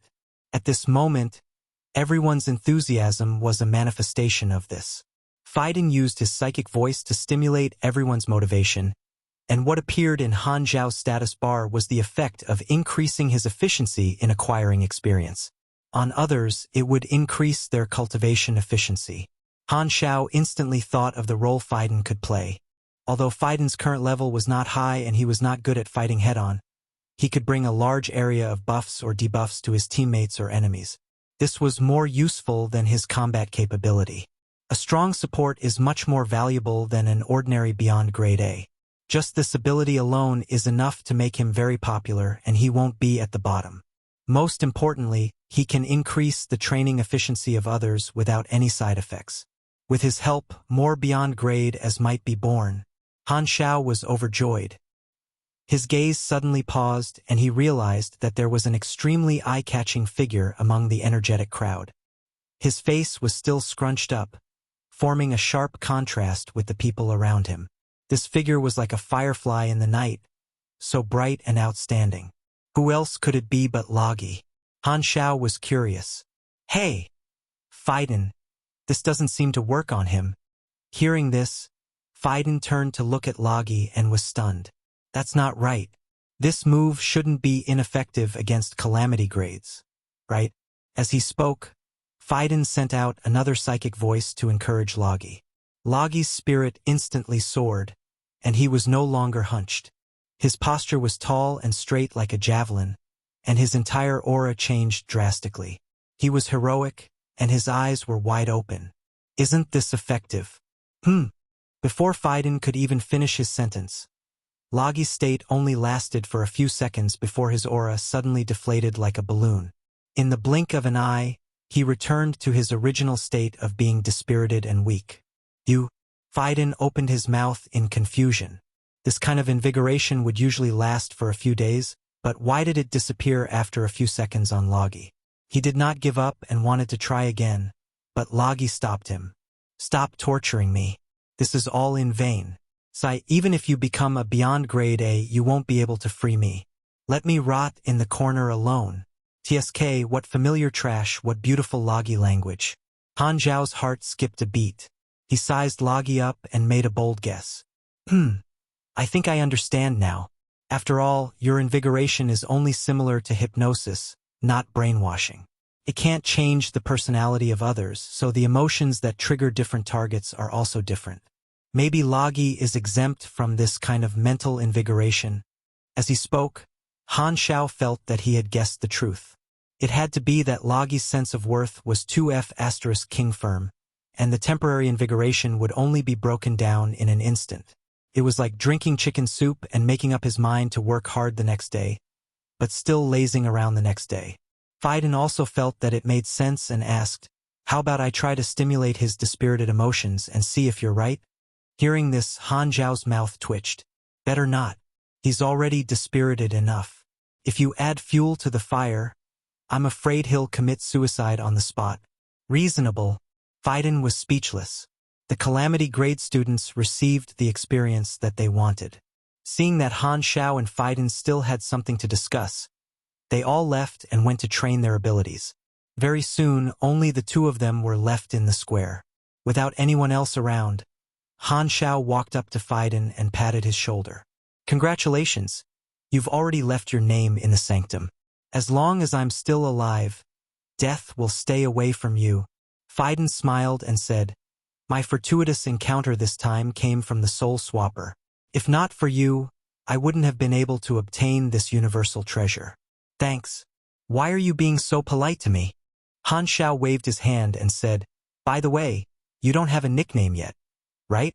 Let me think of one for you. Why don't we call you Singer? How fitting. Singer was Faiden's nickname in his previous life. Although his life experience was completely different this time, Han Xiao felt that this nickname was still suitable for Faiden. Alright, let it be Singer then. Faiden smiled and expressed that he accepted the title. He then hid his smile and explained everything that he had experienced. Although he guessed that Black Star might already know, he still told him. After hearing Faiden's explanation, Han Xiao smiled and nodded. I understand. This is your opportunity. Even if you become a beyond grade A, you can still use it to quickly increase your strength. You have to make good use of it, of course. By the way, remnant souls will also be beneficial to Hila. I can only digest the soul residue with the help of external objects, but Hila has a natural ability to do that. Her growth rate might even be faster than mine. Ask her what she thinks. Anyway, the soul residue there is inexhaustible, and the parts one can digest are not worth mentioning. Must be tough for you to think of her as well. I think she would be very happy to do so. The more Han Xiao looked at Faiden, the more he admired him, and his hands grew a little itchy. Suppressing his impulse, Han Xiao coughed and said, I'm going to inform Hila now. She's still training in the Underworld, and I'll need you to bring her there. After all, you found this place. Without your permission, I won't give the coordinates to anyone else. With that, Han Xiao changed into king and teleported away. Faiden watched Han Xiao leave and clenched his fists. An unknown emotion echoed in his heart, and he sighed softly. You have provided me with protection for almost 100 years. Now, it's finally my turn to help you. We've reached the end of today's episode. Thank you for traversing the boundless landscapes of fantasy with us. If today's story has sparked joy within you, please remember to hit the like button, share our journey with others, and subscribe to Lord of the Stories for an ever-expanding collection of mystical escapades. Until we meet again to turn the page to a new adventure, hold the tales dear in your heart, and let the embers of magic warmly glow in your spirit. Farewell, intrepid explorers of the narrative unknown.